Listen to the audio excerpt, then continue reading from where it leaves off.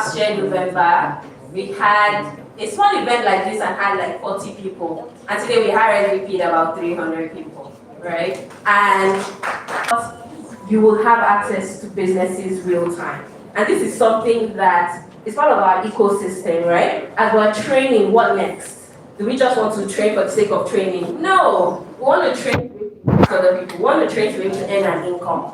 And that is the most interesting thing about today. Now, one thing I do all of that so that we can go back at the end of today and think in 2026, what are the things that we have? Regional Platinum Insurance Brokers, all of them are going to come have conversations with us around our wealth, our systems, our personal brand, so that we can get the best for 2026. I hope you come on this journey with me. I'm grateful to see all your beautiful faces. Thank you so much. Thank you, Miriam. Miriam talked about growth, and if there's anything it's one thing to just come here and have fun, and it's also another thing to pick stuff. And Miriam said today, Rihanna, we're having conversations. There's the serious part, and there's also the conversational part. And she compared last year to this year. Fortunately, I was also the MC for the last year's event, and this is also a bigger space, and so it just translates into growth. And I think that the reason why so many people are here is, don't just hear what they have to say, or what can I do, how can I grow.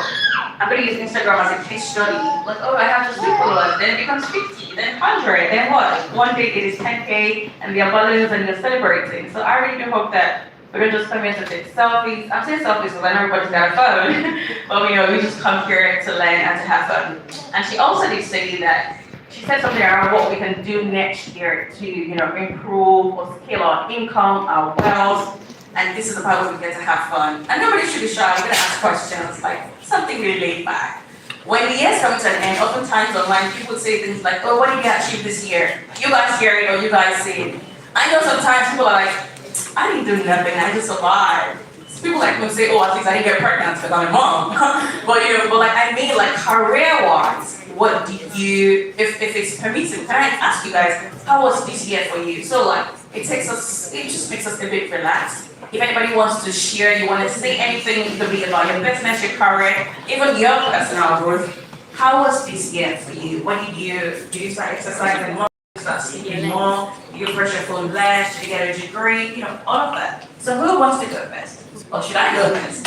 Okay, you know what? I'm not going to go first. The lady who wants to speak, I'm going to hand you the right now. You start next. Hello, everybody. Good morning. My name is Eniola. So, how did this year go for me? First things first, I graduated OAB this year. And more importantly, and why I'm here, I gained career clarity sometime in March. I wanted to do HR, the profession, and HR profession.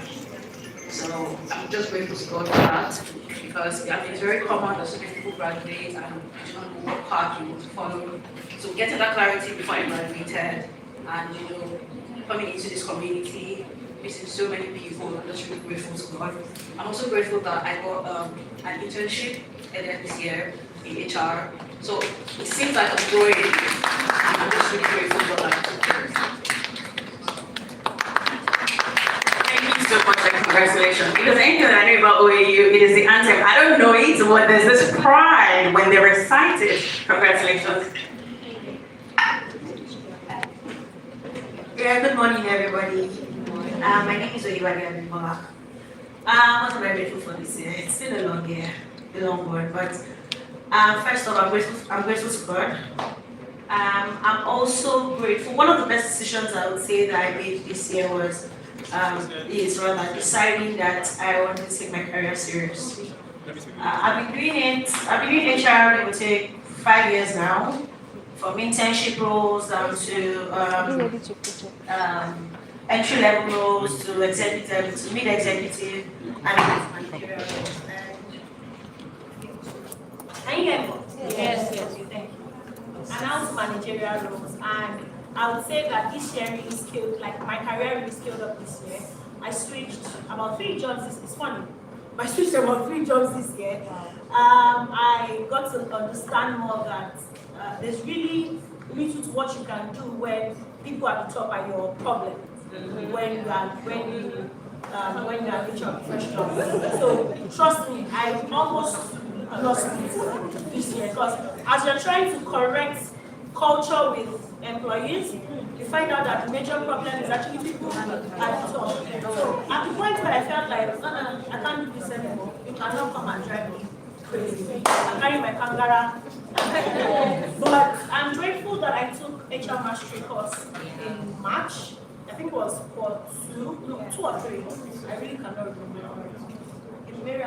Sorry. But I'm grateful that I took the course this year. It really helped me skill. Secondly, I'm grateful for the job that I have right now. I think I found my stability in it. The eggs, they are still the eggs, they're still.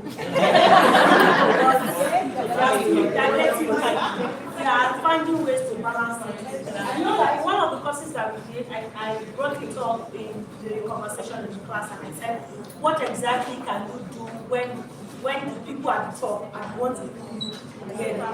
And the answers that I got really helped me, and that's where I am right now.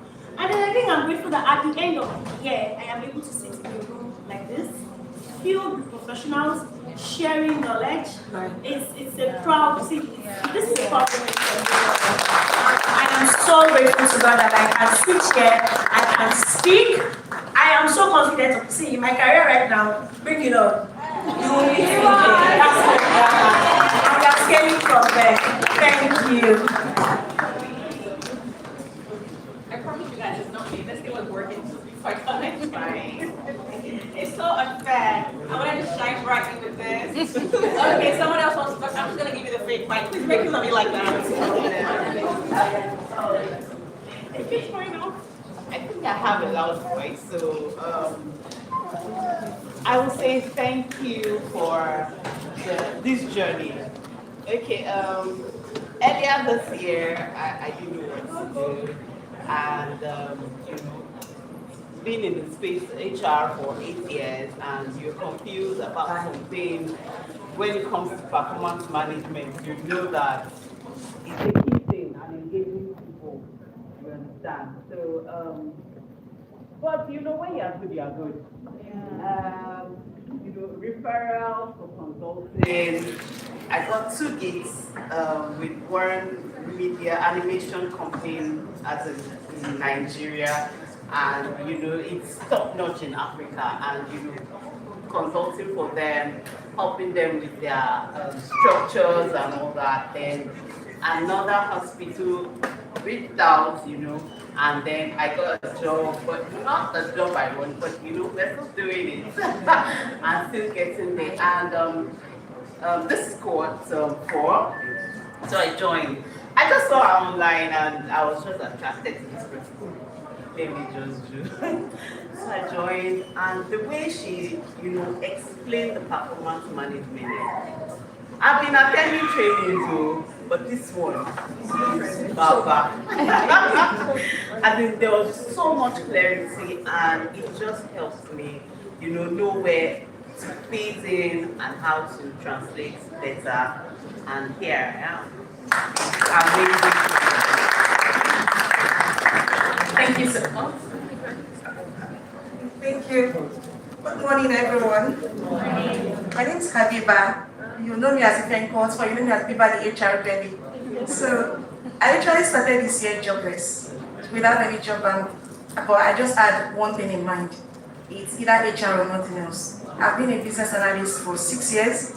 I was a customer service professional too, but I just said it's either HR or nothing else. And I'm so glad that I'm ending this year as a certified personnel manager. And also, I was able to start and almost completing my 2nd degree, which I procrastinated for about 6 years too. And I'm so glad that now the direction is now very clear. Before, the path was seeming crooked. Oh, I'm not sure this is the path, but now the direction is very clear. I'm so grateful for this mastery course. I would later made up my mind to attend. This is one of the best training I've ever attended. In fact, I keep telling Karen that she surpassed all my expectations. And I'm also so glad being here, meeting people, like minds, and this is just, I'm so proud of myself right now. This is just it for me. Thank you. Oh yeah, sure. I mean, we have no, we'll take well, like, let's just. Okay, so good morning everyone. My name is Ide Thompson, and I graduated last year from UNILAC. I'm married science, right? And I had to switch to HR. So I kept on seeing their ads on IG, and I'm like, okay, take it easy. Because every time I open my IG, I'm always seeing mastery, fashion, like, these people are they are running ads, like, it was so much. And I reached out to her personally on IG, their messages, and she kept on telling me, oh, okay, you could do this, you could do this. And I'm grateful to God that after I joined Cohort 3, and then I interned with Tifel Ojo Consult for 6 months. Afterwards, Miriam had to refer me for a job with a company I'm working with right now. And I never even saw it coming. I didn't even, it was not even part of my mental list or part of my goals this year to work with a company or something. But I'm so grateful that she takes growth very personal. She will so follow you up that you think that I'm not sure I came into this life with you, but she's very personal. I'm so grateful to God. Thank you so much, Ma, for being amazing. Thank you. Good morning, everyone. My name is Olaito Oladimeji, and I would say I've been in the HR space for a while, but I work in the public sector. I know the way public sector is, they do HR differently, they do HR differently. But I decided that, okay, I just want to be different in whatever I am doing. So I took CIPM. After CIPM, I took SHR this year. And I'm grateful to God that I passed my exams. And during the process of I'm in cohort 4, by the way, this HR marketing course, I just saw that everything that was taught, if you want to do SHRI, I can guarantee you don't even need to get your manuals or anything. Just go through the lectures, go through the classes, and I tell you, the sky is your limit. Thank you so much. There's nothing that I enjoy more than testimonies. Like, if you're a religious person, they call it miracles. Little miracles, big miracles, they are all miracles. And I picked 2 things, I mean, a lot of things, but I want to highlight on 2 things. The lady smiling at me with the red lipstick, what she said, when you're good, you're good. Because I want this to be as interactive as possible. Oh yes, there's funny, it's all serious stuff, by the way, but let's relax. I want to ask, what is something that you're good at? My lady here said something, she bragged. And I'm like, yes, girl, talk your talk. What are you good at? I think those are questions that we should ask ourselves. What are you good at? To you, it might mean nothing, but it is something. There's no little achievement. It's like when people buy, say, a small car, that's what they call it. They say, oh, no, it's not a big of a deal, but I got a small car. There's a Toyota Camry. And I'm like, you don't understand. It's a car. A car is a car. It's not a Benz, but it is a car and it will do the job of a car. So it's just to say that do not belittle your achievement. It could be anything. It could be that, oh, I started doing this on time. I started to leave the house early. Anything. You cannot afford to belittle yourself. It doesn't have to be so big. It is your achievement. You put in the work. You did it. Now the next point. Someone said, Miriam ran her ads on IG as though her life depended on it, right? And so many of you saw it. Okay, great. So if you're good at something, how are you letting people know that you're good at it? I'm going to use social media for example. It's very easy to use, say you creating content, for example. And I know oftentimes people are very shy. Like, I don't want them to see me. It's very cringe. I saw it actually. But if you don't put yourself out there, how is someone gonna know that you can do X, Y, Z? Why are you here? Most people probably saw your ads on Instagram because Miriam is like, you will see me. You must see me. I'm gonna be in your face, in your dream, in your sleep. So you gotta you have to be intentional to put yourself out there. And contrary to what people think, people probably think HR people are like, see my face. When you say HR, you're like, HR, I am suck, I am fire. And I know some people probably think, what's even your job?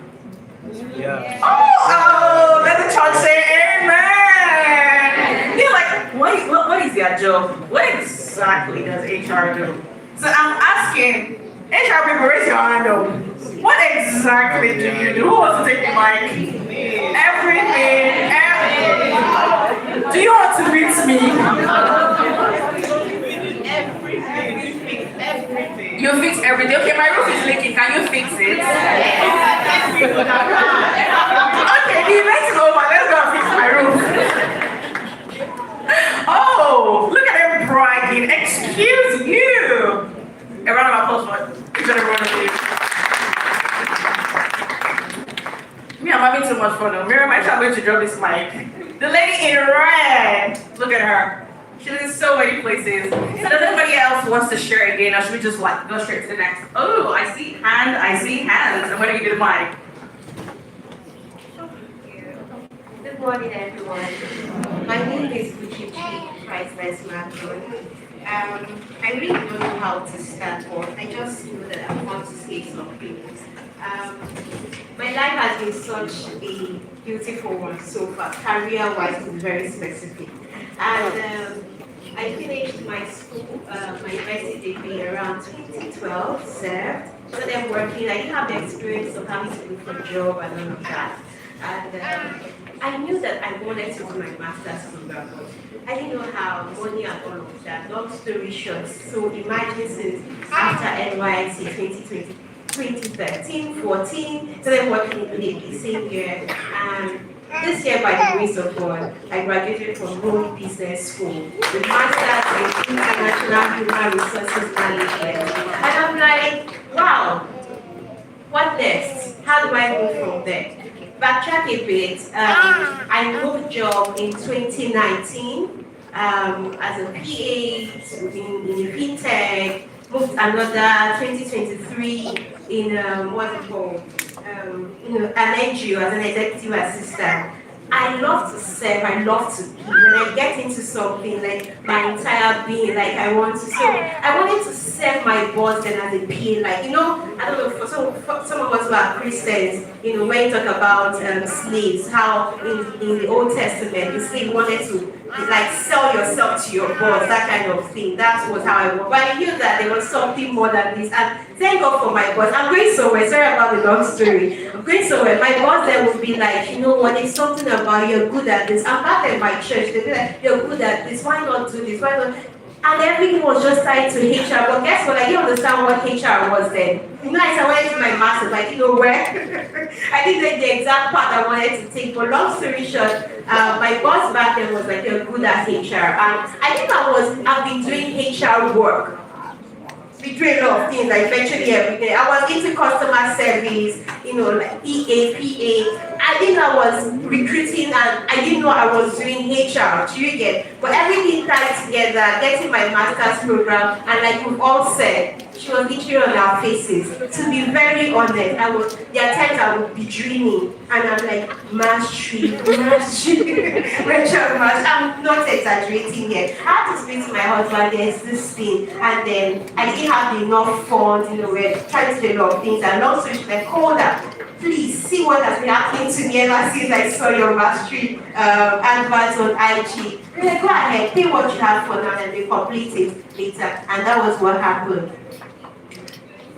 Going through this program has literally changed a lot of things about my mindset. The mindset I had about how am I going to further my career? How am I going to do well with HR? I got a job into the legal space, but I'm like, my goodness, I don't have a law background, but how am I going to? Just this 3 weeks program alone has transformed a lot of things. And the next stage, guess what? We don't always remain where we've been, right? Where we are, we always grow. The next thing is become a consultant, and this program has done it for me. I want to say thank you very much to Miriam Yusuf, to the community, to SA, to every single one, to my cohort team members, the entire community here right now. I really want to appreciate you all for making this happen. I'm very, very grateful. Thank you.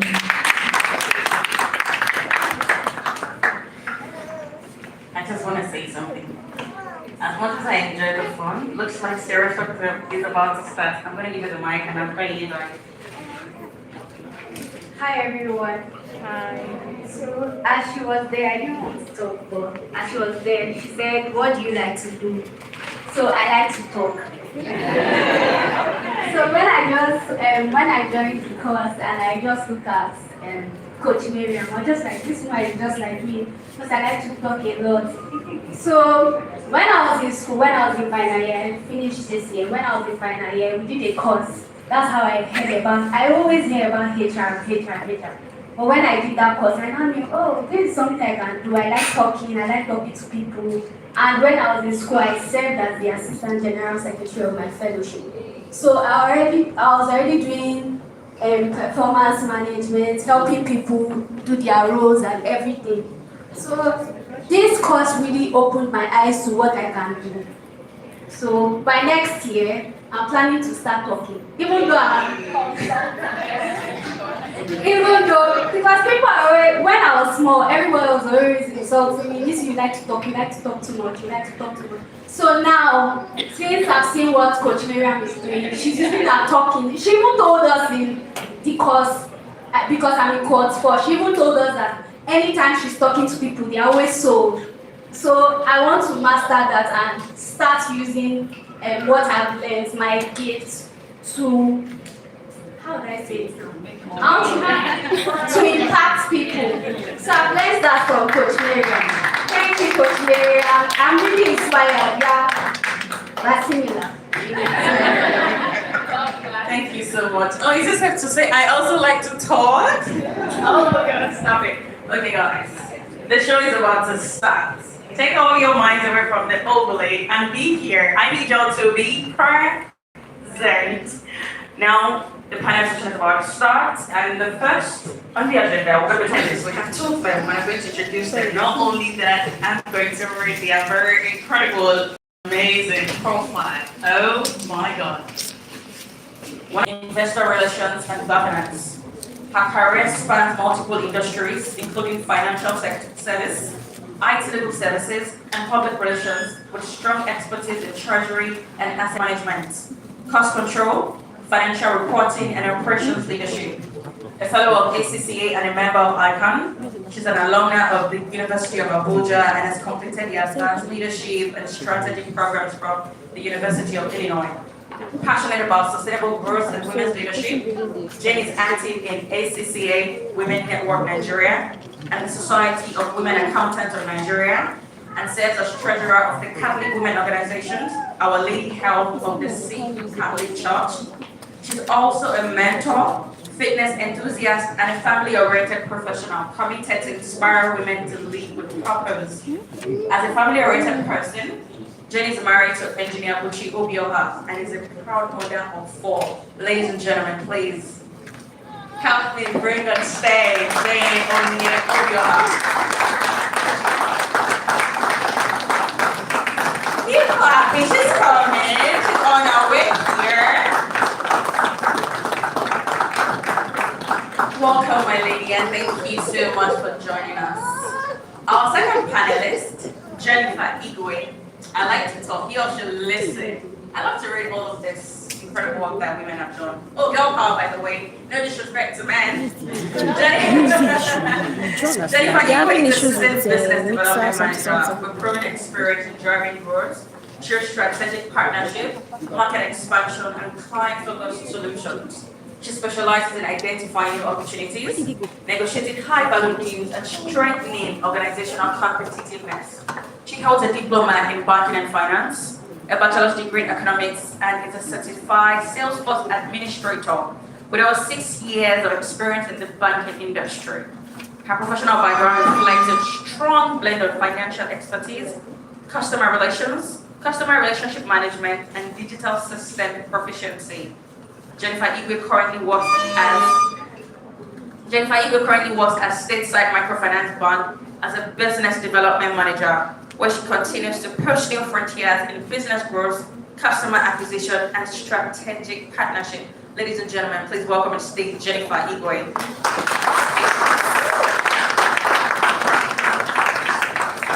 Please keep clapping. Thank you so much. I'm going to be giving the mic to the incredible and amazing Abimbola. The stage is yours, my lady. Thank you, thank you. Good morning, everybody. Good morning. I believe that these two women have done so well for themselves. And that round of applause that we give them.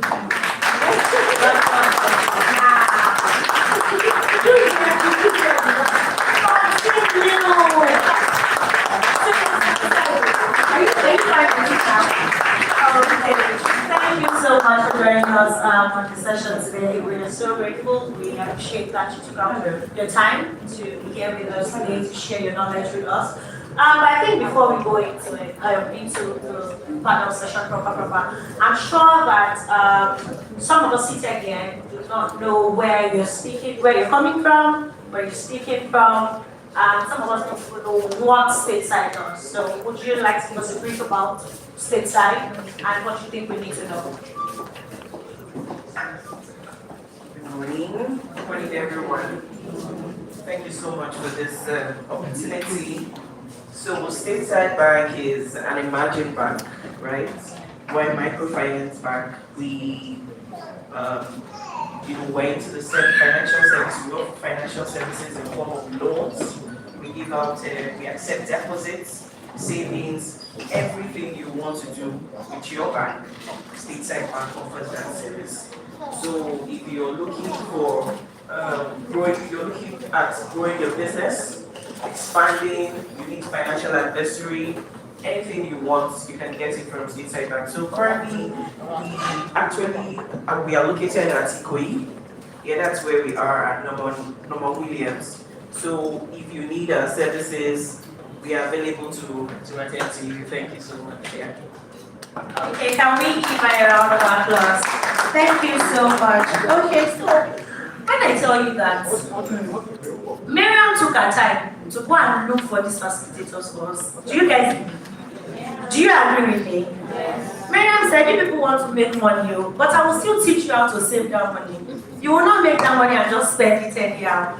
Okay, so I'd say that we all understand the importance of wealth, and we know that wealth can only grow if we learn how to multiply it. If you have more money today, if you don't multiply it, trust me, once you step, even with the current situation that we are in now, once you step out like now, 100,000 gone. It's like breeze. I'm sure I'm not the only one on that table. Okay, thank you. So, we would like to know, we know that many people struggle with consistency. Yeah, we know that many people struggle with consistency. How can structured saving system help professionals build discipline and grow wealth without feeling overwhelmed? So, we want to know how we can build wealth. Okay, so I'll also refer to my bank, right? Our products are structured in such a way that it aligns with customers' vision, right? Our products are structured in such a way that it aligns and it amplifies customer vision. For everything you do in life, there's a purpose, right? You have, if it's a new house you want to get, if it's a new car you want to get, it's a purpose, right? And so you have to be disciplined. You have to structure your savings in such a way that you'll be able to acquire or get whatever you want, right? So at Stateside Bank, our product, the way it is designed, it is aligned with the vision of the customer. So what we do is, it makes it difficult, right, for you to, it makes it impossible for you to not commit to, acquiring that thing that you want. So say for example, in Stateside Bank, we have different products. We have our Stateside targets. We have our Pink Side targets. Pink Side speaks to affluence. When you think about affluence, you think about the products you have, right? So it comes to mind whether you have money currently or you don't have money currently. That's Pink Side comes to your mind. Hey, I'm a woman of affluence. Right, so it speaks to that. So the products we have will make it impossible, right, for you not to stay consistent. That's what I would say. Thank you. Okay, thank you. Please a round of applause for that. So I'd like to give the mic to my beautiful lady on my right. Yeah. She's also from another company, and I'm sure that we'll want to know where she's coming from so we can understand where she's speaking from before she answers our question as well. Good morning, everyone. Trust we're all doing well. So my name is Jane Obio. I'm sure I have been introduced earlier on. I am the representative of Economy. And the reason why I said representative is that I'm representing a federal senior team who is the founder. Although I had worked with Economy, but I'm no longer with them. But based off on the relationship that we have, I was asked to come represent her. And so I'm going to speak about everything Economy. I'm sure our stand is there. If you're looking to building wealth, it's not an overnight thing. Just to be clear, it's not overnight. There is a whole lot that you need to do. Discipline is number one. If you're not disciplined, you're going to struggle. And the reason why I'm saying this is because sometimes we get carried away by a lot of things as women. Very nice hair, clothes, makeup. There's so much that you will not believe. It's of the little that you have, very little. And so our Economy, what we do there is that we help you build that wealth with the different kind of products that they have. Then they have the float, which is like your normal savings account where you can drop and then withdraw at your will. And then there's the vault, which is like your fixed deposit, which you work like saving and building, and to get is fixed interest on it. And then there's also the plans, which is the targeted savings. So say someone say that they wanted to do, they had done their MBA. A lot of us have these aspirations, but we do not have, for instance, a 5 million naira pass. I have a friend's hangout that we need to spend money, you will pass. It's not you being a bad person, it's you setting priorities. So thank you. A round of applause for her. But Ma, I just wanted to let you know that I think you gave me straight bullets as I'm sitting down there because now you're telling me that I cannot do Ashwebi again. Hey God. Please, how many of us will not accept that we will not buy Ashwebi again because we know the price of Ashwebi now. It's even more than 150,000. I know I touched a soft spot, including for myself as well. Oftentimes, we find ourselves struggling against the need to belong. Nobody is saying don't do. But tell yourself, realistically, can I afford this? Okay, so 5 years ago, we were buying Ashwebis 10, 15, 20,000 on a normal day. And overnight, it was just like a flip. And then, if you're not doing 150, 200,000, how much do you earn every month? How much do you really earn? And then, someone knows me here. And the funny thing is that, as good looking as I am, sometimes I jump buses because I see it as a means to an end for myself. I don't care about driving. Maybe on a Saturday I can bring out car and drive. I jump buses. I'm sure if you look very well one day, you see me at Yanoro dragging a bus. Yeah? And the reason why I'm saying that is that some said they have to take Uber to work. I'm saying this because I'm speaking to someone. I don't want to stretch this. Right? So do an estimation of 11,000, 12,000. That's the rate now. But this is the average rate. So if your father is 20,000, so you pay 20, say 11,000, or say 10, right? Going 10, coming, and then you don't take food to work because you're too posh here. I carry food to work. I am not ashamed to say it.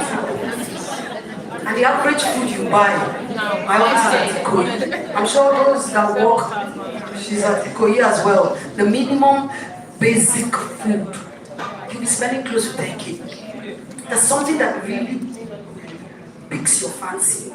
If you want the trenches, then there's some roads. I know all these things. Forget packaging. Right? There are some hidden sites, that, the days you don't have that money. But that's what I'm interested in telling you is plan. When you earn your pay, you give yourself a treat. But that's a treat. It's not a daily thing. It's not. If you let it become that, you find yourself borrowing. You find yourself struggling to maintain a lifestyle which is not suited for you at that point. Please, why are you looking at the hair and a bank CEO? Yes. Hello? Do you know what allowances are? I didn't say earnings, I said allowances. Just to take care of those beautiful things you're seeing. I'm not saying don't aspire, we all aspire to. But sometimes pinch yourself to reality. Wake yourself up and say, no, let me package and then put some funds aside. Thank you. Thank you so much. Thank you. So this question is for stateside. So microfinance banks offer the first point of access for credit and financial inclusion. What role does credit, loan, and financial literacy play in wealth building for professionals? Thank you so much. Okay, first of all, we are OFIs, and that is other financial institutions, but they refer to us as MFBs, right? Okay, so MFB has been in operation in the past 3 decades, and that's close to 30-something years, right? But you know, the economy we live in, like she rightly said, they undermine the potential the microfinance bank has, right? So before now, I remember when I was growing up, the big guys had access to commercial banks. If you're not in an elite, or if you're not intelligent, you're not financially exposed, you won't have access to the bank. That's the truth. So a lot of grassroots people couldn't have access to the bank. You know, the Kono, that was where they did their savings. So you see, yes. So you see your great grandmom there. They have this underground where they bury their money. Yes. So MFB was put in place to alleviate poverty, right, and then to penetrate the grassroots, right. So yes, it's the first point of call for credit access, and that's because we are easily accessible, right. We have agility. We are fast in terms of speed. Our operations are very fast. If I ask us here, how many of us has gone to a commercial bank now to get a facility? I know everybody in this bank will say, those guys are stress the hell out of me, you know. So, but to us, you can request for a loan today, and in the next 24 to 48 hours, you have access to your credit, right? So, credit, how do we help you now? You know, over time, with your credit, we're able to build, we're able to understand you. The 5 C's of credit you refer to, number 1 is your character.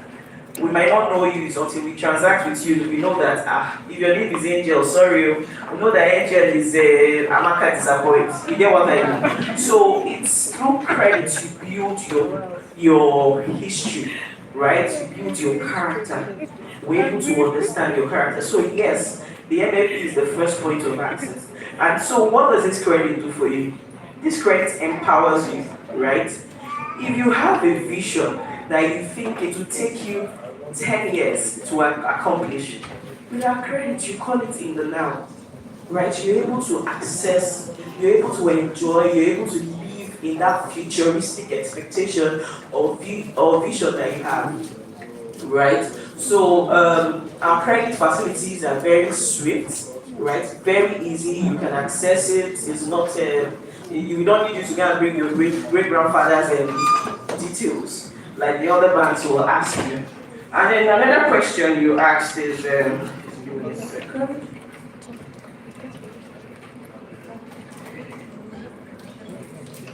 Yes. Okay. So for the financial literacy, you have to be financially literate, right? And then it will inform your decision on where to invest.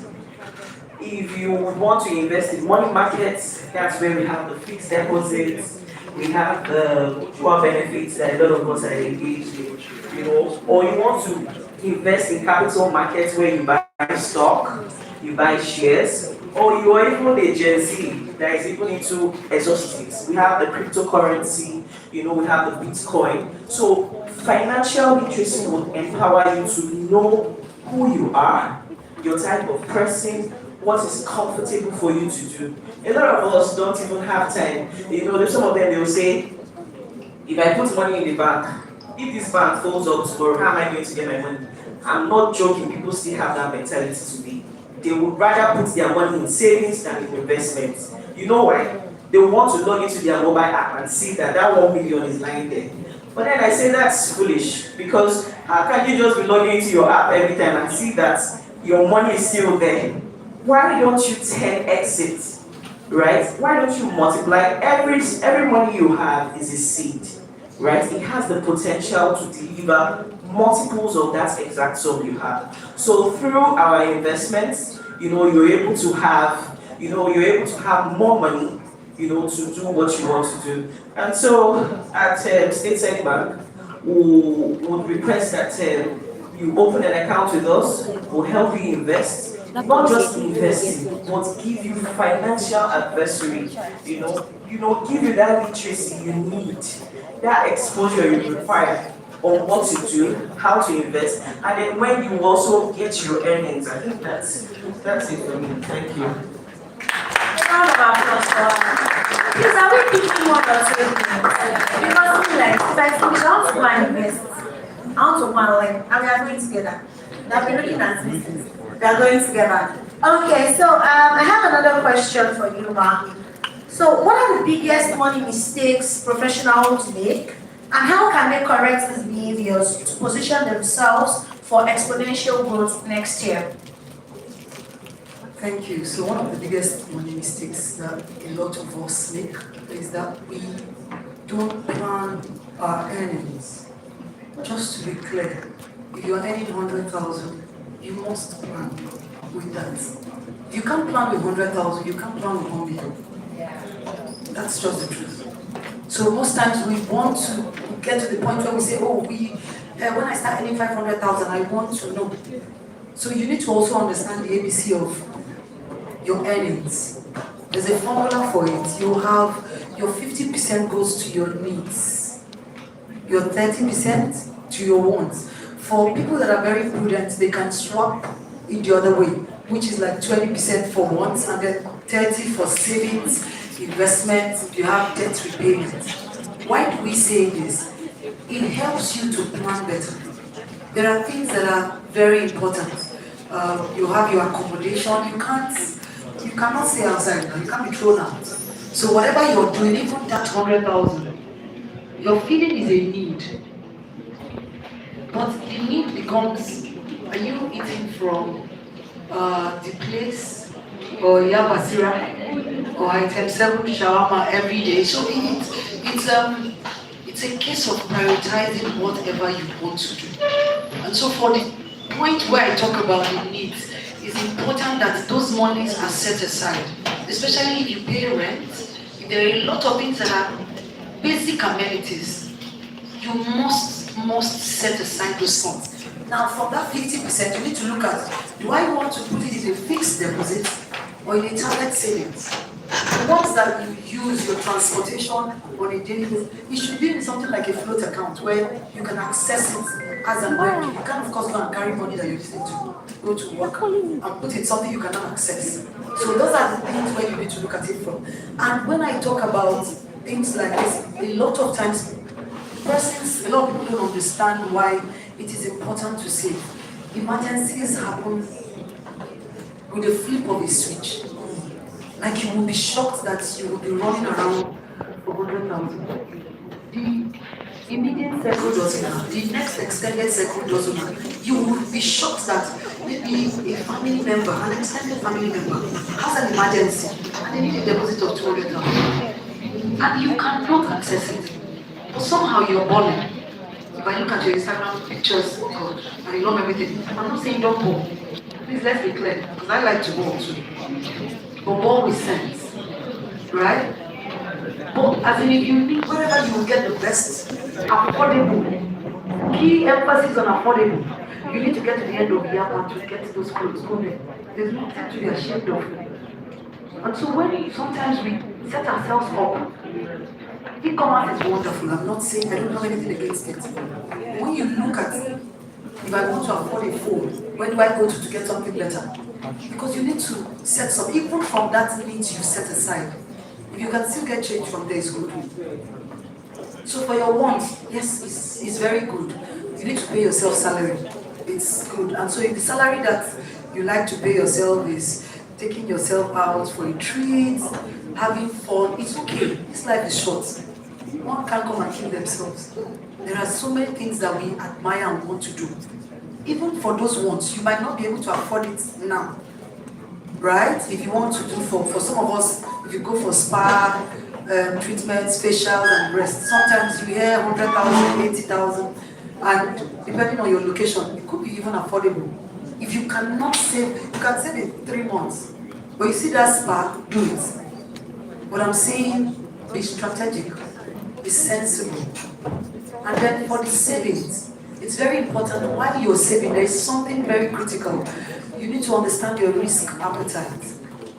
As women, we are very risk averse. We don't like anything that we hear that the stock reads like this. Something, no, my money has gone, I'm not doing anything. And I know that because I'm in cooperatives, I'm in associations, I'm in WhatsApp groups that save for foodstuffs, or just so many things.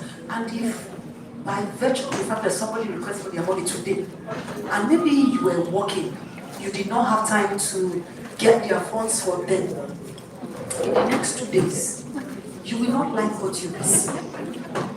You'll be dragged. And I say this from experience, because I try to have a balanced work life while I work. I am also involved in church activity, women empowerment, and the rest of it. So I try to encourage women. Some of them are not working, some of them are graduates, no work yet, some of them are housewives. Just save something. So we have savings platforms where we keep funds together. I know what I see. In fact, sometimes I keep my own money aside for in case. And the reason why I say that is if the push comes to shove, I need to just take my funds and so I don't want headache. And so risk appetite is very important. And why I say that is if you're risk averse, you will not save anything. You will just keep your money, like she said, in a savings account and be looking at it. But you've not built wealth. So you need to tilt between being someone that is risk seeking, a medium time. Don't go for the very risky ones. You have the stocks, the equity, which are high risk, but people still make a lot of money from it. But it's for you to be financially aware of it. And then there is the fixed deposit. There are the mutual funds, there are the money markets. There's so many things you can do. But please, don't fall for Ponzi schemes. Anybody that tells you, giving you a 40% interest, wrong. I'm saying it's wrong. It always looks good. That's how MMM cheated. In fact, it wiped both the high and mighty. Because it's a case of where somebody wants, think about it. How do you earn 40%? Then you just give someone your money. What do they do? To multiply it. Look at the typical indices that we have in our country today. If you're going to be selling an item, what's the highest you can set on that? What about your costs? Because these things are important, but it always looks beautiful on paper. So please, when you're saving, be mindful of what you want to do. If you're saving for schooling, it's beautiful. If you're saving to earn more, it's fantastic. In fact, you have a lot of investment companies available. You can read through what they do. Ask questions. I can ask questions, I am always learning. Ask, there's nothing wrong with it. If it's economy you want to deal with, ask. Keep asking. Productive when you get to the end and you're satisfied with it. That's how these things work. Thank you. A round of applause, please. Honestly, I'm just here, and I'm getting answers from here, and trust me, my head is. There are certain things right in my head, and I'm grateful for this opportunity. Okay, so I'd like to ask you, in today's economy, what does it practically mean for a professional to 10x their money? And what mindset shifts are required to get there in 2026? Okay, to 10x your income, right? To answer this question, I would like to make a biblical reference, right? And that's the parable of the talents. So these talents, in these talents, we have about three servants, right? That were given different talents. And they earned these talents based on their abilities, right? Based on their skills. So, if you permit me, I would liken these servants to be professionals today. The first professional earned 5 talents. The second professional earned 2 talents. And then the third professional earned 1 talent. Now, the first professional doubled his income, right? He earned 10x, right? Then the second professional doubled his income as well. He earned 4x. But what we notice in that parable is that the third professional buried his talents. And then so when the master came to him, he said, okay, the first one was so happy and excited that, hey, I got 10x. So he met with the master and said, hey, I doubled the income that you paid me. Same as the second one. But the third one, we see that the master had to say, you wicked and unfaithful servant, why didn't you double your own? Honestly, in today's economy, I would liken that the third professional to be that professional who thinks his earning is insignificant, right? Because you're earning 100,000. This one talent could be 1 million, depending on your level in the different jobs you do. It could be 1 million, it could be 5 million, it could be 10 million, whatever it is, because we have different cadres in life, right? So the third professional, what he was supposed to do, if I would advise him in today's economy, I would say you have 1 talent. Why don't you go and get a skill so that you can be placed in the role of the professional who had 5 talents? Do you follow me right now? The one who had 5 talents was able to double it, so that when the master come back, that is your employer, you tell your employer, now I have this skill, I have this skill. You will be promoted to the level of the one who had the 5 talents, right? And then from there, you would 10x it. Do you get? So, but what he did at the end of the day was to bury it. Another thing I would advise that if it was in today's economy is, why didn't you put your 1 talent with Stateside Bank? Right? Because with our side targets, you earn at least 10%. You earn at least 10% for 3 months. You earn up to 15% for 6 months. So you would have doubled your income. But guess what? This guy just buried it. And so that's what I would advise. If you are in that position, you think your current earning is insignificant, I tell you that the seed that you require to grow, it's in that money that you're earning. That seed, that big seed you're looking for is inside it. So what's the mindset shift now? The mindset shift will be, develop yourself. I'm earning little. I have to increase my skill. I have to grow, right? I have to, take advantage of courses, honestly, courses online. There are courses everywhere, even free courses. Why don't you jump on those courses? You will grow your skill. That way you will become more relevant in your organization. Not just you earning 10x. Your organization will grow because you now have a potential that will keep the organization in a better position, right? Then the second one is, I would advise the person, you take advantage of investment opportunities. There are lots of investment opportunities. There are different savings plans. Don't just make your money work, right? Make your money work. And you can make it work if you have your investment with Stateside Bank. Thank you so much.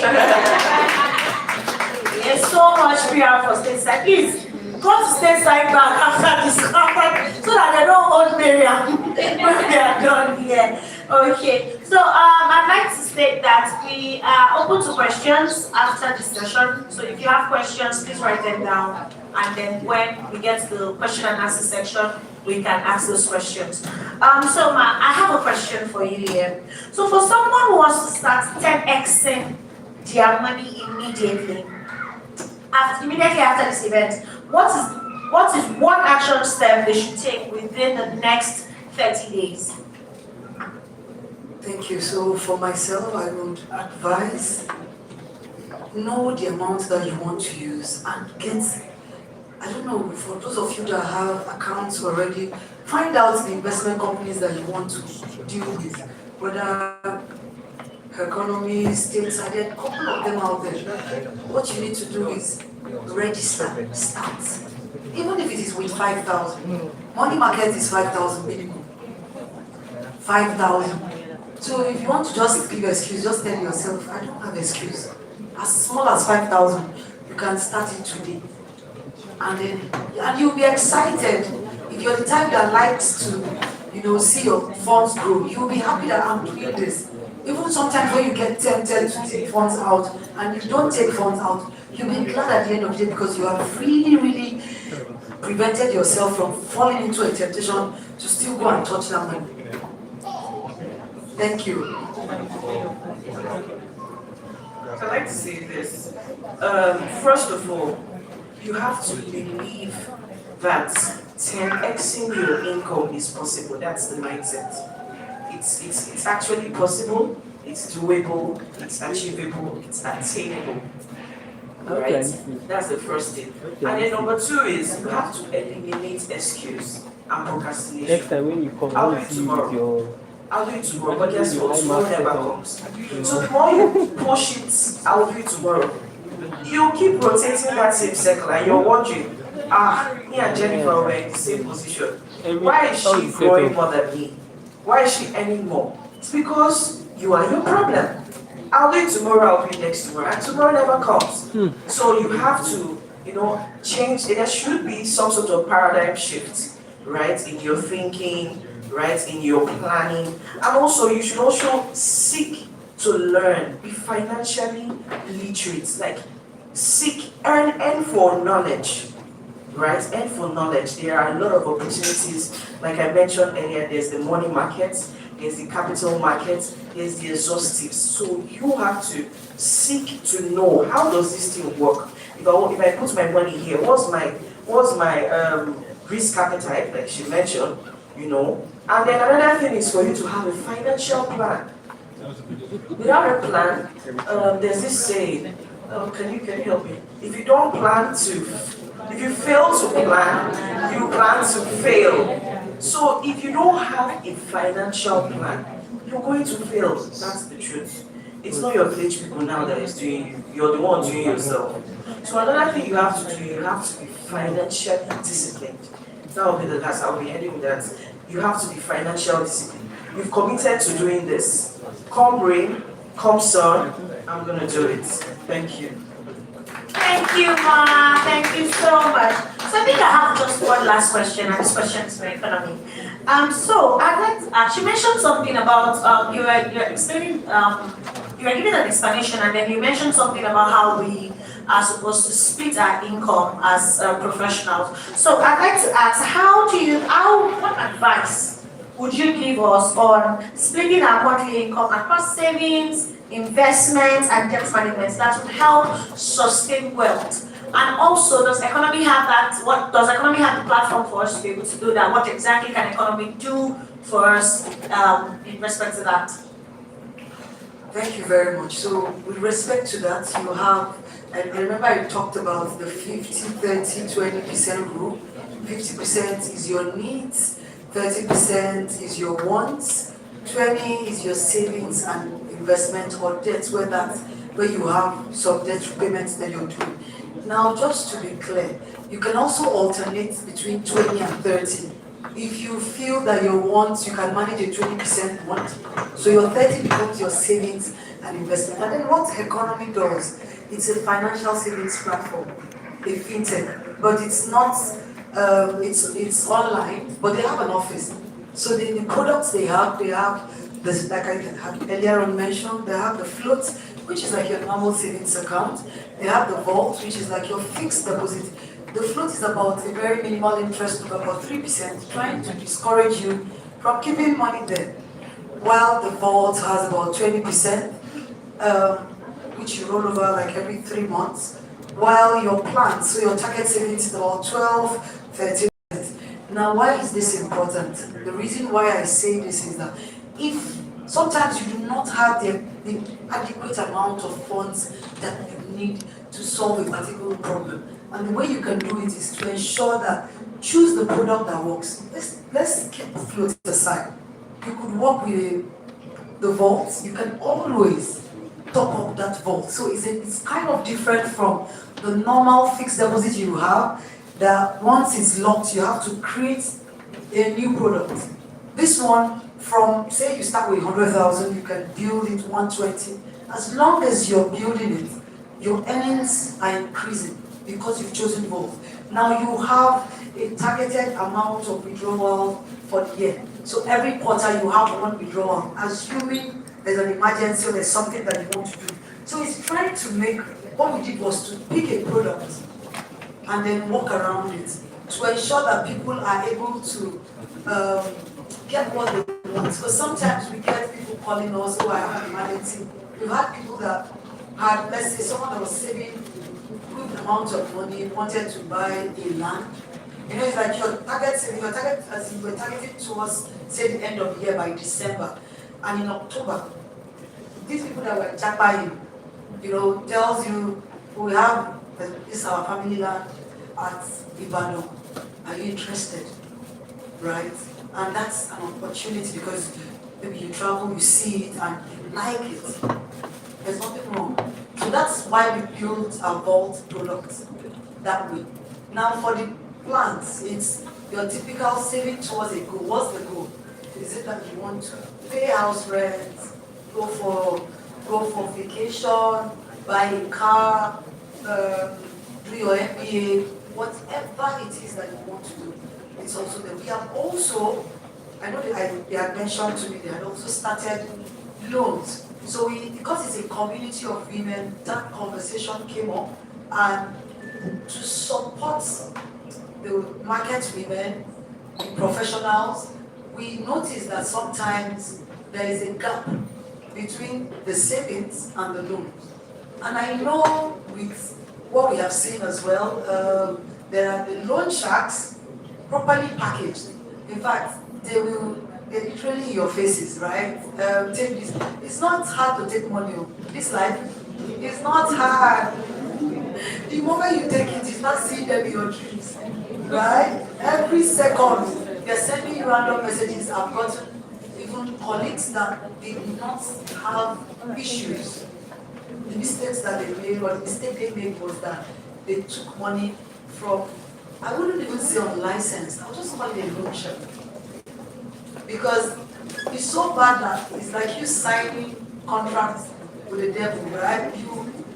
I don't want the loan anymore. I want to liquidate the loan. It's a problem.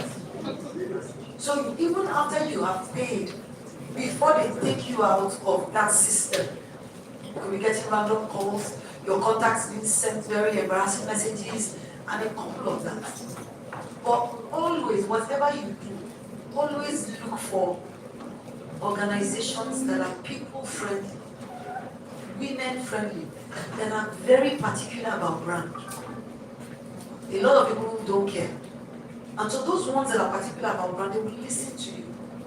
I am not entirely saying that, oh, everything is perfect in the economy, no. I am saying that we listen, we learn, we change, come back to the drawing board, what are we not doing right, and that's that. Thank you very much. I believe that we all these so beautiful women sitting beside me. A round of applause. Thank you so much, madam, and I've learned a lot from you today. So we're pushing, the ball is now in your courts, my people. Do we have questions? Questions, okay. Stand up, I'm coming. Please, your name and then your question. Good afternoon, everybody. My name is Eniola Kafaru, and I think everybody was mentioning cohorts 2, 3, 4, and part of people in cohort 1.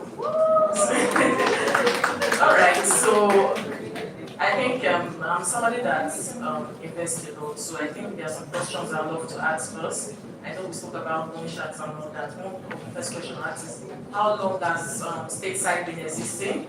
How long has economy been existing? Because I mean, even if I don't want to invest, I have family members that always ask you, borrow me this, and I want to tell them, go and invest in this thing. I need to let them know that, okay, these people have been existing, and this is some of the groundwork that they built. So that would be my first question. Now, my second question is in terms of the stateside. You mentioned something about 3 months, the percentage, and I think I would love to know more about the per annum part of it. Then for economy, you mentioned 3% to discourage people, but you didn't mention the period. That 3%, is it for a monthly deal? Is it for 2 months? Okay, it's per annum. Okay, the savings account. So people don't save, so they invest in other platforms. Hello, can you hear me? Okay, so the idea behind it is like you having your normal savings account. So just to be clear, there are differences, there's a huge difference between saving and investment. Savings is you keeping your funds, and investment is you growing those funds, right? So the savings part is, as a layman, I'm keeping funds, right? I'm putting it in my fixed deposit. Do you understand? It's multiplying for me. But the investment part that I think you're talking about is you going, say, investing in stocks, bonds, crypto, like I said, dependent. So, those ones, they have different licenses. SEC license. You need a SEC license to invest. So for me to collect your money. But as an MFB, I can use your money. I hope you understand what I'm saying. There are two different things. So what happens is that I come to you, I say, oh, give me 20 million. I will return it, I'll return, say, 25 million. That's investment. They go in, they do a whole lot of portfolio. It's not to say that MFBs don't do that, but I'm telling you where the core area is, right? So it's like you having a normal commercial bank. Like she had said, what the MFB does is to make it closer to a lot of us who cannot, from now till tomorrow, just very recently, one of the very big banks that telling us that we can access money on the go. They will never. One of the banks that started the zero account balance, they are the last person, they're the last bank that will give you a loan. But an MFB will give you a loan. As long as you can show pockets. As long as you can show, even if it's a paper seller, they know that you're selling. And so when I said that we started our pilot program on loans given to market women, when we went to the market, we saw how much these women make.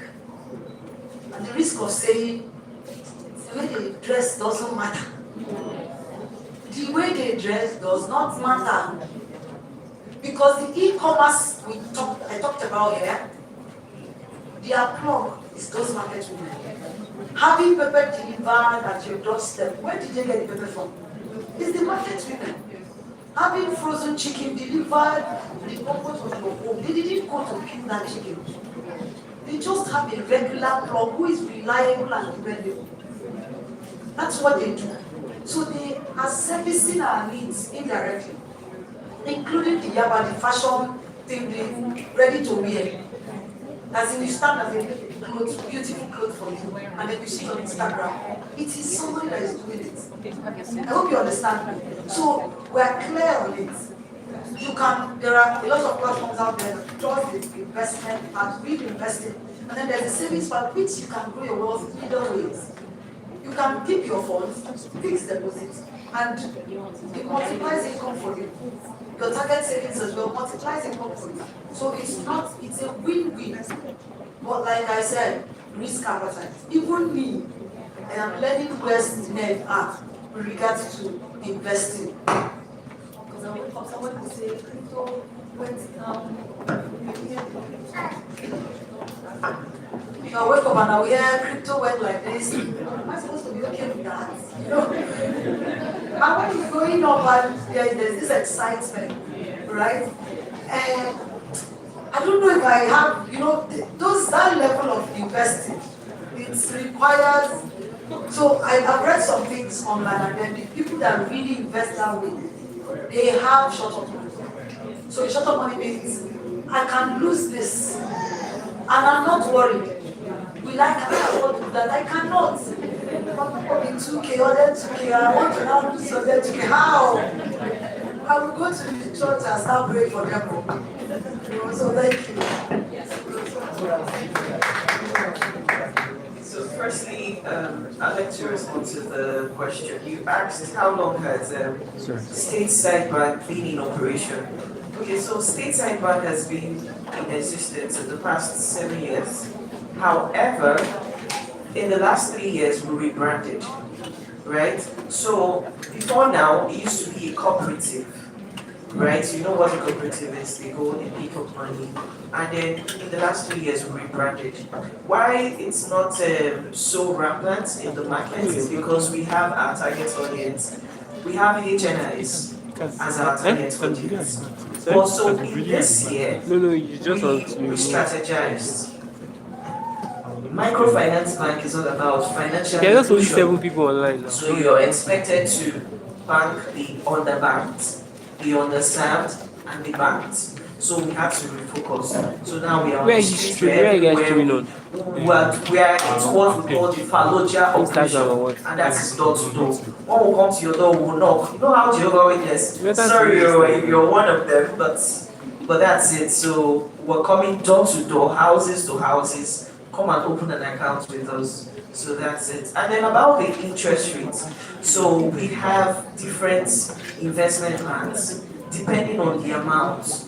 You can start with as little as 100,000. Yes. You can start with as little as 100,000, 50,000, depending on what you want. So once you bring it in, we have an interest rate for that amount from 10% per annum. Remember, the calculation is compounded. You don't expect to get 10% of your 100,000 monthly. Hello. A lot of us, we always look at. Honestly, one day I spoke with a customer, and then she said, "I have this 2 million that is just hanging. How much will I make if I keep it with you in 60 days?" And I calculated, and then I told her, you need to see the look on her face, like, "Man, I want this one." Guess what she was expecting? She was expecting to make over 200 plus from that 2 million. How? And another thing you have to look out for when you want to do your investment. First, you like to confirm, is this company CBN licensed? Please and please. This is not CBEXO. If you see, when you want to do your investment, ask yourself, check online. Google is your friend, right? Check if this company is CBN licensed, and 2, if it is NDIC insured. Please and please, if they don't have these 2 features, please don't put your money there. You'll be crying later, and I don't want you to cry. You all are so beautiful. Thank you so much. Yeah, a round of applause for my 2 beautiful women that are right under my left. So I think that at this point, we have come to the end of this panel session. If you have any other question, you have any other clarification that you want to get, please feel free to walk up to their stand, and then I'm sure that there are people that will give you the advice and answers that you have to your questions. So thank you so much for listening to us. We'll see you sometime next time. Enjoy the rest of the session today.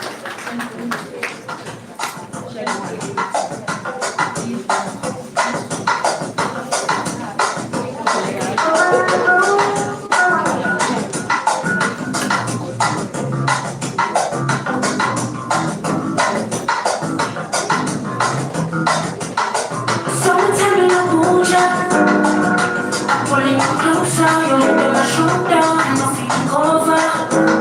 I'm a submission. I know you do love.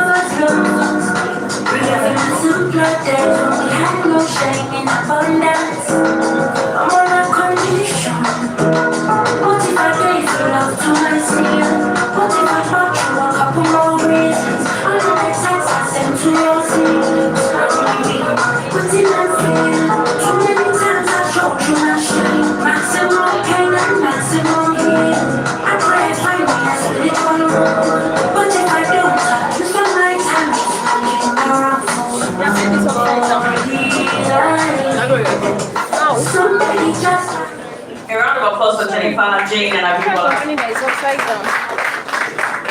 Video is upside down.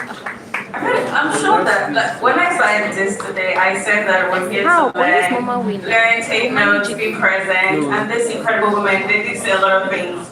Earn for knowledge, seek to know, be curious, you know, just you have to just be aware. And if there's anything that had my attention the most was the Ashwebi part.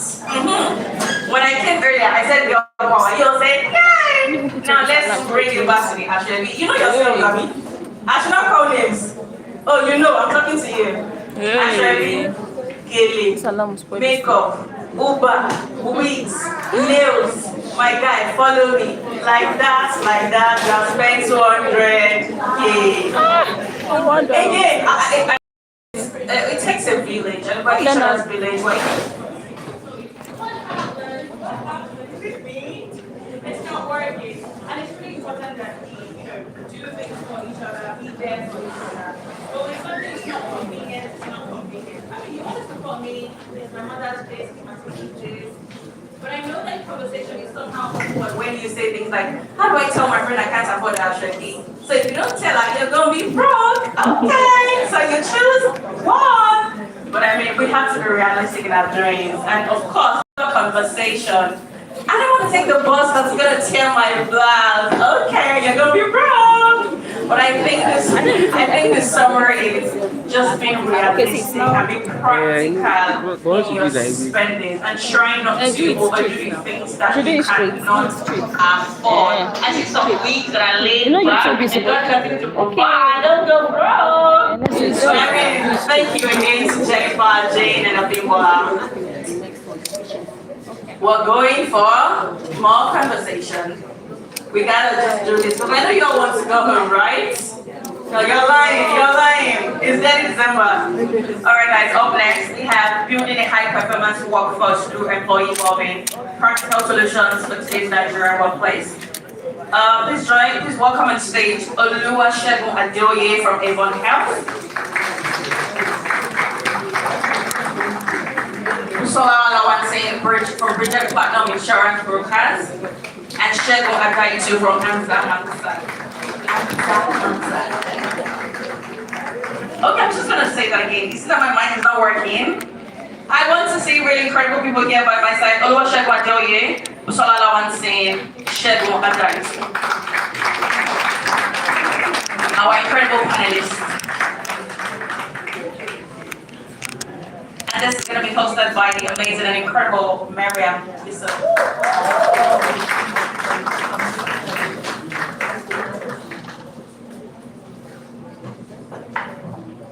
Hello.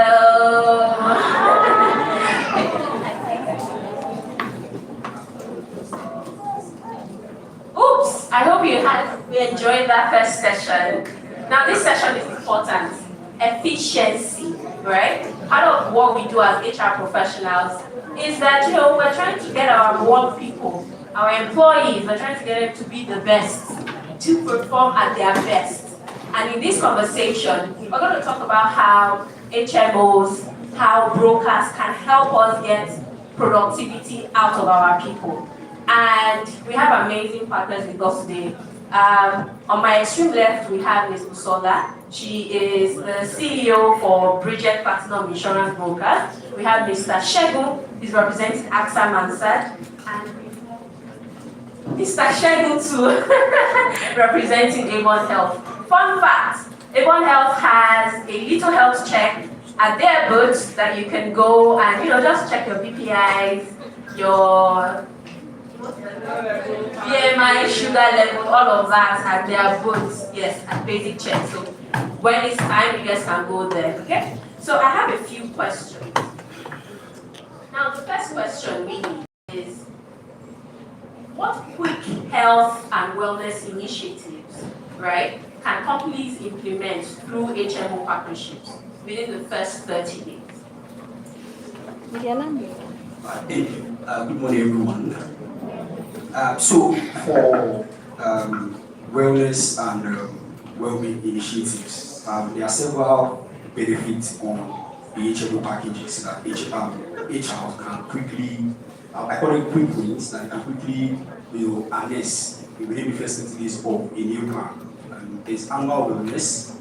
So annual wellness on HMO package. You will understand that there are two sides of healthcare. There's the preventive health, there's also the curative health.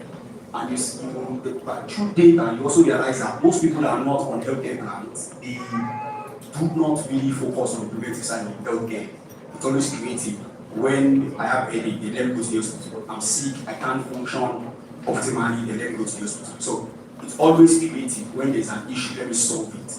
But on the healthcare plan, the preventive health also, gives you that opportunity for you to have a check on all vital parts of your body, and there's a need for you to start getting treatment. You can quickly start that treatment. So there's annual wellness on the plan that HRs can implement within the first 30 days, where all members can quickly go to a diagnostic center, they can have a check on all parts of their body, and there's a need, of course, to start the treatment. That will start. There's also an insight that comes from annual wellness. For example, when wellness results come in, and you find that major part of your staff complain of things like high blood pressure, maybe the result, they're like 70% high blood pressure result coming back. HR can also, like as with HMO, have kind of stress management session with all of the staff, and also feel like a mental health arrangement between the HMO and also the HR, so that we can quickly at that point meet this problem before it becomes a major issue. Oh wow, thank you so much. I know some of us are already planning our end of year activities, our new year activities, annual health checks, mental health conversations, stress management conversation is one huge thing that HMOs can provide for us. Please give Mr. Shegun a round of applause. Okay, thank you very much. I'll introduce myself again. I'm Shegun Ajasu from AXA Mansard Insurance. Okay, let me start by saying it's actually pertinent to know that every employee needs a good health services. For AXA Mansard for health, actually, we have what we call the EAP. EAP, we call it an employee assistance program. This can be accessed within the first 30 days. You can have, we have a team that will come to your office to have a discussion with you on any case where an employee is really down, which is also affecting the efficiency of this employee. So we come in and we had that discussion with the employee, and the employee gets started right and do his or her job efficiently.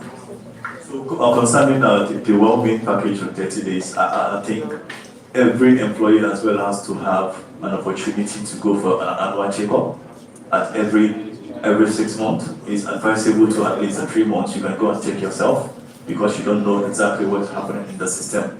We consume a lot, and we need to definitely check our system all the time. So what we have is the annual checkup, which I believe should be part of the number one step, to keep an employee very, very active in the job, and also provide a very, very efficient and a good HMO service for the employee.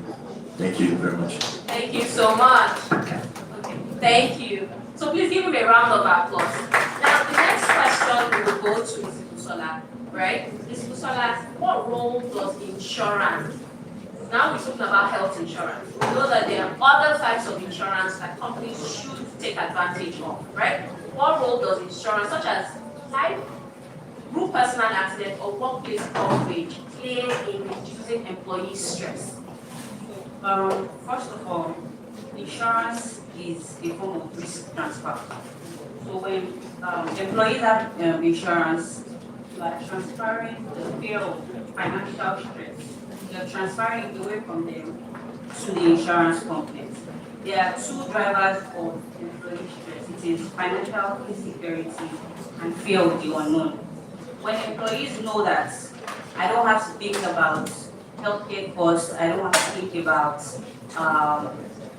bills, healthcare bills. Now there's inflation in Nigeria. There's medical inflation in Nigeria. There's high cost of medical bills. And I always say, most times we think that health insurance is not important. We always say, I'll go to the hospital, I'll pay. So most times when we are sick, that sickness usually comes at the longest time when we are broke.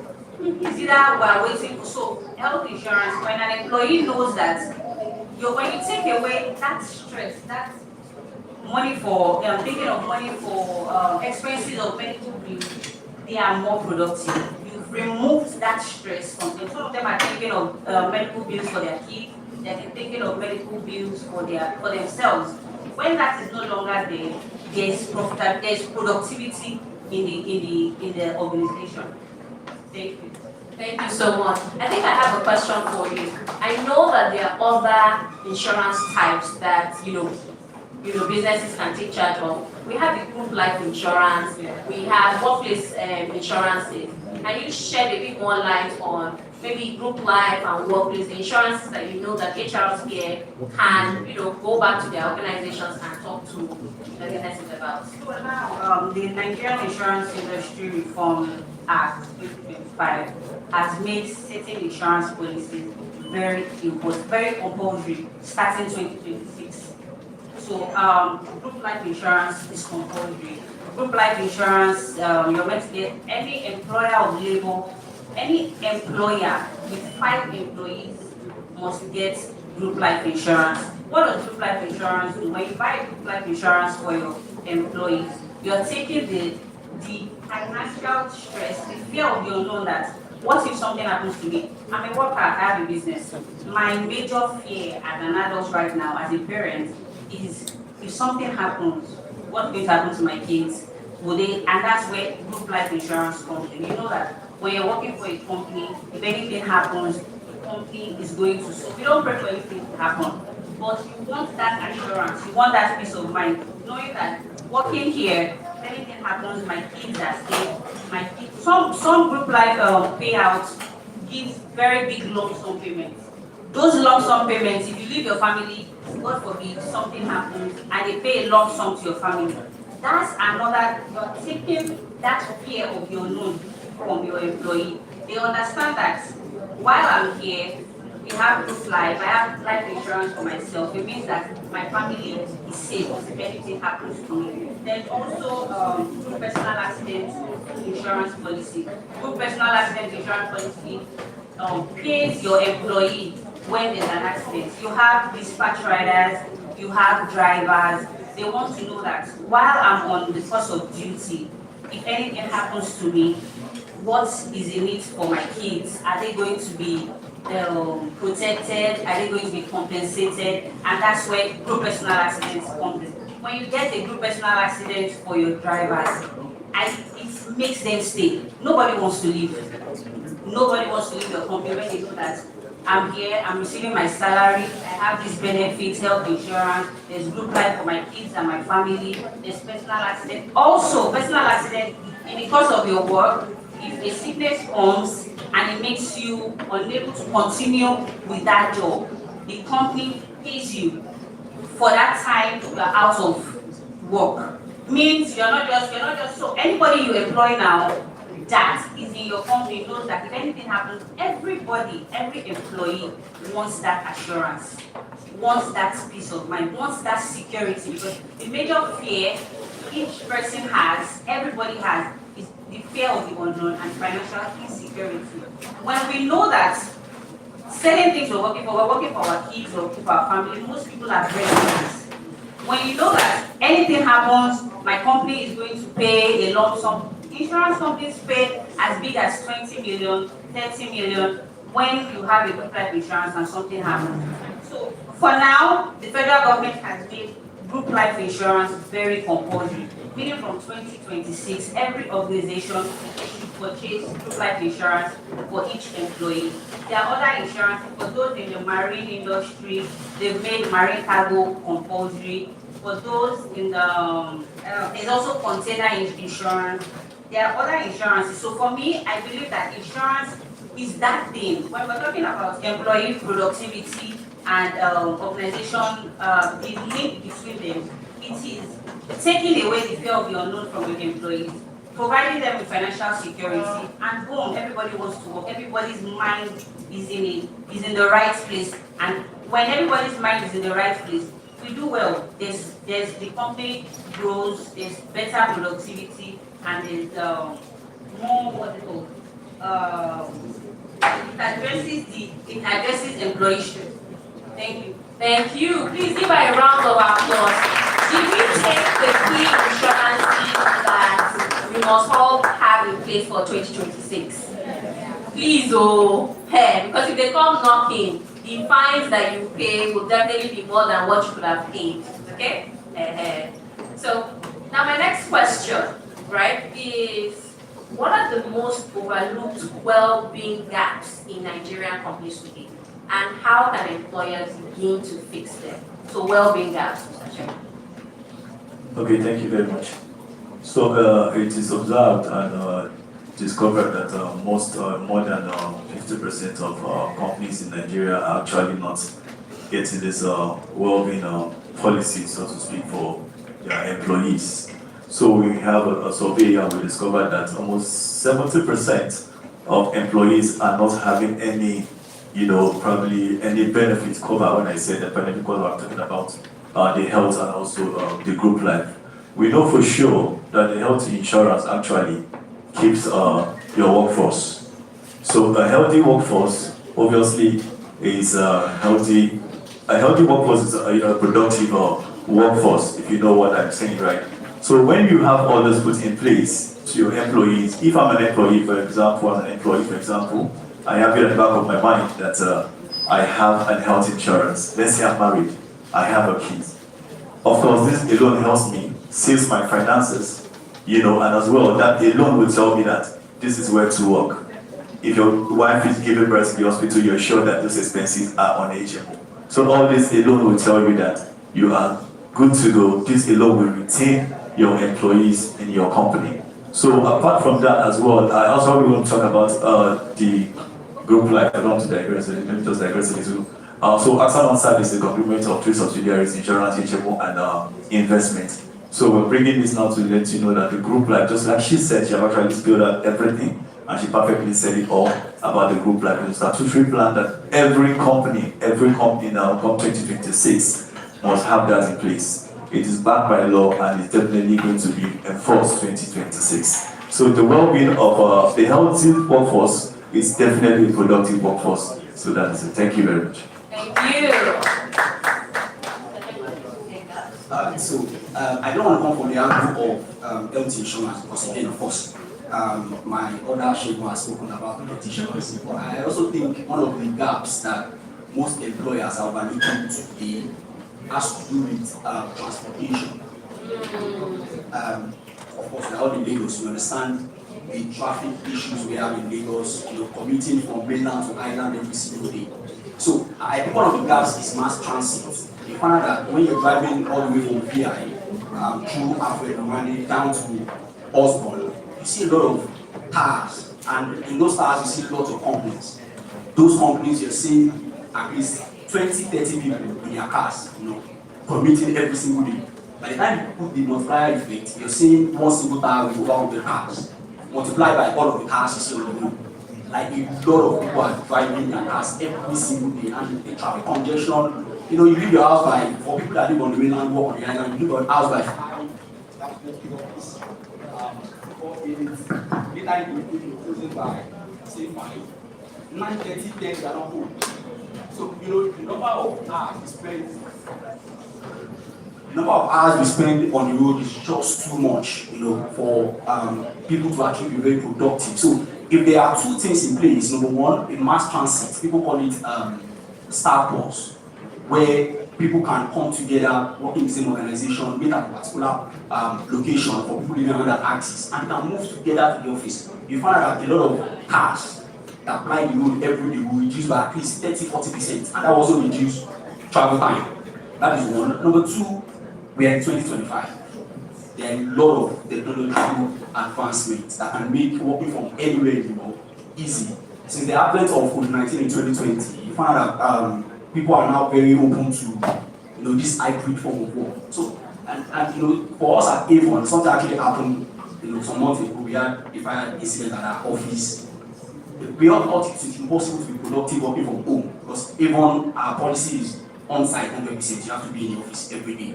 But since that issue happened, I think around September, we've not been working from home. And personally, the team I lead, our productivity has increased by nothing less than about 60%. Our numbers are more than double. And the reason is this: when I wake up in the morning, I do my morning routine. What comes to my head is to quickly get into my car and start driving for like an hour before I get to office. That time now converts quickly into work. If I wake up in the morning, there is a mail from my CEO. Instead of put your system in the car, drive, go and respond in the office, I can respond immediately. When I close by 5, normally at 12 before, get into the car, you're driving back to the mainland, you're spending the next 2 hours driving.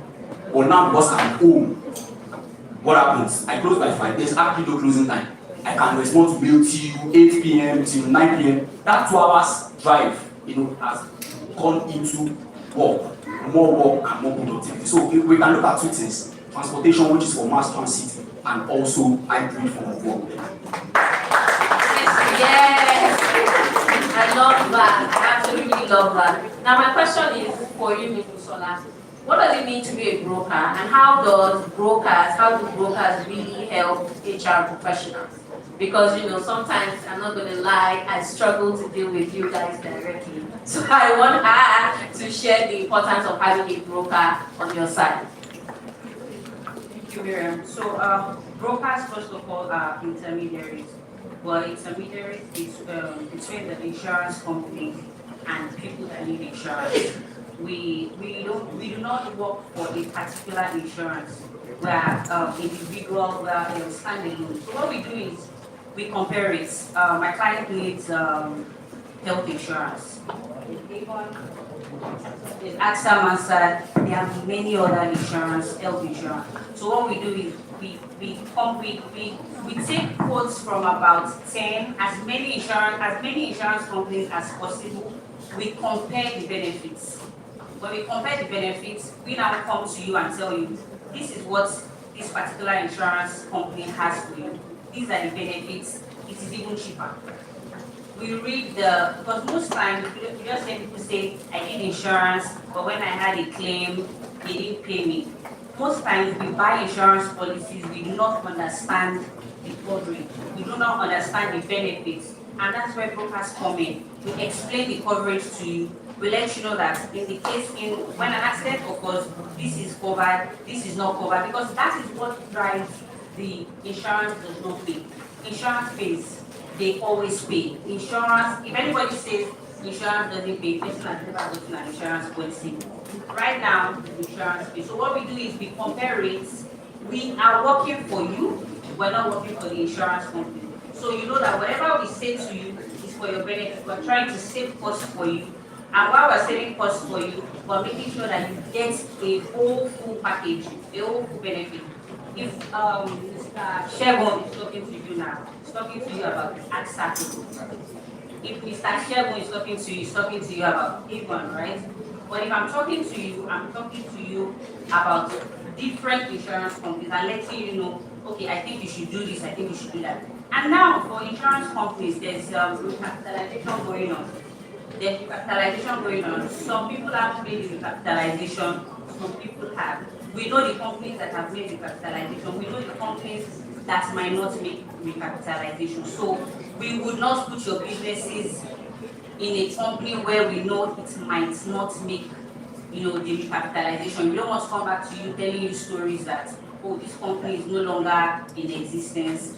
You don't need to worry. And there are a lot of insurance terms that you will probably not understand. That's what we do.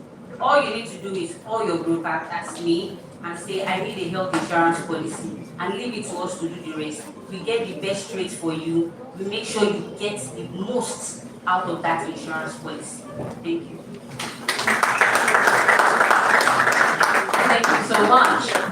So I want you, Mr. Shegun, to just share why should we use Avon? Thank you very much. This is actually what I do every day. I don't know how many minutes I have, so that I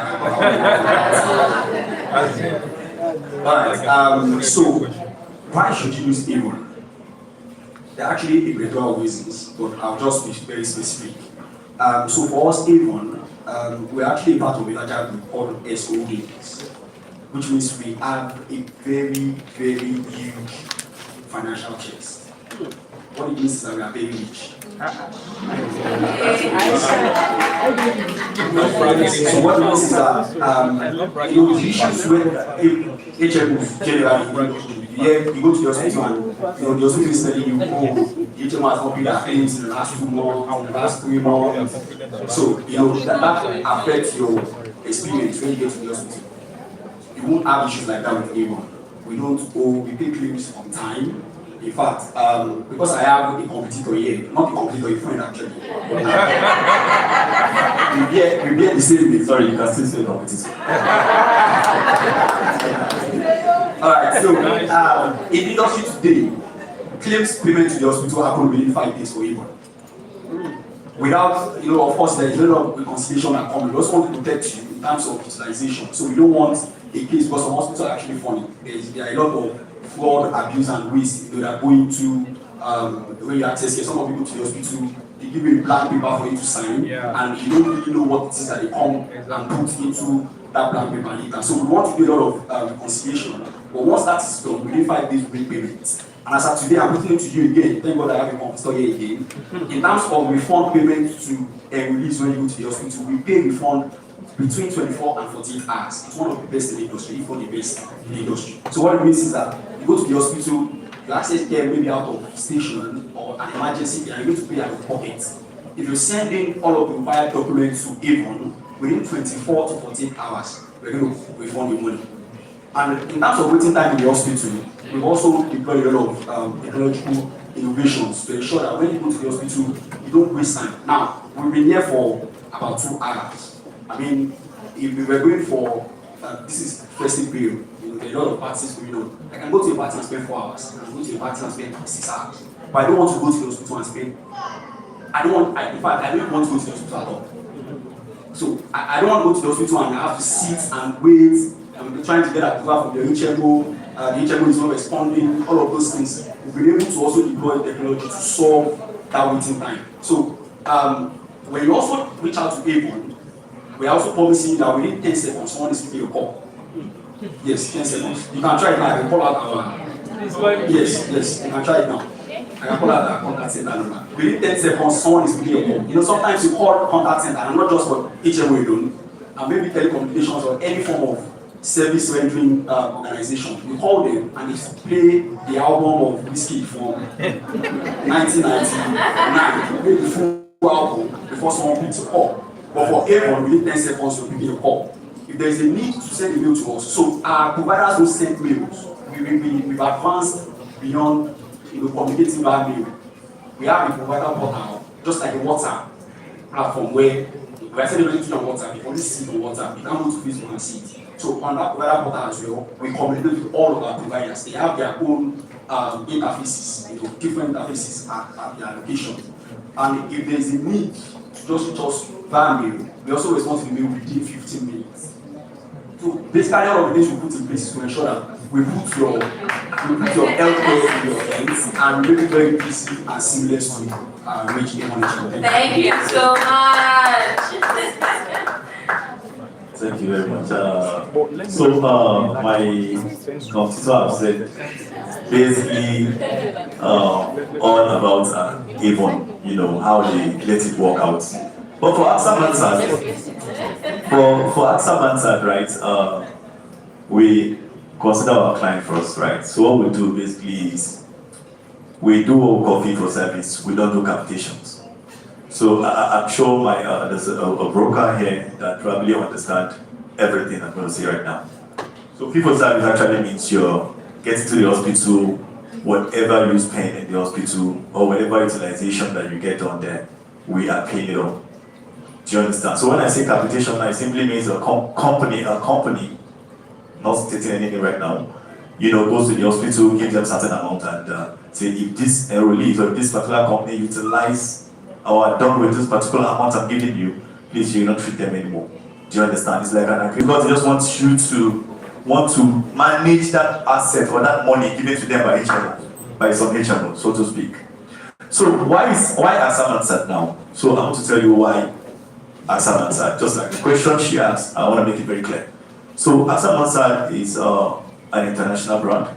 So we are currently in 51 countries of the world right now. Our parental company is in France. So why am I bringing this up?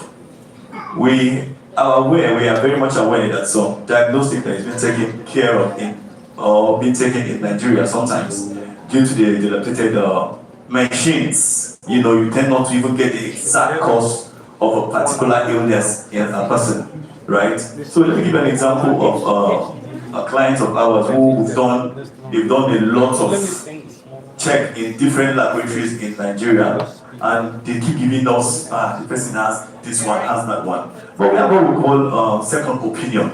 Second opinion simply means if there's a sickness or an illness that persists in Nigeria for a long while, and we discover this, and that alone will tell us that there is something wrong somewhere. Either the medical practitioners are really not getting it right? So we do what we call the second opinion, which we will fly that person abroad for a checkup. So just like, thank you very much, just like we're going to dive at that, but that will be personal when there's a good for you. So we discovered after the person undertakes some tests in India, so you can access care in India, UK, Germany, France, UAE, then Nigeria. This is because of our international background. So we discovered that this person, after the checkup outside there, you know, the person have just, they said an infection. An infection that here in Nigeria could not detect. Do you understand? That is what the person came back with a drug that got that person better. Hello. Another thing, we have what we call telemedicine. So Shebu actually talked about the stress in transportation and all that earlier. And I also discovered that definitely, when you are stressed up and you feel weak, you definitely might, start thinking about the stress you're going to face in the hospital, right? So most times some hospitals actually prefer private clients. When I say private clients, I'm talking about those that are going in there without HMO. Why are they doing this? Because they get more money from these private clients. So when you go there now, sometimes you sit down for a long while, you don't have HMO. You sit down for a long while, and this alone, piss you off. So looking at the stress, so as someone brought up what we call the telemedicine. So in this case, you don't have to stress yourself going to the hospital. You're just going to put a call through to one of our medical practitioners. We have doctors that you can talk to. Immediately, they will refer you to a close pharmacy where you can just go and pick up a drugs, and you will be fine. You don't need to start going through the stress of going to the hospital, sit down for hours, sometimes looking for approvals and all that. But with AXA Mansard, we have 24 hours customer service care, right? So what you have to do, if there's a need, I will advise most times, before you call that customer number, do you understand? You should always have a good relationship with the advisor that is handling your portfolio in your company. When I say the advisor, I'm talking about the financial advisor now that you are actually dealing with. That is if you are not dealing with a broker. So it's one of the importance of having a financial advisor. Even if you have a broker, you have somebody you can reach out to. I also implore every HR right here to please create a good relationship with your financial advisor. I'm sure your financial advisor will definitely want to create that same relationship with you. Because your employee calls you most times, right? They call you and tell you, I've been in the hospital for a long while, no response. Then the HR start calling, who he or she knows in AXA Mansard. Do you understand? So it's better. All employees should have a phone number of our customer service and also a phone number of the financial advisor the HR is aware of. Do you understand? So it's advisable the HR gives out this to all employees. Thank you very much. Thank you. Right now, I'm sure that most of us are confused. Like, we go with A1. That's why you need a broker.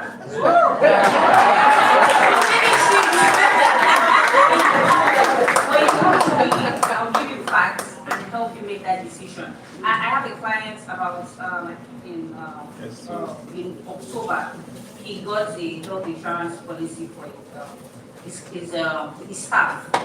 And a month after, the hospital told him that the plan they were on, they don't have access to that hospital again. And when he reached out to the insurance company directly, they said, "Oh, I'm sorry, there's nothing we can do. Only if you up your plan, that's extra money." But when you have a broker, when he came back to us, I'm like, "That's not possible. Leave it to me, I will do it." And now we are back on that plan, no extra fees. So most times, when you want to pick, you might not even know the insurance policy you want. But when you know the insurance policy you want, you don't know where to place it. And that's where brokers come in. Thank you. Thank you so much for that. So now it's time for questions. If you have questions, raise up your hand and please, Mr. Chen, go ahead. Okay, thank you very much. So talking about the hospitals, most times we get to the hospital and they tell you the hospital you've been using before. Let's assume you used this hospital last week, and you get there this week and you discover that they're telling you that you cannot use this hospital anymore. Why? There are some reasons why most times it happens this way. Just like I said earlier, there's a negotiation between an insurance company, an HMO company, and the hospitals. So the reason why people are even diving into insurance right now is because you get to find a cheaper, medical care. Do you understand? So currently now, if you want to access care, like a private key client for hospitals right now, you're going to spend higher, you're going to spend more, right? But there's a negotiation between the insurance and an hospital, which tells you that there's an agreement in terms of tariff, in terms of the amounts the HMO is giving the client. Let's look at paracetamol, for example. If paracetamol is 200 naira, so to speak, right? There's a negotiation between an HMO company with the hospital to say, I am going to pay you 180, 120. Do you understand? So this agreement now, because the hospital actually is aware that we are bringing in more people to them. By bringing in more people, it brings more money to them, right? Don't forget, I say we don't look at people fee for service. So we don't give them amount and say start utilizing it gradually so that you can make your own interest. No. So if the hospital is in accordance with both the agreement, if we come to a point of equilibrium and the company say, okay, we are fine with it, I'm going to sell paracetamol for 120 for you. Whereas a private clients are buying it for 200. Yeah, but that's why I said a private pays more than HMO. So now most times the hospitals will not get to the point where they will tell you that things are very expensive, medical inflation are setting, we cannot go for that same agreement anymore. So that's when sometimes this brings about dispute between hospitals and companies. So this takes time for them to agree because they have a lot of clients, trying to use that hospital, which definitely love that hospital. So when you go to a hospital and they tell you that no, you're not going to use this anymore, it simply means there's not a balanced agreement between the HMO company, due to their request on increase in tariff. Do you understand? So all you need to do, please put a call through to our customer service or put a call through to your financial advisor who will definitely find a way around it for you. Thank you. Thank you. Thank you, Usola, for that. So for Avon, from past years, when hospitals come for this negotiation we call it tariff categorization and the likes. What happens is they are on the first level of first tier of hospital, they move up, just like Sheikh would say. They move up to maybe level 2 or say level 3 or say level 4. But one thing we've done to also manage your expectations, to also ensure that you don't have this ugly experience when you go to the hospital and they tell you you are no longer accessible on this, your plan is no longer accessible to the hospital, then you start moving to another hospital. So for Avon, we've ensured that within that policy year, in as much as when you started that plan, you have access to that hospital, you continue to have access to the end of that policy year. I think someone should clap first. You continue to have access to that hospital till the end of that policy year, but we will notify you. We will tell you this hospital, for example, I just want to use an example, Evercare Hospital is available on your plan when you started, but as of today, they've moved to so and so level. But we will continue to have access till the end of this plan. But when you are coming back for the next policy year, it's either you upgrade or we will discuss our premium, but you have access to the end of that policy. Please let's give them a huge round of applause. And now we can take questions. Hello everyone. My name is Adedoyin. My question is for Ms. Usola. Yeah, so I'm coming from an employer point, standpoint rather. Okay, so say you subscribe to a group insurance for like, for example, insurance for group life, construction and all of that. And there was no claim as an employer. What is the take back for the employer at the end of the year? Is there like, say, oh, because you did not claim this, because that is one of my challenge from my employer to actually agree to doing this. I have construction site workers, I work for a construction industry, I'm a manager in the construction industry. Subscribe for group insurance and all of that. Yes, it's expensive, it costs this much, but at the end of the year, you know, nobody claims anything, nobody has, because they take safety very serious, right? We're spending huge amount of money on HSA equipment and, you know, safety, whatever. However, what do I take back? Thank you. First of all, I'd like to say insurance helps you. Insurance doesn't make you richer. It doesn't make you rich. It's only, it doesn't make you poorer. So when uncertain things happen, it makes you have your balance back. It doesn't take you up. It's not like you're supposed to get rich from the policy. Now, for group life insurance, you said if there's no claim, insurance is very expensive. I think that insurance is very cheap. I do not think that insurance is expensive, one, because when you think about the claim when it happens, the maths does not, it doesn't tally. It's not maths. Yeah, it's not maths. It doesn't tally because I have association where they pay about 10K per person for group life insurance per year. And the group life insurance covers, in case anything happens when they die. If they pay 10,000 naira for 10 years, maybe you'll give them maybe you calculate 10,000 for 10 years, about 100K. But when something happens in, let's even say 6 months, the payout is probably like 5 million.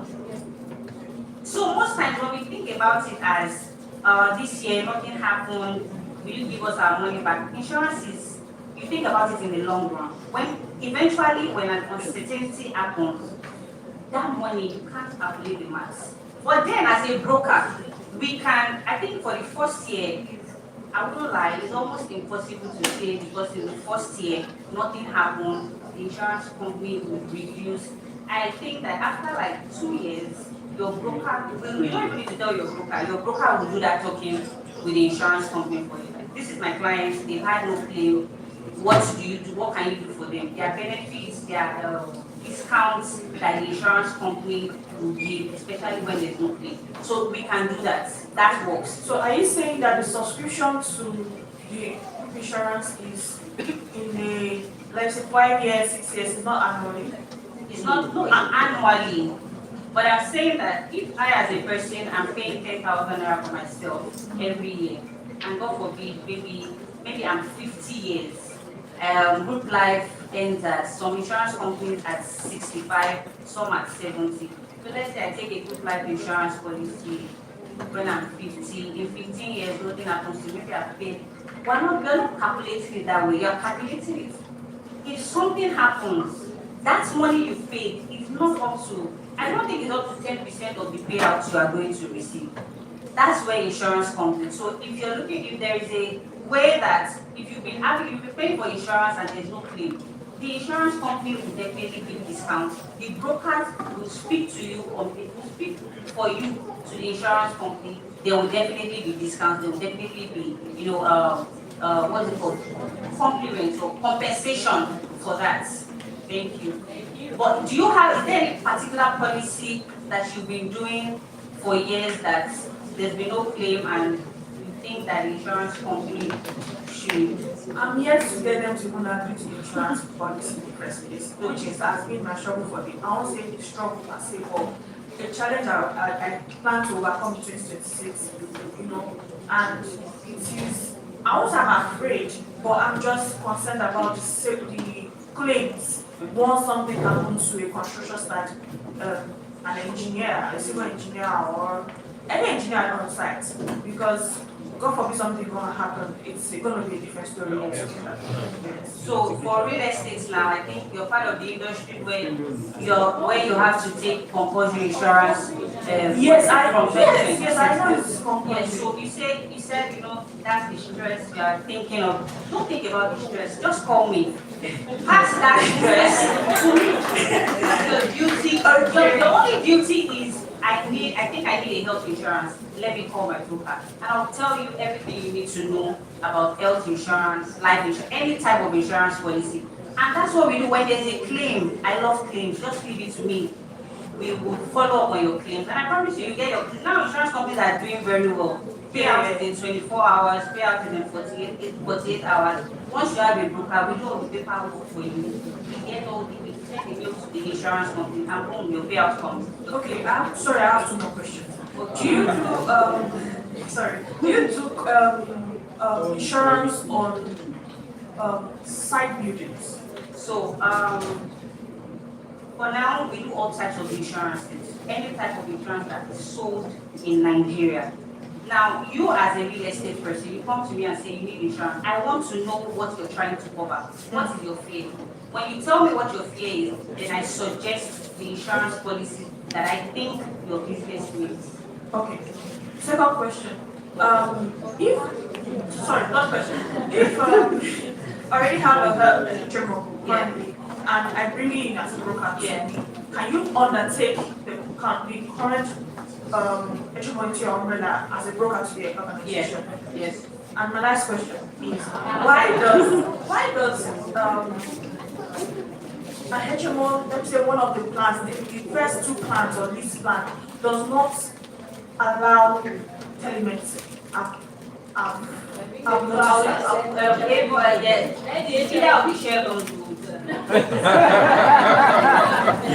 Either of the children. Okay, let the children speak about that. So if I get your question correctly, you said, why is that the first 2 years? First two plans. So that actually depends on which of the HMO or company you're actually looking at. Do you understand? I don't start preaching AXA Mansard. AXA Mansard, we don't have that in our own plan. It's not possible. It cuts across every plan in AXA Mansard. Do you understand? So that is it. Okay. So I want to say something again. Please give me something. I want to say something again. So Busola and Shegun is obviously like we are one competitors. Why did I say that? Don't forget it's from Avon of Mansard and Sand. And she is a broker, right? And I'm an insurance expert. Do you understand what I mean? Now she's actually telling you a broker works perfectly. Yes, we agree. Broker works well for clients. What they do is negotiate for clients, get lower rates. They give us headache, so to speak. So what they do is they come after we give you company rates. Company like, let's get a broker. The broker can get us a lower rate. The broker will come down and give us bam, and definitely you see company will start going down. Yeah, let's talk with this broker because they bring in businesses, so to speak. They bring in huge businesses to the company. I'm going to get her number before leaving here. Yeah. So I want to say something about that construction you talked about earlier. Sorry, let me just try and go back. The advisable policy you're going to go for should be the GPA, we call it the group personal accident. Now we're actually looking at you, having a construction company. So construction is going up there all the time, right? And the risks you're actually looking at is accident. Either there's maybe a machine fall on somebody or something happened there at the work site. Say that again. You talked about, is it group like this scheme? Are you aware?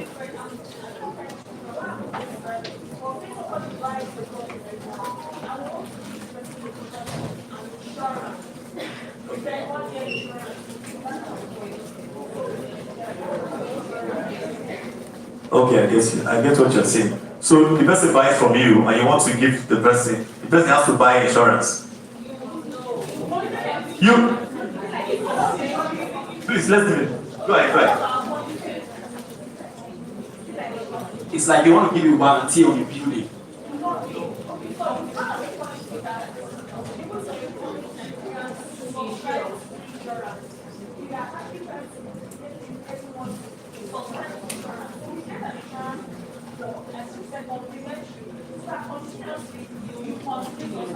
Insurance should be a thing for them because of the kind of city we are trying to build. So sustainable cities should have insurance. Majorly, in fact, everyone should have insurance basically. Insurance should be down. Okay, yeah, I get you. Yes, I get you. So when you say you sell, that means they paid finally. They paid everything, not that they paid instrumentally. Okay, that means it's not you protecting your own money, if I'm correct. So it's for them now to get an insurance. So what are the risks that are peculiar to buildings? You first of all look at that. The risk peculiar to building is what you first of all look at before you start advising them to get an insurance. So basically the risk is basically fire, if I'm correct. It's fire. Other perils should be like flood, earthquake, which we know earthquake is not in Nigeria right now, right? Earthquake and probably a plane, crash land in your building and all that. Those are special perils that definitely don't come through that much. But the fire itself is what everybody has to protect his or her building with. So if you want to advise them, you advise them on getting a fire special peril plan. Do you understand? That's what I think you should do. Thank you very much. All right. Yeah. So she just said something now. Homeowner. So homeowner right now simply means they should protect their content.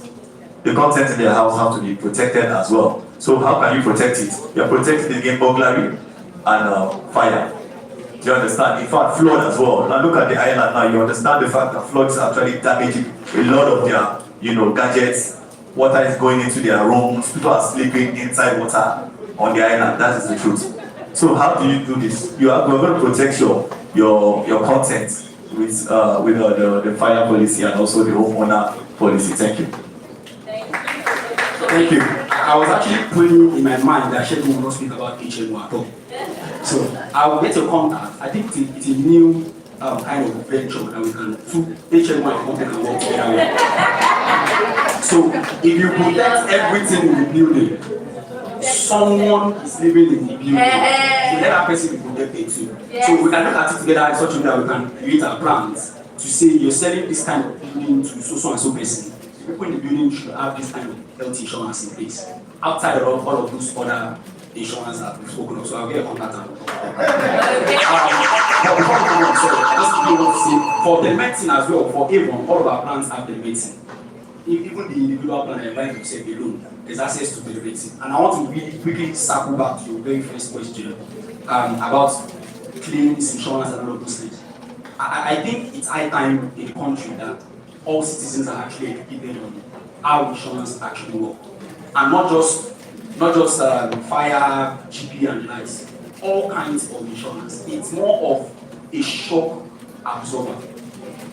So we have a plan at Avon called Avon Cooper Plan. It's an international plan for travel affluent citizens and people that work in conglomerates that have offices in other countries.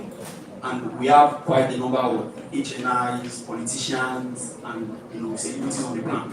So when I joined 3 years ago, there was one particular client that got it. He paid the first year. It's actually quite expensive for one person, about 10 million for one person. So, but then it was actually around 5 million or so cost of dollars.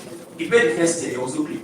He paid the second year, there was no claim. Not that there was no claim, but the claim was paid minimal. He went to Switzerland for annual wellness, all of those, check his eye, get glasses, very small claims.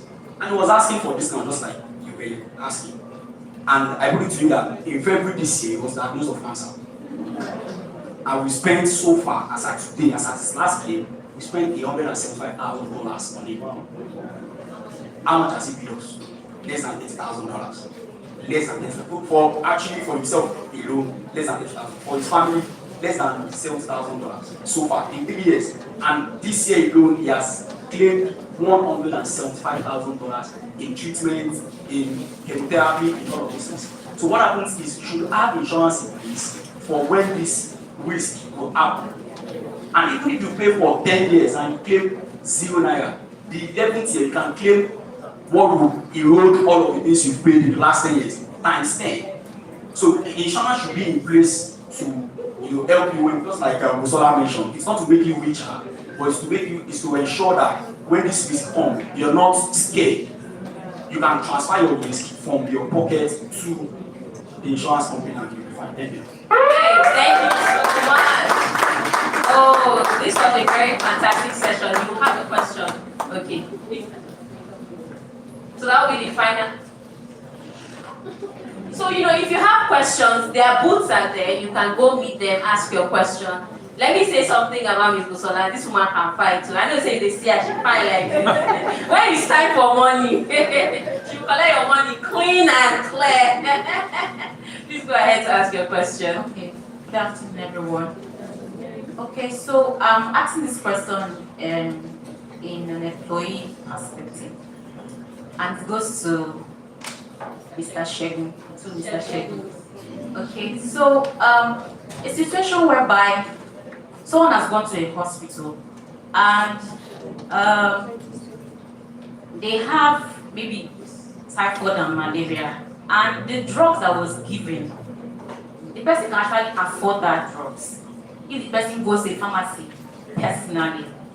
So and you be like, is this what my insurance or covers, my HMO covers? And you'll be like, yes, that's what it covers. And when you check, when you go outside, it's not up to 1,000 naira. Do you understand me? So when that is being reported, because most times when an employee is sick, they ask them, if you go to your hospital, how did they treat you? And they give that report. So when the employer report that to you, how do you respond to that? That's my question. Thank you so much.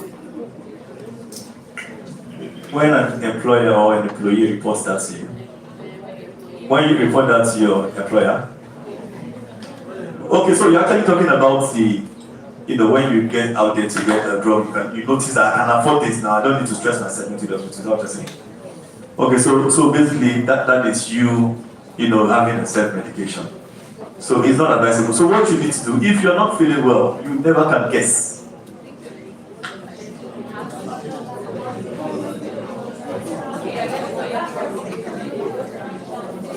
I'll get to your question. So the question basically is this what my HMO will cover? I got there, just 1,000 naira outside to get a drug. But I don't think there's any malaria drug now that's 1,000 drug.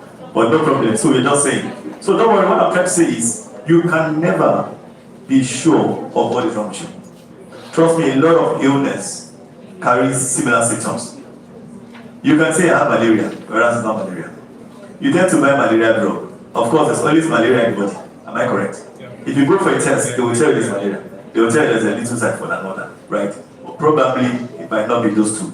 So the reason why you need to go to the hospital is to get you checked. You see, the medical test, the test they have to carry out in you is very, very important. So a test must be carried out. Okay, I thought you said you're going to the pharmacy without any prescription. Okay, so you're looking at it.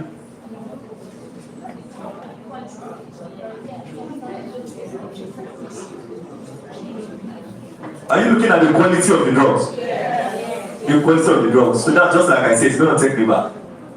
That's why I talk about fee for service and capitation. So these drugs are giving you low quality of drugs, right? A drug that you think is 1,000 outside, sometimes 800. And of course, you don't expect that drug to work perfectly. Am I correct? That's why I said some hospitals have this negotiation with HMOs. They, mind the money you give to them. They give you substantial drugs. So those drugs are drugs that you take and you don't feel fine. Do you understand? So but when you go with AXA Mansard HMO, let's go that route. When you go with AXA Mansard HMO, for sure, we assure you of good drugs. Sometimes you don't need to go to the hospital, trust me. We have affiliation with pharmacies like, who can talk, yes, MedPlus. Now we all know MedPlus. I was going to ask someone to say the most popular pharmacy, which is MedPlus. We have affiliation with MedPlus. All you need to do is have a conversation with the doctor. You don't need to stress and go to the hospital. Just call the telemedicine number. And honestly, they'll ask you some questions, the doctor will diagnose you via the phone and have you to go pick up your drugs. All you need to do is just to go there with a token. They're going to send you a token number. Go to your MedPlus, go to whatever pharmacy you think is closer to you. We have our list of pharmacies, right? You just go pick up your drugs, and I can assure you, every drug that will be given to you is definitely very, very standard drugs. Thank you very much. If that answers your question, sir. Thank you. Thank you, Shegun. But I quickly want to, please, you're going to give me like 2 minutes for this. I quickly want to correct a popular notion about quality of drugs. Permit me, please. So let me just quickly answer the question first. So for Avon, if you go to the hospital, you're issued a drug at the dispensary and you think it's not quality enough. Perfect, please leave it. Just take a picture of the prescription, send to us. Just like Shegun said, we are going to deliver that drug to you or ask you to pick up at any of our pharmaceutical network. We have because we have all of them too. So I think it's just, I think all the will do that now, so it's not really a big thing. So we can deliver that drugs to you. But again, you are not a doctor or a human. You are not a doctor. And when doctors prescribe, they don't prescribe brands. Doctors are trained to prescribe, I think, the composition of the medication. A doctor will not tell you to go and breathe a 10 meter at the dispensary. Their composition of, I'm not a doctor, so I won't be able to see, but their composition of all of these drugs. And you find that you find this composition in all malaria drugs. And that's why when you're giving this drug, a doctor after test is trained to know what to treat the problem you have at the moment. Now, most people don't know there are variants of all of these popular illnesses that we have. Malaria, for example, is the most common one. Malaria actually has different variants. There's +1, there's +2, there's +3, there's plus. Like, what you don't know. And when you feel somehow and the doctor gives you a certain drug, and you just feel like, this particular one don't work for me. It is that very strong one that works for me. What you are doing to yourself is you are building immunity to some of this medication. You see some people, they don't take 2 paracetamol anymore. They don't take 4 anymore. They take 6. And what happens? They will tell you point blank that if I take 4, it won't work for me. If I take 2, it won't work for me. They built enough resistance to that drug from previous abuse of that drug. And that's why we always want to, at the level of HMO, we want to partner with hospitals that have expertise, not just in terms of not brand per se, not just in terms of equipment, aesthetics, the kind of word and the likes, but even in terms of medical practitioners that they have. And that's why we do a lot of vetting before we bring in hospitals. So we want to encourage you to trust in our doctors when they give you these medications, so that you don't, while trying to, because I know when I was younger, there's this particular malaria drug called P-Anaxin. If I don't use it, I don't get well. And don't forget also, even doctors, sometimes you are going on for surgery. If you don't have faith, some doctors will even, take you to their surgery room. Our body has a way of, our belief system also have a way of helping us aid. And that's why if you don't believe in this medication, it will not work for you. So we need to have a bit of trust in our doctors when they prescribe this medication for us. And when there is a need for another drug, I'm not saying, I'm just putting this somewhere. But if you need that drug that you want, no, snap and send to us. We will do what? We will deliver to you. Thank you. Just in case you have an employee who says they've not been treated well at the hospital, ensure that they send you the name of the hospital, the doctor that treated them. Send that to your HMO provider. Your HMO provider, if they've got you so many requests like that, they can blacklist that hospital. There's so many things that can happen, right? So yeah, you can fight for your people like that. And I think that this session has been amazing. Do we all agree? So yeah, by all means, let's give a round of applause. Thank you so much, Mr. Shegun. Thank you so much, yes. Mr. Shegun. And yes, and Ms. Busola. Okay, coconut man, who is and me. You ready?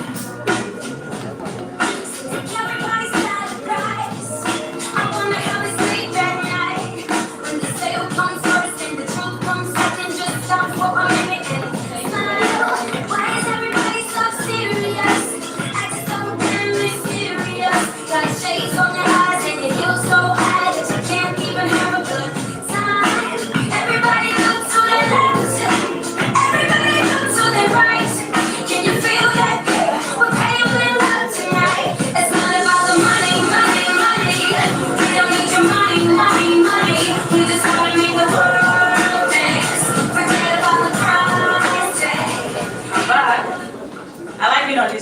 much. A big round of applause for Mr. Shegun and the other Mr. Shegun. I picked, I'm noticing the things that are very dear to me. When Miriam asked why choose Evan, and the other person, the Shegun then said why, someone said why answer Mansa, I said to myself, when you go for job interviews and they ask you why should we choose you, you then start to lie, right? Oh, you lie. Why should we? I mean, nobody's just gonna say, just employ me. I'm hungry. I gotta pay my rent. But I mean, I think that there should be reasons why you should choose people in your daily lives, in everything that you do. People might not necessarily ask you why should I choose you? Why should you be my friend? Why should I employ you? But the question is, are you worthy of being there? Like, should I really choose you? Should I use your product? Should I use your services? And to business owners, I also believe that integrity is key because you don't want to be dragged online. And dragging aside, just have integrity. You want people to always come back. Because really, how many advertisements do you want to do? I'll tell you about marketing on stage. We do not have budgets. So what keeps you? What keeps you? I'll leave that to you. Next up, so okay, this one, I'm going to be in the center of this one. I like to talk too, like my lady said earlier. I see you. Next up, we're going to be discussing level up, visibility, and professional acceleration. I'm going to introduce my panelists. We have here Boluwatife Ojo. Boluwatife Ojo is a dedicated and career coach with a passion for helping individuals land their dream jobs and supporting businesses in finding the right talent. Her mantra: invest in growth relentlessly, and your value will resonate in every space you enter and every purpose you serve. Boluwatife Ojo, where are you?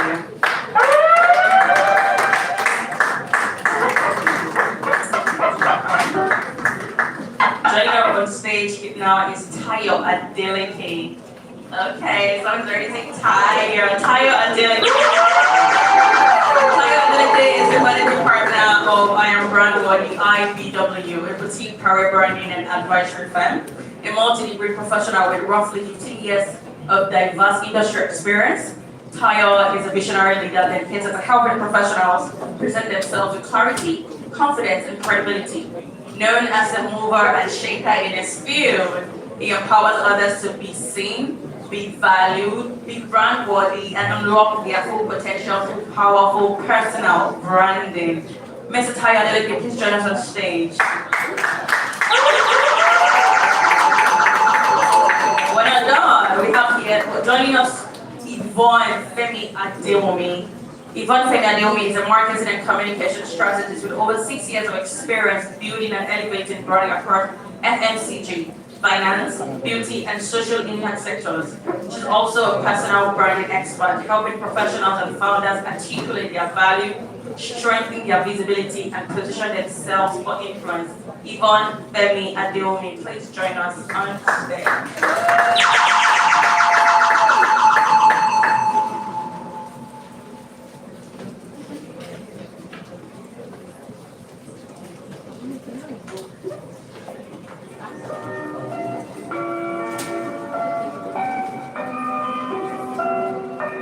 Let's discuss visibility and leveling up. My first question is going to my lady here. Oh yes. In today's competitive professional landscape, what does it truly take to 10x one's career beyond hard work? Okay, good afternoon everybody. I guess absolutely. We all used to be saying, hard work is very important, you have to work hard. Or like you said, beyond just hard work, what's very important is strategy, especially in today's workplace. You have to be strategic about your career progression, your path, what you want to do with your career. You have to be intentional. You have to bring clarity and visibility because that's the only way to attract more opportunities. There was a video I saw online recently, and there was no brand logo or anything on that video, and the employees were just speaking. I thought, what brand is this? But I knew what brand is going to be this because I know one of the employees from she shows up consistently. She's like the star girl for that organization. So people without saying this is the organization, I knew what organization it is. And because of that, other organizations are looking at her. The way I see her, other people are seeing her as well. So you can easily get on someone like that because you can see them, you know them. So beyond just hard work, you're in the office 9 beyond 5, 9 to 7, 9 to 8 p.m. sometimes. You have to be intentional. travel, you have to have clarity, you have to be visible, and you have to be strategic.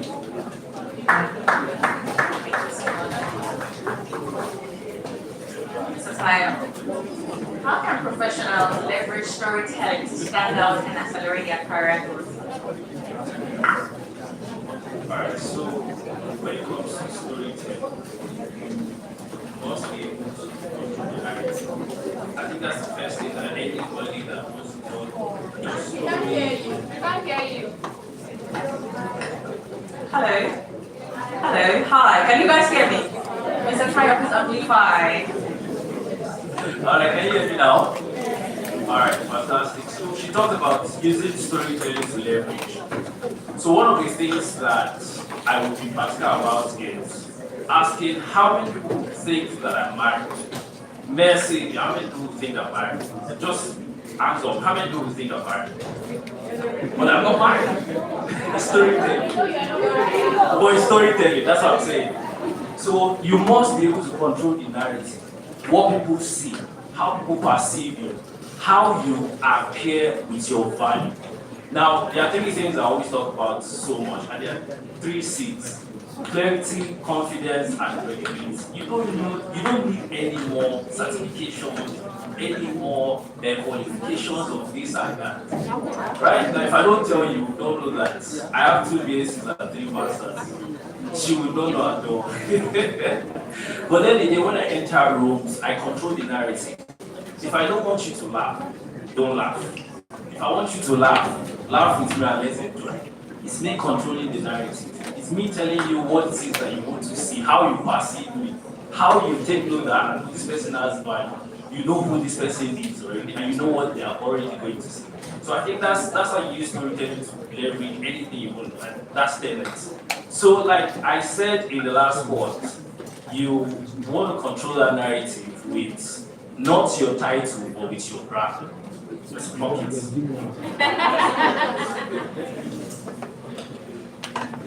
When I clock it, Mr. Taylor, that's what you're giving us. But I want to ask a question. You said storytelling. And I think everybody here can relate. You know, when we talk about fake life, is that also a form of storytelling? Because like you said, you asked the audience, can anybody tell if I'm married? And people are like, oh, they did answer, and you then gave us another answer. He's like, oh, you're not married. But I could just think, oh, he's wearing a ring, he's married. Now, hypothetically, I'm broke, living in a place that is it's not developed, and just managing my life and patching my life. But let's assume that there is a man beside me that has a very beautiful house, beautiful car, and every time that I want to take a picture, all I gotta just do is dress up, make up, go to town, or maybe my friends travel abroad or they go to really lovely restaurants. And I'm like, oh, Baba, babe, send me pictures now. Then I send and I post as though it is my story. So how do we balance both? Because the truth is, in today's world, so many youth, so many young people want to be visible. They want to be seen in a certain way. And if they don't have that life, they would do anything. So what do you have to say to young people who are using that method of storytelling to tell their stories? So I'm more of being open-minded and breaking the conventional mindset. You might not agree with me on a lot of things. Leveraging is not about only using what you have as a woman or as a man. If you are fine, use that as a leverage to storytelling. Now, if you are a woman and of course you don't have a good body and all that, you do BBL, fantastic. Use that as a storytelling leverage. Whatever it is that works for you. Now, she talked about something. Fake life is not packaging, they're 2 different things. They are 2 totally different, and there's a thin line between them. Now, when you do fake life, it is you telling them what you don't have. But now you are working with what you have to package it well and show them that this is what I have. Now, when it comes to clothes, I might not have the best of clothes, but this I'm wearing right now is what I have and I'm making the best use of it. So there's a thin line between packaging and you saying that you're telling fake life. Now you wonder why is it that it's the loudest people that are making wave on social media, visibility. Why? They are not waiting for your permission. They are not waiting for you to tell me that, please, can I post this? Post it. My friends are here and I tell them, embarrass yourself, post it. It's visibility. Don't wait for that promotion, or don't wait for that title, or don't wait for that degree, or whatever it is. Post it, be out there, be visible enough. But while you are doing visibility or whatever it is, make sure that you are moving with clarity. Now, by the time I ask somebody here that, okay, tell me who you are, I'm sure most of us don't even know who we are. Why? Because you are coming from career, title, being a mother, being a person of faith, being a this, being a that. You need to understand who exactly am I. Now, if I know who I am, I'm already going to tell you my story. It's very easy. As I'm speaking already, you know my kind of person already. Because of this is who I am. There's no cohort I will teach, or there's no class or anywhere I went that I will own me. Because me is me. Like I said in the last quote, I don't know how to speak so much English. You will ban me. Whatever it is, Yoruba, be you. And that's the way you can brand that you that everybody accepts. It is still controlling the narrative. Now, there's something I wanted to do today. My HR is here. My HR is going to drive me because he said I should maintain, be my best behavior and maintain myself. So I wanted to call my HR to please come and let me take a picture of us, please. I want to post now. It is visibility we're talking about, and you must not procrastinate. Please come to the front, please. Let them see that, oh, I came here and I showed up. Please, thank you very much, so that my Instagram people can know. Thank you very much. Because I like to carry my community members along, and all of you now have become my community members. I was sitting down there and somebody said, ChatGPT learning. And I was wondering, thank you so much. And I was wondering what's going on. Yes, everybody uses ChatGPT, no less lie. But now today as I'm speaking, you will not know why. Because I'm controlling the narrative of what you hear, what you see. One of the best people you need to be friends with are marketers. Those guys, they know how to tell you how to think, show you what to see. Be friends with them. Branding stories are just like magicians that tell you that, look, it's there. Look, it's no more there. But that thing is the narrative that you are controlling on the stage, on what you see, what you hear, and how you perceive them at the end of it. That's storytelling. If you ask me, I'll say that was an entire thesis. And you're done. Oh, thank you so much, Mr. Kyle. I hope you are taking notes. Because me, I'm just saying like, don't embarrass yourself. When I leave here, I'm just gonna be out there. But I think people are just usually shy, like, very teeny, like, oh, I don't want to be perceived a certain way. You better be perceived however you want to perceive you. Wait now. Okay. What are the biggest branding mistakes professionals make that hinder their career progression, and how can they fix them quickly?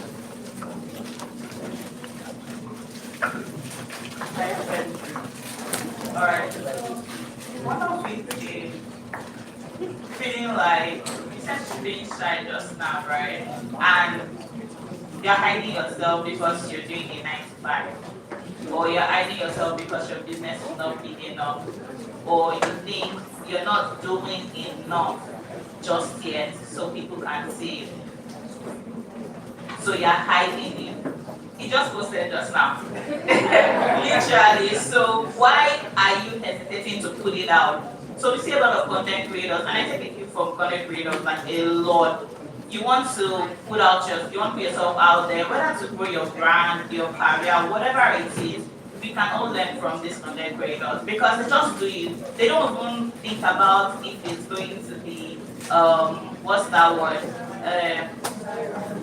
Not even just viral. Is it cringe? That's the word. Is it going to be cringe or what is not? And I feel people make that mistake because they overthink whether it's perfect, whether it's good enough, but who are you doing it for? Think about it really. Who are you doing it for? You're thinking, okay, what will people say? What are they going to say? When you start making your money, will they be there? I saw this trend about, oh, I'm getting PR roses, I'm crying in all this, but I still did it.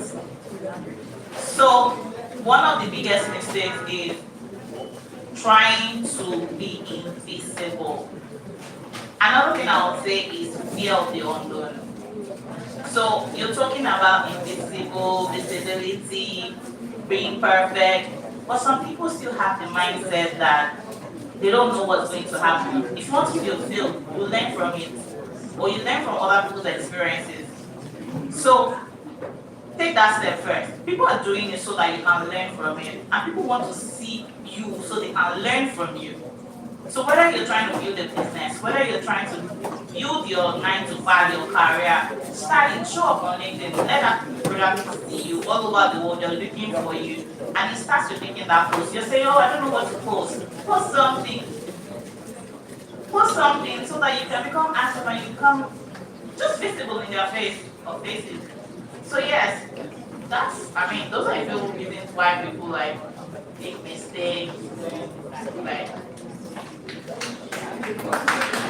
Taya, do you want to touch on that? How could you Okay, so just to add to what she said, when it comes to posting, you might not necessarily have a lot to post, but then there is a strategic way of how you can appear.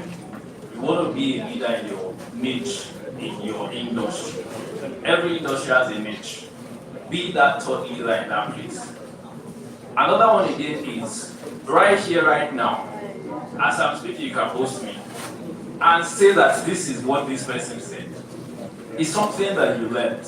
Now it fits to your niche. You don't necessarily need to come and say, I don't know what to post. Like I said, I'm not a content creator, but my social media manager will always say that go and shoot a video. I've been shot a video today. I said no. Why? Because I don't know what to post. The ones you have been talking about, how about those ones? I said, okay, I'll shoot in front of camera. I said, this is too clean, like she said. Then she will say, she's Gen Z. And then she say, no, you don't do it like this, do it like this. It might be stressful. But there are 3 things that are helping so much when it comes to post. Thought leadership, outcome of anything you have done, or what you have learned so far, or your documentation purposes till that thing you are expecting comes. I think that's just what I'm going to add. Thank you so much. I think one mistake that we usually do is trying to be like somebody else. So you are in your field or want to post like Steve Harris or want to talk like the way he speaks. No. Imagine if we had 10 musicians in Nigeria and they all sang like Davido. Be bored. You need to pick your space. Like you have to be authentic the way you show. You don't have to condition yourself to look like somebody else. Be writing this person likes to write long captions, so I will write long. No. This person likes to dance or dance. None of your audience wants to see you stand. Show up the way you are, show up very authentically and stick with it because I see that mistake a lot. Whenever I audit people's accounts and I'm talking to my clients and don't stop trying to be somebody else. Stop trying to. I know that you like their style. You can pick inspiration. That's fine and good. I like this style. I like this form of content. But you don't have to post exactly. It's very, very annoying when I see some people. I'll see that content for somebody else, and I see you do the same thing, word for word. You are not changing a single thing about it. And God, you need to stand out. You're talking about standing out. You cannot stand out by being like the others. You have to be like yourself. So when you're building your personal brand, please be authentic in the way you show. Thank you so much. Speaking of authenticity, how many people here have TikTok? You know we are going to be conversation, right? Okay, so let's break it down. I'm taking over. When you so oftentimes people say that, when you go on Instagram, it's usually very edited pictures. People look very perfect. So you're looking at your phone like, I'm using this kind of title. I'm saying what we use now, and then you take a very lovely picture and like, title. You know. So there's that conversation around what is it that these people do that it looks so glorious, like Vogue cover, GQ magazine cover looking. Then you go to TikTok and you see people that look like you, that have like your houses and your cars, your apoti, your everything. And you're like, oh, representation, I love it. People are selling fish on TikTok. Or they call it shrimp, but people are selling okrika. And you're like, I don't get bath soon. Because how many so what you may not see on here, you may see here. So let's say you don't feel comfortable. See, not everybody wants to be in the same space with people that look perfect. And I hear you will have different reasons for not wanting to do stuff. TikTok. I see people's houses that I'm like, oh, thank God. No, because it's not such. If I take a picture in front of Tayo's house, can I also enter his bedroom? No. So it is my room that I will use. You guys get it right. I'm trying to get message because pressure, like, we can say there's no pressure, but people feel pressure on social media, and we cannot lie. If you know your friend that doesn't have money and she buys or he buys an expensive phone or buys a car that you think they can't afford, you're not able to ask them that, where did you get the money? But part of me is like, people in Rihanna's heroine. But it's a commotion around, oh, I want to start making videos for my car. I don't want it to look basic. I want my car to have that aesthetic. Guys, be cool. And Joe, thank you so much. So I'm coming to you again, Tayo. If you were coaching someone who wants to turn into their career in the next 12 months, what specific strategies or habits would you tell them to implement immediately? Like now. So what's you're telling me to do now is to do a general consultation for everybody. Oh, you wanted to charge us? Please answer. Okay, so I don't charge. Okay, so if you go to our website right now, www.iamrunmoney.com, you can book a 30 minutes complimentary consultation there. Now, I can give you something general, but I don't like to do that because I like to hear your story. I like to know where you are coming from. I need to know. Now tell me that story. So when you give me your CV and I'm saying it, of course I'm not blind. I can see your CV the way you are saying it. But tell me that story. One of the most funniest things is I met the third most powerful person in the world of Access Bank. And when she told me her story, I was wondering, what am I supposed to tell you? Because your career level, and I'm like, okay, so what am I supposed to tell you? But one of the most strongest things you want to do is listen. Listen to a whole lot of things. Now, when you listen, you now start to say, okay, which one works for me? Or which one is applicable to me? So that's why I said during my consultation, what I also do is, after we filter out all of those things, for clarity, we get an insight. Now, once we get insights, then we now get a plan. The next 1 to 3 years, break them down into milestones. The next 1 to 3 years, what do I want to achieve? What do I want to attain? What exactly are my goals, career-wise? Okay, do I want to jump out or do I want to stay here? I don't believe in planning, yes. But it does not mean that you cannot plan. Now, in the next 3 to 5 years again, what do I want to do with my life? Start planning it now. Now, after we've done all of those things, now, what is the most easiest place or thing to do or start from? If it's that certification, go for it. I know some of us will say, oh, no, don't do that. I always like to say that it's an investment. So by the time you come to my career competition, I asked him how much it is. I said, I don't know. Go and be the department that know. Here, we don't talk about money. We talk about insight and what it is that you have to do for your life by yourself. Now, I'm supposed to just guide you, and that's what I'm doing. But to answer this question, I'll just tell you, define who you are first. Who am I? Now, what do you do? Define that again. Who you are is different from what you do. Define that again. Now, lastly, you want to also say that what are the results, what are the impacts, what is my unique value proposition? Do you know your unique value proposition? That's one thing. My own right now is holy solo. I can talk. I might not know any of you here, but once we start talking like this, nobody will know that we're friends. Nobody will know that we just met today like this. So you must know your unique value proposition. I think this is just where you can start from. As a general consultation I'm doing. But you want insights, you want to laugh with me, you want us to, let's be friends and let's do everything on consultation. Please go to our website and book. That's it. I just want to add anything. She wasn't said. So, generally, right, you just said something that's right. You cannot medication to everyone in a hospital and you don't know what's wrong with them for real. But if we're going to talk on a general basis, I would say to prepare for 2026, right, 10x your career position for 2026, you need to first understand what you did in 2025. Understand what worked, what didn't work, what can be better, and see how you can do it in 2026. And it comes with being honest and transparent with yourself. You may think, oh, I can do it, that's what you did this year, and what did it get you, right? So next year, what do you want to do? You have to start thinking about it right now. That's the point where you talk about goal setting.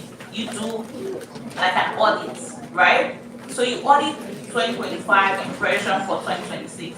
And in doing that, you have to set some goals, different kinds of goals. I talked about it on LinkedIn, like back to back for like last month, how you can set book goals, hard goals, smart goals, whatever kind of goals you want to set, dumb goals even. So look through it, research it. If you want to talk, of course you can talk to me today or later on to understand it better. But you have to be honest about setting these goals to see how it can work for you better next year. Because in setting goals and auditing how things should be for yourself, it sets how do I put it? It sets like a stepping stone for how next year would be for you.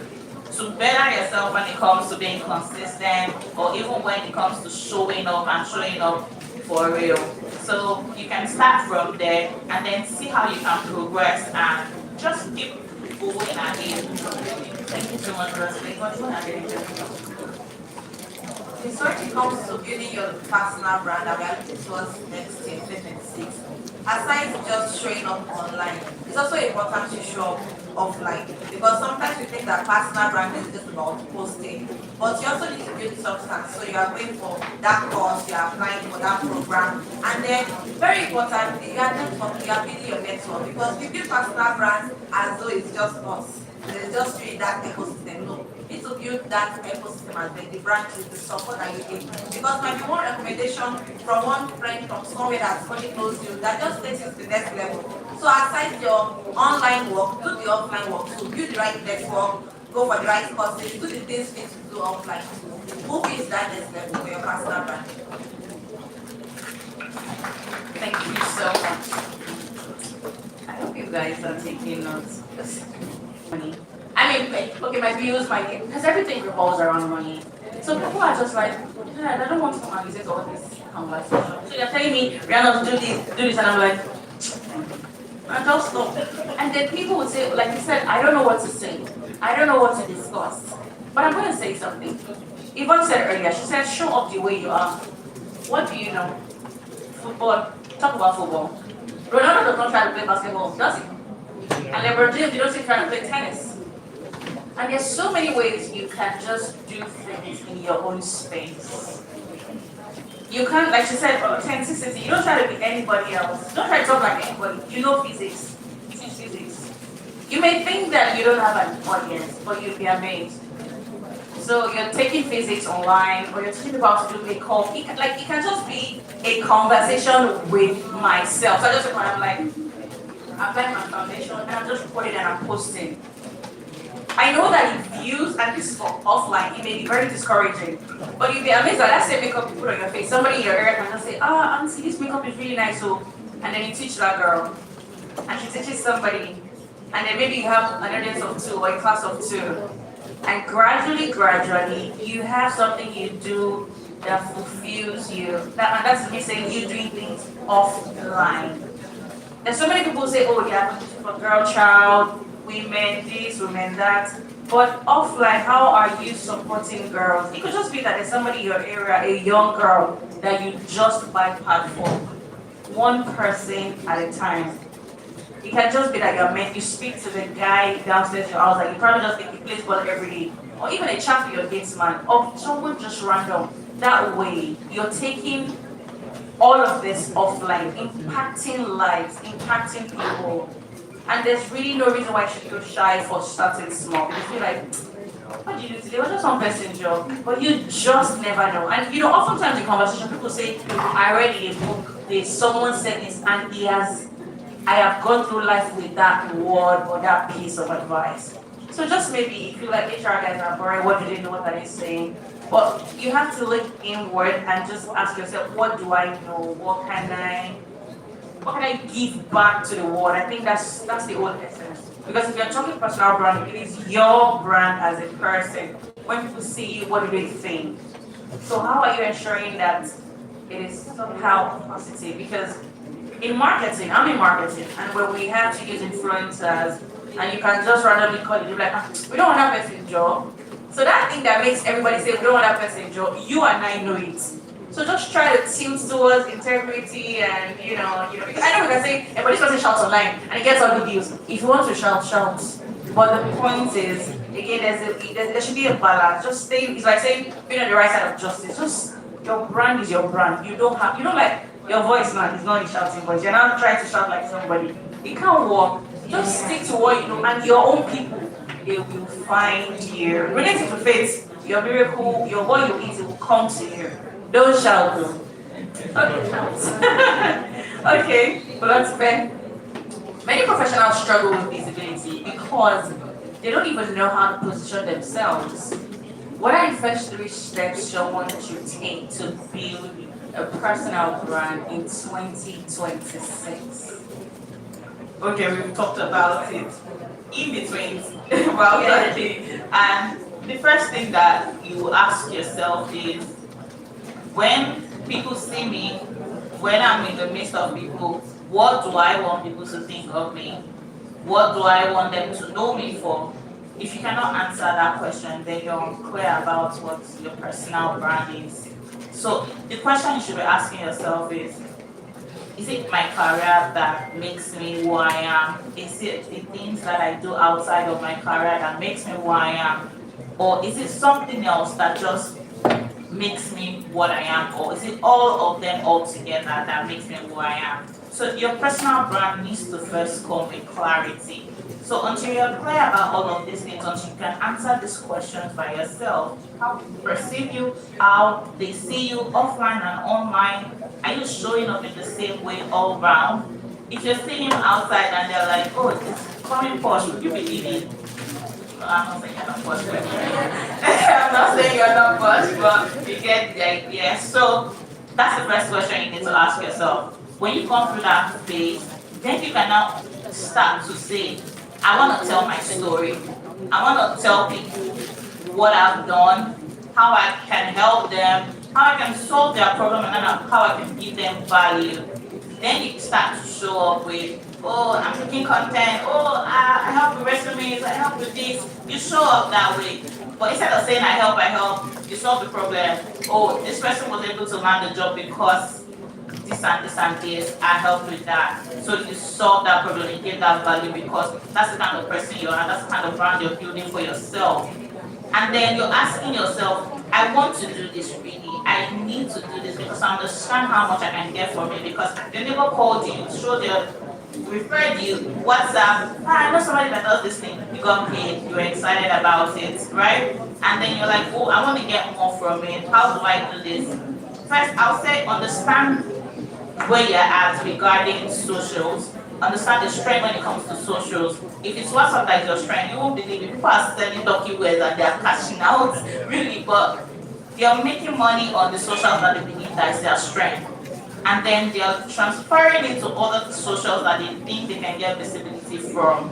So understand all of those things, and that comes with personal branding really, and it comes with understanding yourself. So once you understand all of those ways and all of those things you can answer for yourself, then you can start to show up and define what consistency means to you. So if consistency means I'm showing up for the first time once in a month, then go ahead and do that. Let people understand that, oh, it's first showing up once in a month, first Tuesday in the month, and that's it. You grow it, you see how it works for me. I'm getting referrals, I'm getting this, and people are coming, they're following, they're engaging. You get it, and then it starts to work for you.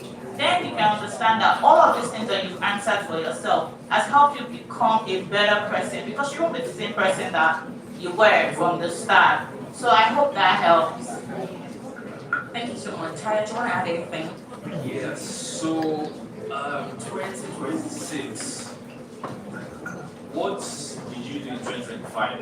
And of course, I think everybody remembers wiring for one thing.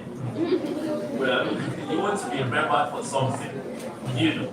Now everybody is going to remember to go for something. But don't let's say that. Let's go back.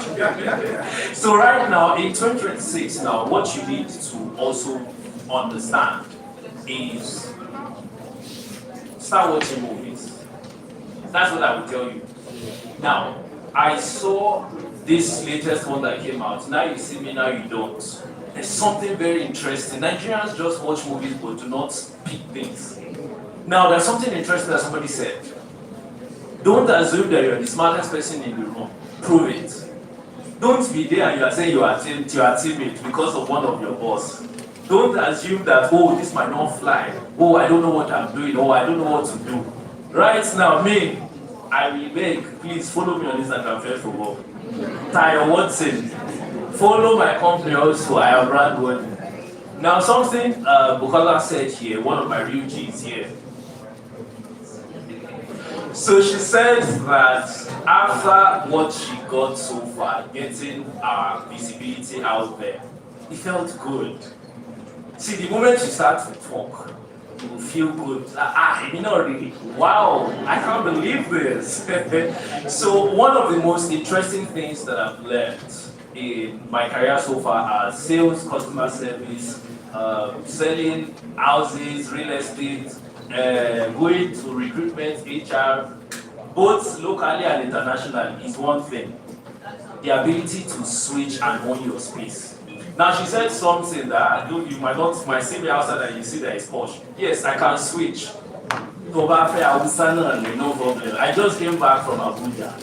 So I know how the Northerners always will speak when it comes to some sensitive things. So you also need to know the energy for energy. Like Geneva will say, hurrah for hurrah. So know what works for you. I've said it during my consultation. Yes, if I see you, I think I see your message on Instagram. I see you too, you know. So I see you. There was something that was so interesting also that I said during my consultation to somebody. Sometimes we don't know that the courses we pick are an extension of our personality. My personality right now is my course that I did it. I'm a quantity surveyor, but you will not know. Quantity surveyors are known to know everything in life. Right now, if I want to quantify whatever it is, I must know that thing first. From roadworks, military, hospitals, anything it is you want to do, and that's my personality. That's why I chose that course. And the first person that taught me personal branding is my father. He called me and he said, what do you want to do with your life? I said, I don't know, sir. If damn push me here, I will go here. He said, that's what you want to do. I thought about being a doctor or a pharmacologist. That's it. That's the only thing I know now. Then he sat me down and he said, your personality should go with the course you are doing. And that changed everything. Now, as HR professionals, I also said it in the last quote, that the ability to discern who is who and what is what, that's the highest skill you can ever have in 2026. Start building skills. Enough with certifications and qualifications, even make lab rested. But then when I will go for my doctorate and PhD, don't worry, you will know. Thank you so much, Tayo. So what he said? So when Tayo was saying that his personality was not being able to choose quantity surveying because you have to know a little about everything. That's the first time hearing that as regards quantity surveying because I know when I studied law, you have to know everything about everything in life because law affects all areas of life. So I guess I'm meeting I also know a little bit of law, so you can call me a contract administrator. Okay, so I'll just add that okay, something about what you mentioned earlier about you need to define who you are, you need to define yourself before you now start creating the brand. And that thing you need to define who is your audience. You need to define the person you are speaking with. So like I was saying, when you go to the nurses, you need to know who you are speaking with because if you are speaking to northerners and you are speaking, a southern language, they're not understanding you. So you need to know your audience, so that you don't have to speak to them. I know there's something online that says it's Gen Z, they speak the Gen Z language because you know the audience. So pick your audience and then define yourself, define your audience so that it's easy to show up for that audience and it's easy to speak their language. Please, let's clap. That was amazing. I also think that it's respectful to speak people's language. I've worked in customer service, interfacing with an older person, or maybe you're talking to them on the phone, you're saying something and they're mispronouncing, or you can just tell. Because there's a part where you are a customer service person, but there's the you the human, so the individual we are not. as a regular person that has family, and there's Ronald as a customer service person. So there are two ways to go about it. It's either girl boy or like madam, and taking your time to listen. So you're speaking that English, you're going on and on and on and on. And because I'm from Yoruba, from there, 10 to 11 like, mommy, because my other cousin mommy. So you can just use that to do your daily work. Like, oh, then you can just switch. No QA is going to fault you for switching.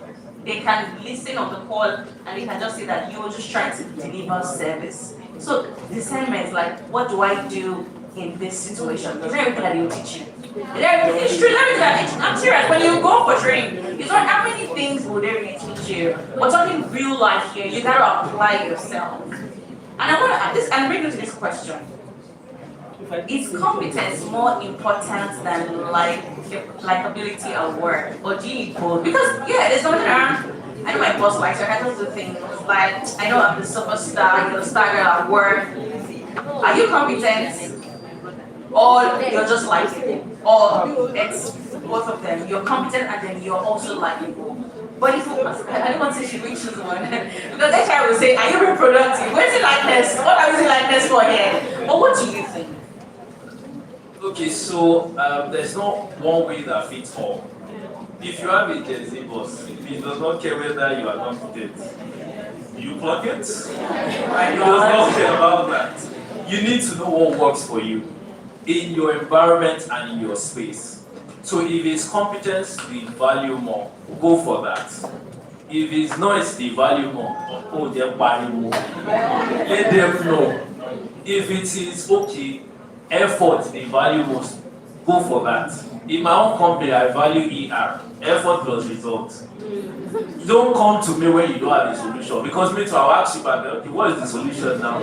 I don't look at ourselves. So you must also understand what exactly works in my organization. What do they value more? And that's how you can tap into the realm of your organization or your environment, wherever you find yourself. And like she said, speak their language. It's part of their language, it's part of their culture. So you don't go there and you say you don't know what you are saying or you don't know what they are doing.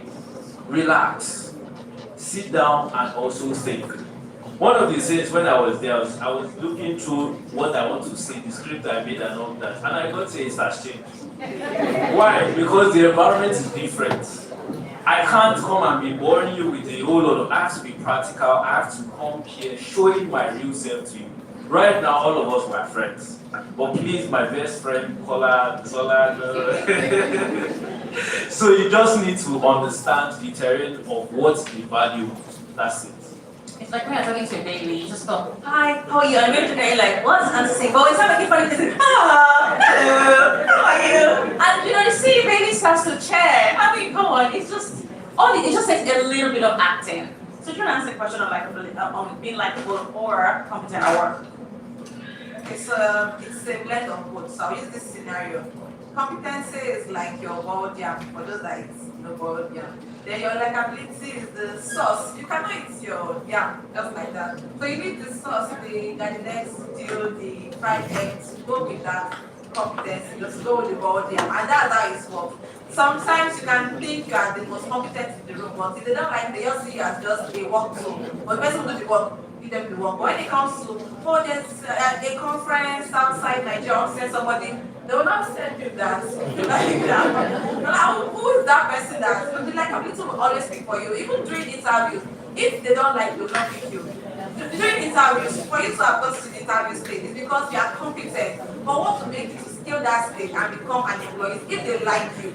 If you are not liked on that interview form, just forget it, you're not getting anywhere. So competency is very important because of course you can't just use like and some people can do it from personality and they'll use like ability and just remember okay. But it's important for yourself as well to be competent. But when you now have like ability that competency, it takes you far ahead of just like the normal levels that you have got to just like competence. Thank you so much. But I'm laughing because sometimes I'm not. Oh, thank you, DJ. You know how you look around the organization and you're like, why did they even hire this tired guy?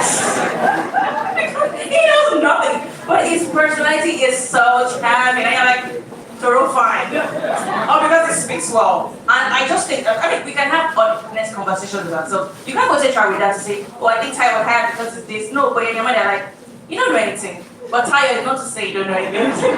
But what's so, you've said everything honestly. But I'll just say that competency and likability, right? They just go hand in hand, like you said. But there's a part where, when it comes to managerial level or even at any level, honestly, the effort that people that are likable they put into things, whether they're not as competent as the other people that are preferred, it still goes a long way because if they're considering somebody for like maybe a managerial position and someone that is just uptight and strict and just gets the well done results, but another person that is like, oh, 80% job done, and the person is a team player, he has all the likable qualities, they will rather that person because they know that the person will not treat their teammates anyhow or what is not. So yes, it actually does go hand in hand, and the effort actually also turns out to become good opportunities because if you go out of office or out of even within the office, the opportunities that people that have both characteristics gets is like, I call it like favor, right? It just goes hand in hand. So it gets you more jobs, it gets you job done, and the value is there at the end of the day. You can just see it. So yes, let's have both of them and not one for the other. Thank you so much. Even I'm coming to you now. From a communication standpoint, what are the most effective ways professionals can communicate their values, especially online, without feeling like they are bragging? Okay, so this is a very interesting question because sometimes because of the 9-to-5 space, we tend to pass across competencies instead of passing across value. So as a 9-to-5, I have to do that. I'm communicating value online. So if, for example, you come online and say, today I sold 10 million naira.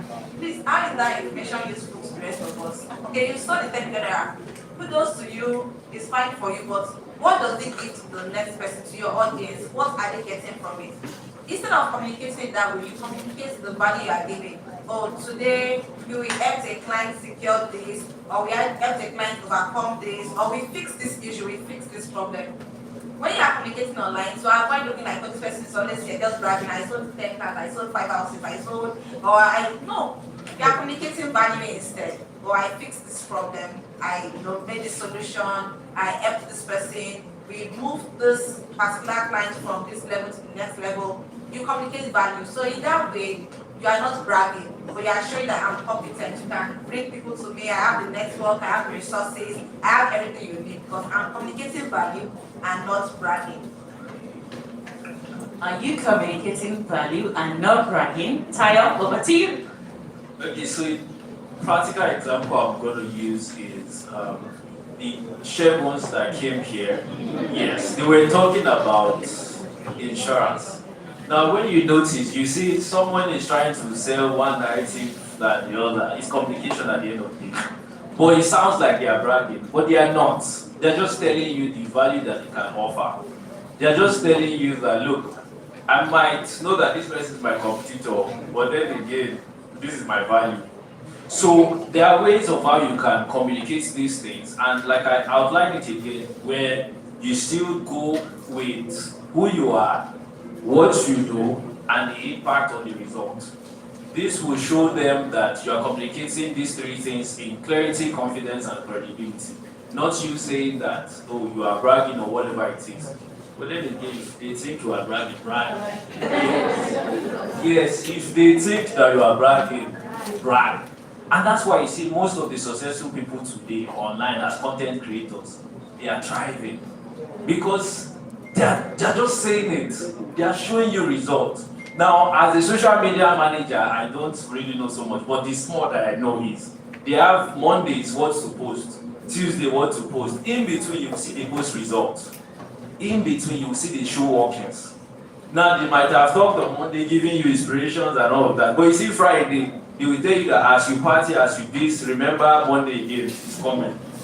Wednesday, they are giving you and showing you workings that, look, I have this client's launch, this.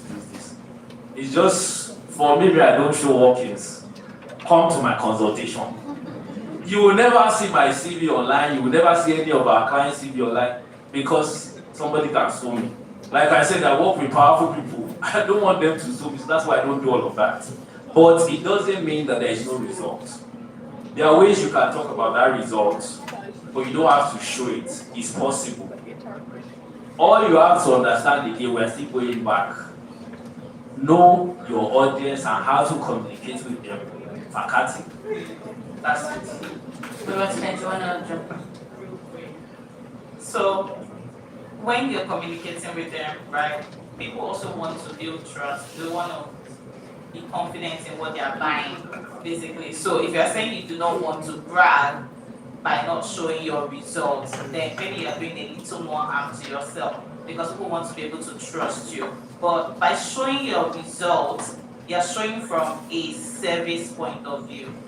You're not showing from a self point of view. You're not like being selfish about it. You want them to know that it is about you. I'm showing you because I want you to see what you can get in return when you do this, when you do that. That's what it is. I don't know if this links, but hear me out. Afrobeat artists. Let's bring it home. A random Afrobeat artist can just write online, I'm the best, or I'm the superstar, I'm the, I didn't want to get it, but now you not reveal. And then someone could just write LOL. And in that conversation, it may look petty, but you then start to see the value that it brings, and it comes from fans mostly. So if Taya says I'm the biggest, and I go to say LOL, and Yvonne says, and then they joke. Then Taya's fans, Yvonne's fans, Rihanna's fans, then Taya's fans could be like, you always deliver your last album, the one before, like they talk about the albums, the back-to-back, the hits. And Yvonne fans could be like, which Tayo? I went for his concert, he came out at 2 a.m. since 9 p.m. And you're like, oh. So it just tells you that nobody say you can brag, but what are you bragging about? Because it's like when you're online and people are like, Rihanna, I know you now, but you're poor. Why are you lying? People know you, people buy your music, people have met you in real life. So you can be forming, oh, I'm sweet, I love my fans. But your fans are like, when we saw you, he was so dismissive, he shouted at us, he threw things at us. So before you lie, before you brag, finish the sentence. What value are you bringing? Because people are going to dissect it. You can be great, but is it all around greatness, or like there are comments in so many parts? But when it comes to question, this is the last question that I have for my panelists. How can marketing strategies like content creation and platform optimization help a professional increase their visibility and attract bigger opportunities? But let's play it. So let me share my testimonial. God has been so good at kind to me.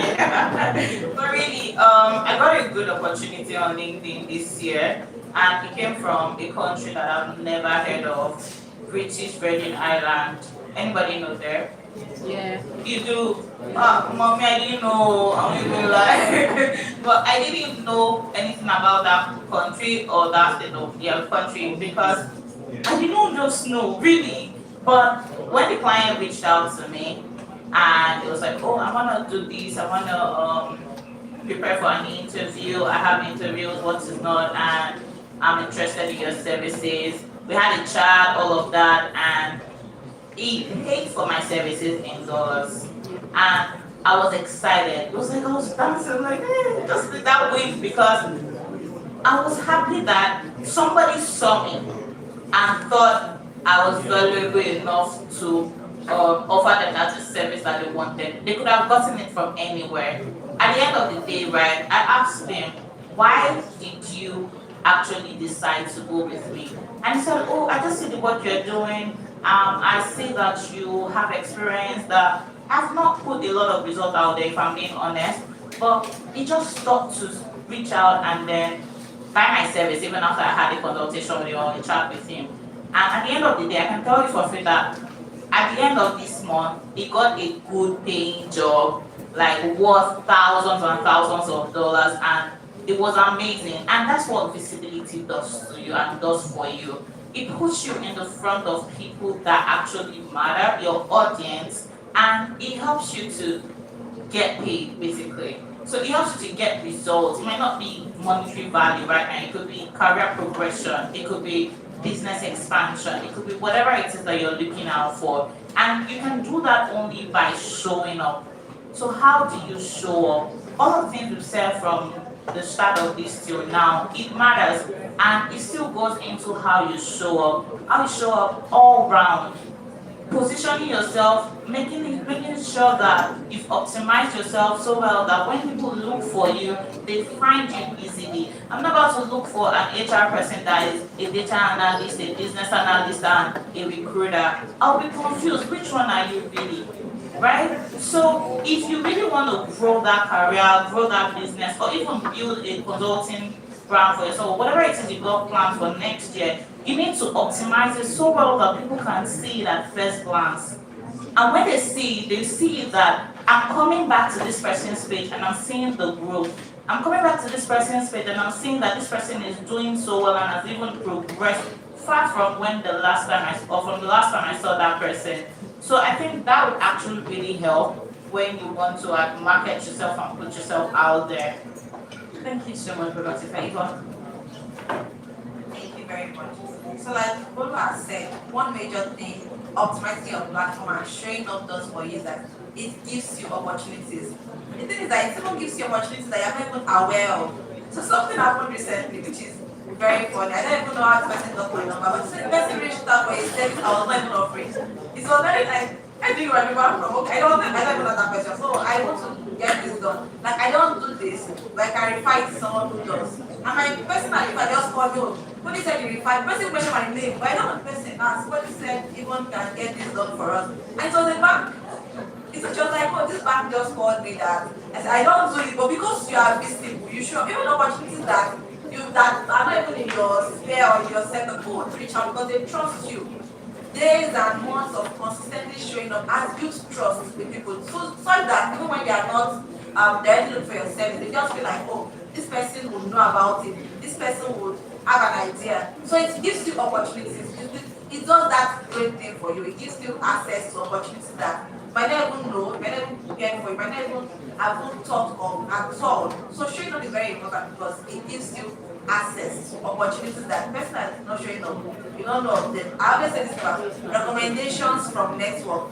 Someone that you don't even know follows you would have seen your video somewhere and would recommend because when they think of something, they think of HR, they think of business, you are the person that comes to mind. Why? They see your content, they engage with it, and they are recommending you. They are not following you. People like that, they are not following you. They don't even know how you look like, but because you keep in mind, you are top of mind, and then they talk of you and they recommended you. So show up because it gives you access to opportunity. Thank you very much. A round of applause for all three of them. I really like this DJ. Thank you. Questions. Does anybody have any question they want to ask? Oh, love it.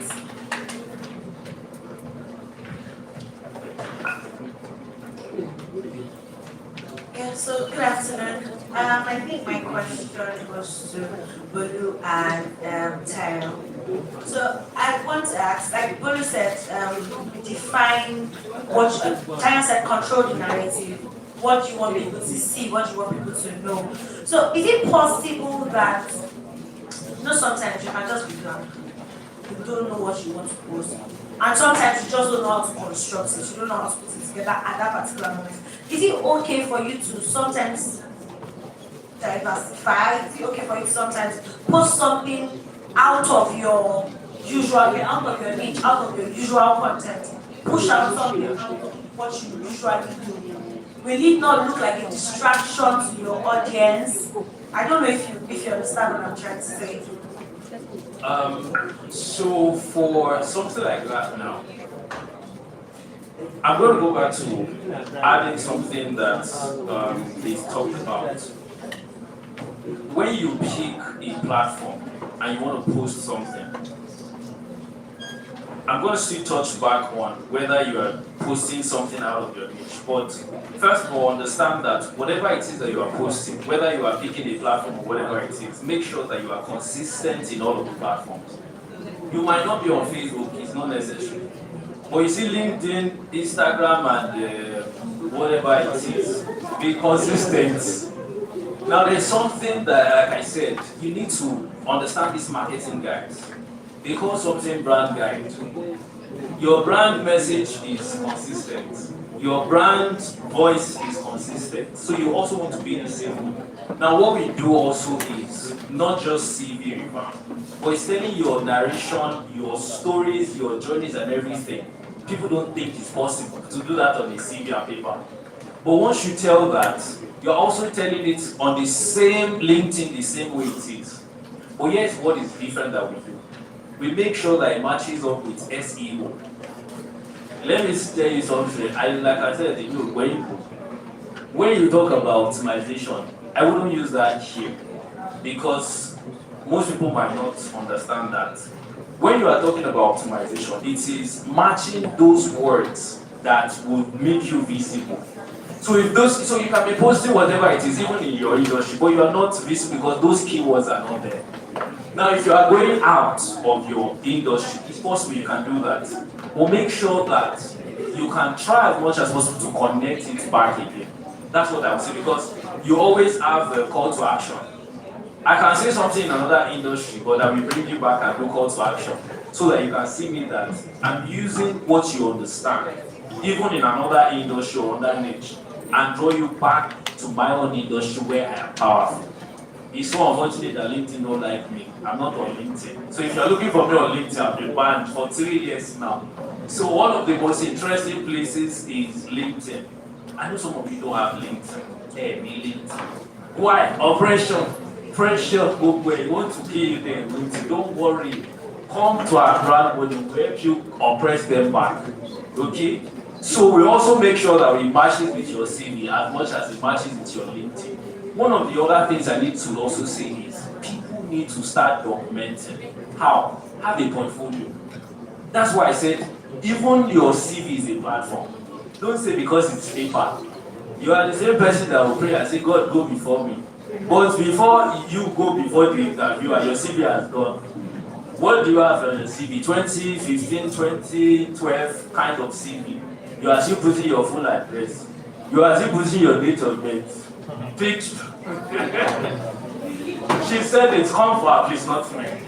So you're still putting religion. You're still putting reference.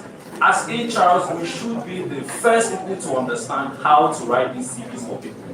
We make people visible, but we're not visible. Why? We know nowadays how to write CV has changed. There is structure on how you present it.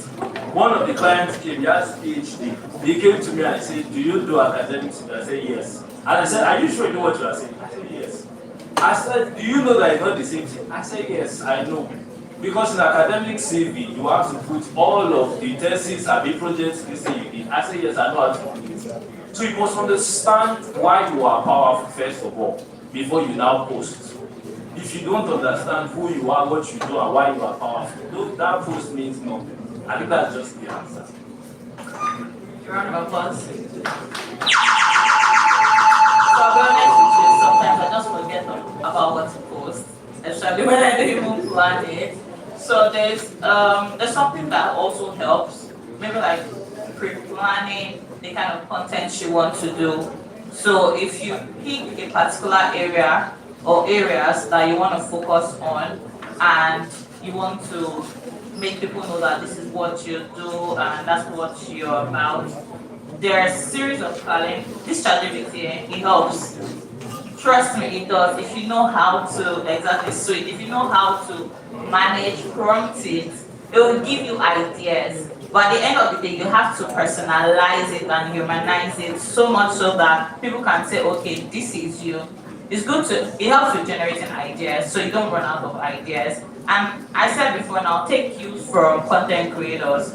They sometimes not run out of ideas of what to post, like all these lifestyle creators. One event, they've created 4 content from it, right? So you look at how you can redefine one topic from different angles. Another thing that I've learned as well that's helping is ask your audience what they want. Ask them what do they want to see.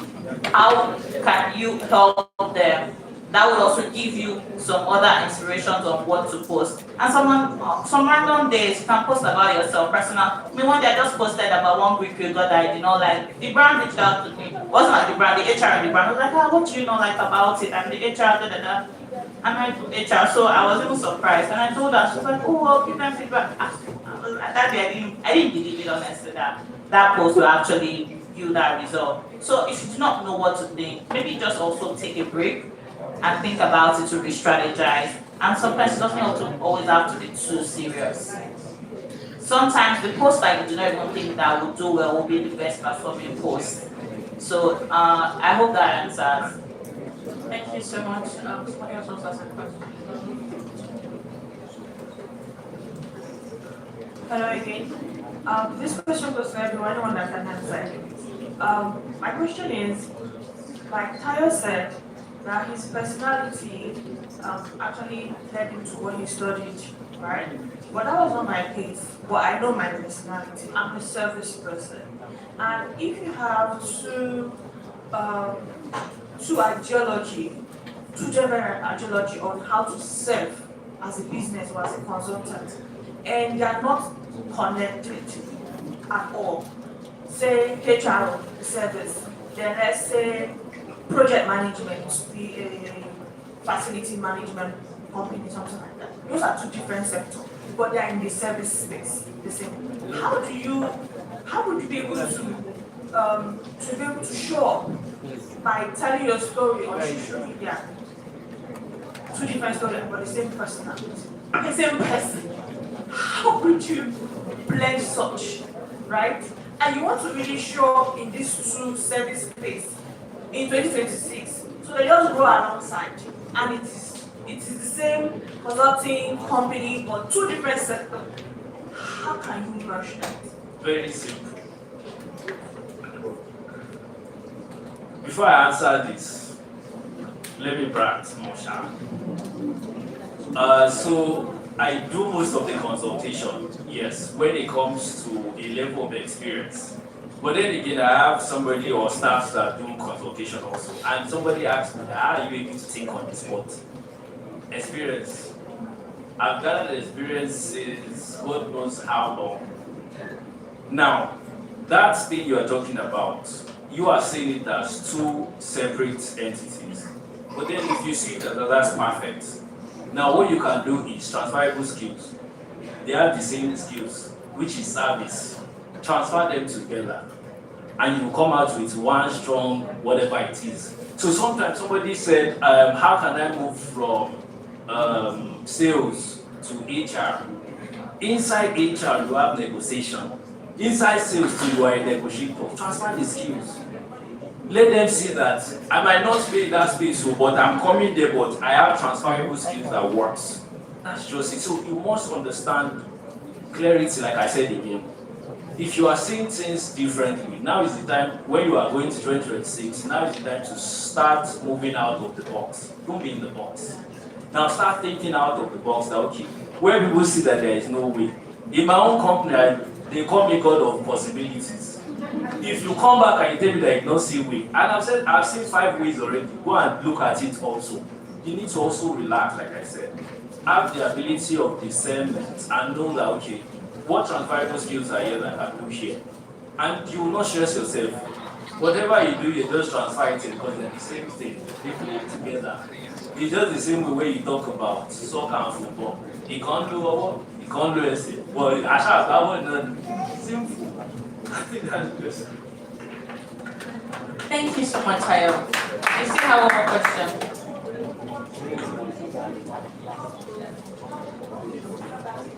Okay, so on showing up on social media, like I said again, just post what it is you know here. Combine it with a CTA, call to action to the last part you want. That's the connector. If I want to do sales right now, I've done sales before, yes. But if I want to do sales right now, people will not know. Why? Because I will pick all of you as my friends. I'm building customer service skill, which is building trust. But most salespeople don't know that sales is not about selling. It's about building trust and connection. Right now, most of these things I've also done. in my own head, it's not sales. It's I'm building connection with everybody. I'm building that trust with everybody.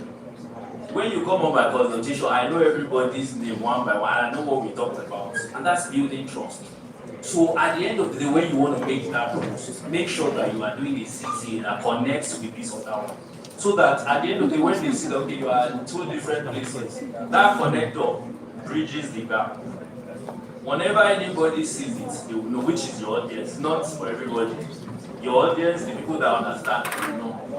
That's just it. Thank you so much, Tayo. Yvonne also wants to touch on the question that you had. Okay, so I think this is a situation that many unsolicited persons find themselves faced with. I used to face it a couple of years ago as well because I'm a lawyer, I'm a marketing person, I run a gifting business, I'm an author, I write books, I run an NGO as well. So sometimes one wonders that how do you actually show all of these aspects of you online? Most times when we use our Instagram, we tend to speak at ourselves like, oh, just my feed post. I post a lot of things I talk about law, my stories. I tell you, law gave me the most money this year, 8 figures, and I don't even post as much about it. So if you want to do it, you can take it a bit like this quarter one, I'm focusing solely on this aspect of this service, and you are going all out, you are doing it. On the other side, you're using your stories, you're using your WhatsApp, people are seeing what you are doing. This last quarter of the year, in fact, let's just say November, December, I've been focusing a lot on gifting, but I still get people reaching out to me on marketing and branding. So sometimes you tend to say because we have several talents, we need to you always say focus on just one thing online. No, you don't have to focus on just one thing online. I'm a testimony to that. You don't have to focus on just one thing. You can do all of it. Just to take it a bit. Quarter one, this is the rock. I always call it like a rock goal. This is the rock goal. Quarter two, this is what I'm doing. Quarter three, this is what I'm doing. And the beautiful thing is that when you are posting from this content online, there's this trend because of course social media marketing. The trend for next year, 2026, is uncreated content. So that I used to talk about finance, does one post about football. That post goes viral more than the finance post, and it brings people to that page. So you don't have to limit yourself to just one thing because this is what I am. Once in a while, you can go outside of that box and do other things. It's why companies will do trend. They'll do is this, what does your boss say? That's why companies do all those kind of other content aside their services. Because it humanizes you. It's not just like person tells you a robot, telling us about marketing every day. It makes you look human to your brand, to your audience. It makes you look human, you can connect with them more on an emotional level. So it's good that you can show all of that, and it's possible. You can do it. Just take it a bit so that you're not overwhelmed. Thank you so much. And I just want to add that I'm not a professional like them, but I'll just say my bit. I also think that I knew that so many people are shy. Everybody can switch on the camera and start talking, but they're like, I look stupid.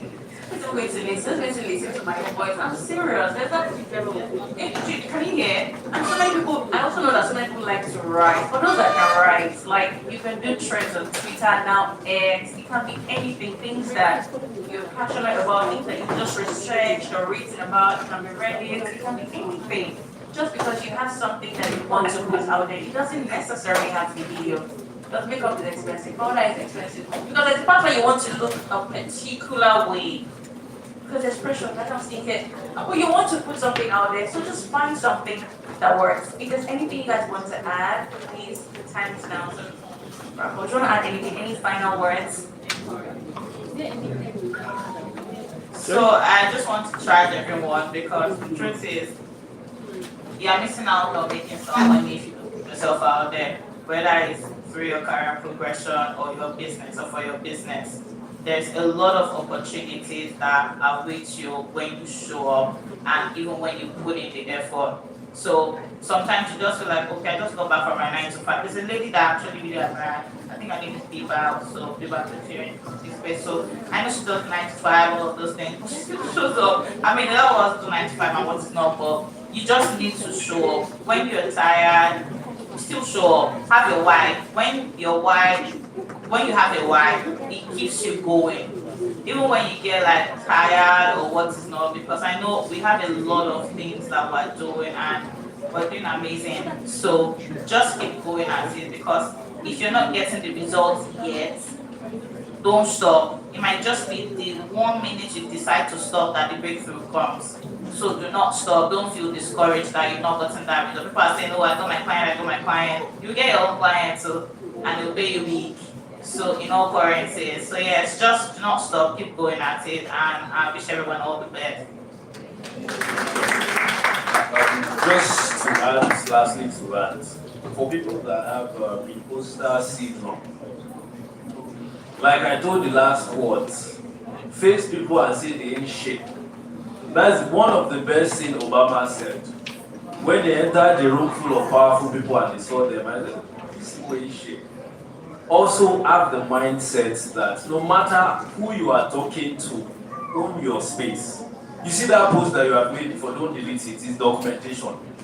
Make sure that even if you don't have a reason to show up, just show up, document it, document why I'm showing up, how I'm showing up, when I'm showing up. It's the most powerful thing you can ever have on the internet because the internet remembers. If it is me, I will not copy and tell you fancy stories and all of that. I've entered interviews when I was just starting. And I had to drink gin because I had anxiety and I was afraid. I had to drink gin because I did not see anybody. When I was high and all that, I would look like, yeah, I'm good, yeah. I was answering all the questions. If that works for you, do it. But just know, you did not get it from me. So whatever it is that makes you good, feel good and all that, do it. Every morning, for imposter syndrome people, every morning, face your mirror. I am the best. Not one of the best. I am the best. In my company, they call me Balogun. Why? One Lord, I'm ready to fight any day, anytime. Not because of I'm a fighter, but because there are some certain things that I believe in that you can't take it away from humans. So, in as much as you have that imposter syndrome, please make sure that every day tell your story to yourself. In the morning when you wake up, tell it to yourself. At night when you sleep again, tell it to yourself. Why? Because you are tricking your brain to believe. And the best part of life is believing. That takes you far. Tayo. It went from BBL to gym. Tayo, we have to know, Tayo, no. We have to investigate it. I'll be back. Yvonne? So I would say the hardest part is starting really. We've said the same thing. Start. The hardest part of this entire thing since this morning is starting. Once you start, it gets easier. It just gets easier. I've been thinking, most people say, how do I stay consistent? I need to have like a content plan. Once you start, you don't even, at a point, you don't do that content plan because you would see one thing and the idea is that just to come in triple. We start feeling like water. It's just like when you start riding bicycle and it's add an thing and before it just becomes more free and free flow. Once you start and you remain consistent, the ideas just start to flow and it gets better. So start and then continue, be consistent, keep it going. Thank you so much to all three of you. And I just want to end with something personal, just so that it feels like I'm half the panel. Okay, when I used to look at people who create content, I just always admired them. It never just came to me. I didn't feel like, but I thought they were really cool, But over the years, I've gone for so many auditions because I wanted to be a television presenter, but it just didn't happen. So I started to feel like a failure. I'm not talented enough and all of that. And then but the biggest fear was that I always felt like I sounded irritated. So this I say to myself, listen, I'm like, so when I record my voice and I feel like I always sounded really weird in my ears. I'm not even joking. That's how I felt about myself for a long time. So in 2016, I had my first child, and he was sleeping. I was looking at him, and I'm like, oh Lord. All I felt in that moment was a mom. And I'm like, no, I want to be a mom and more. So I picked up my phone and I made my first video, just because of that moment.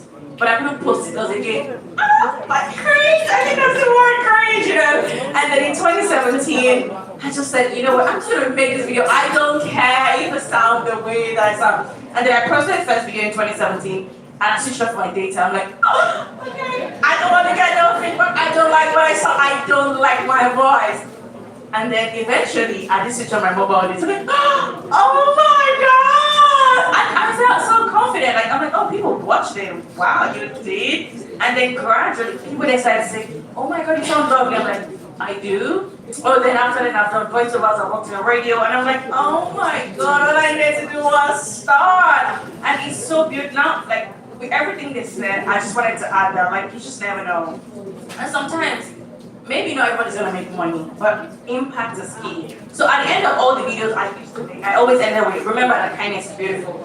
Every day you will hear kindness is beautiful.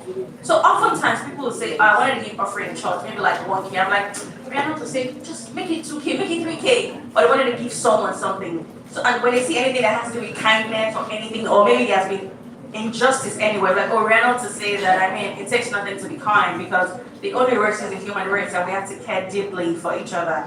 So to bring it up home, just start if you want to. Maybe not for money, but maybe for impact, because someone thinks sort of like, oh, this person always said this phrasing or this line. On that note, thank you all so much. You are a wonderful audience.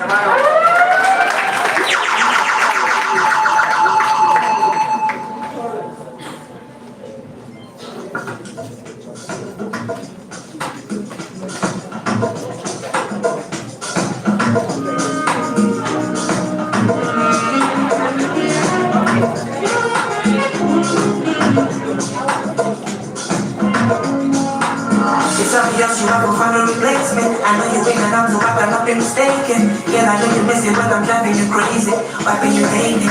Why did you shake it? Only on my camera you are saying all night. I feel like a lot for my baby girl die. I mean never ever gave it so bad. I'm not gonna you didn't make me one bad.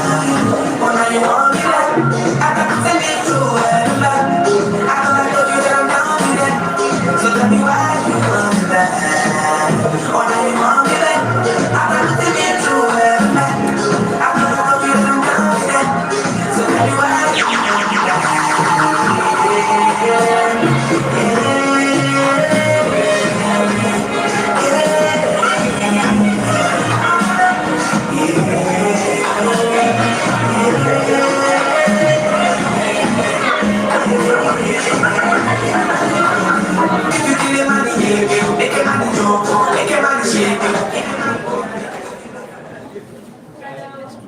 Hello everyone. I mean, we need to give Mr. Tai a round of applause.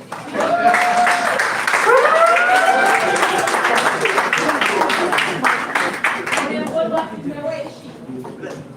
Did she run away? What about to find out was one member?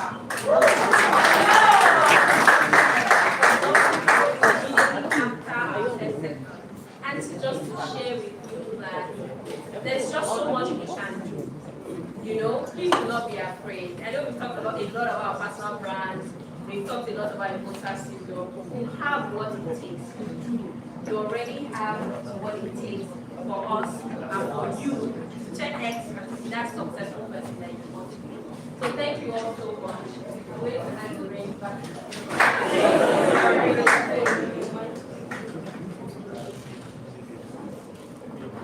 I did not fall. Thank you. How will I go play?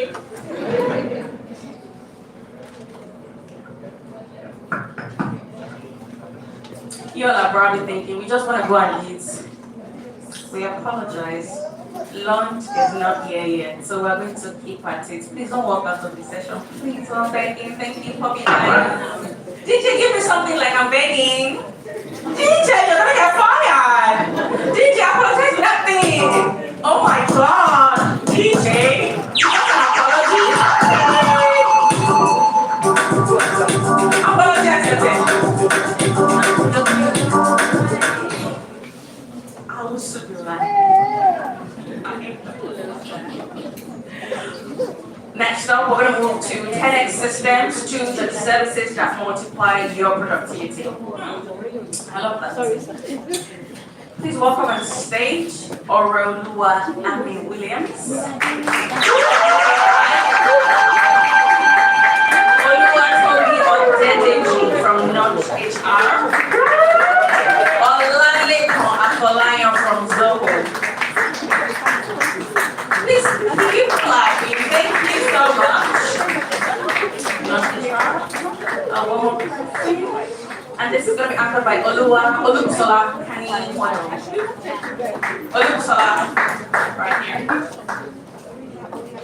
I'll if I feel this.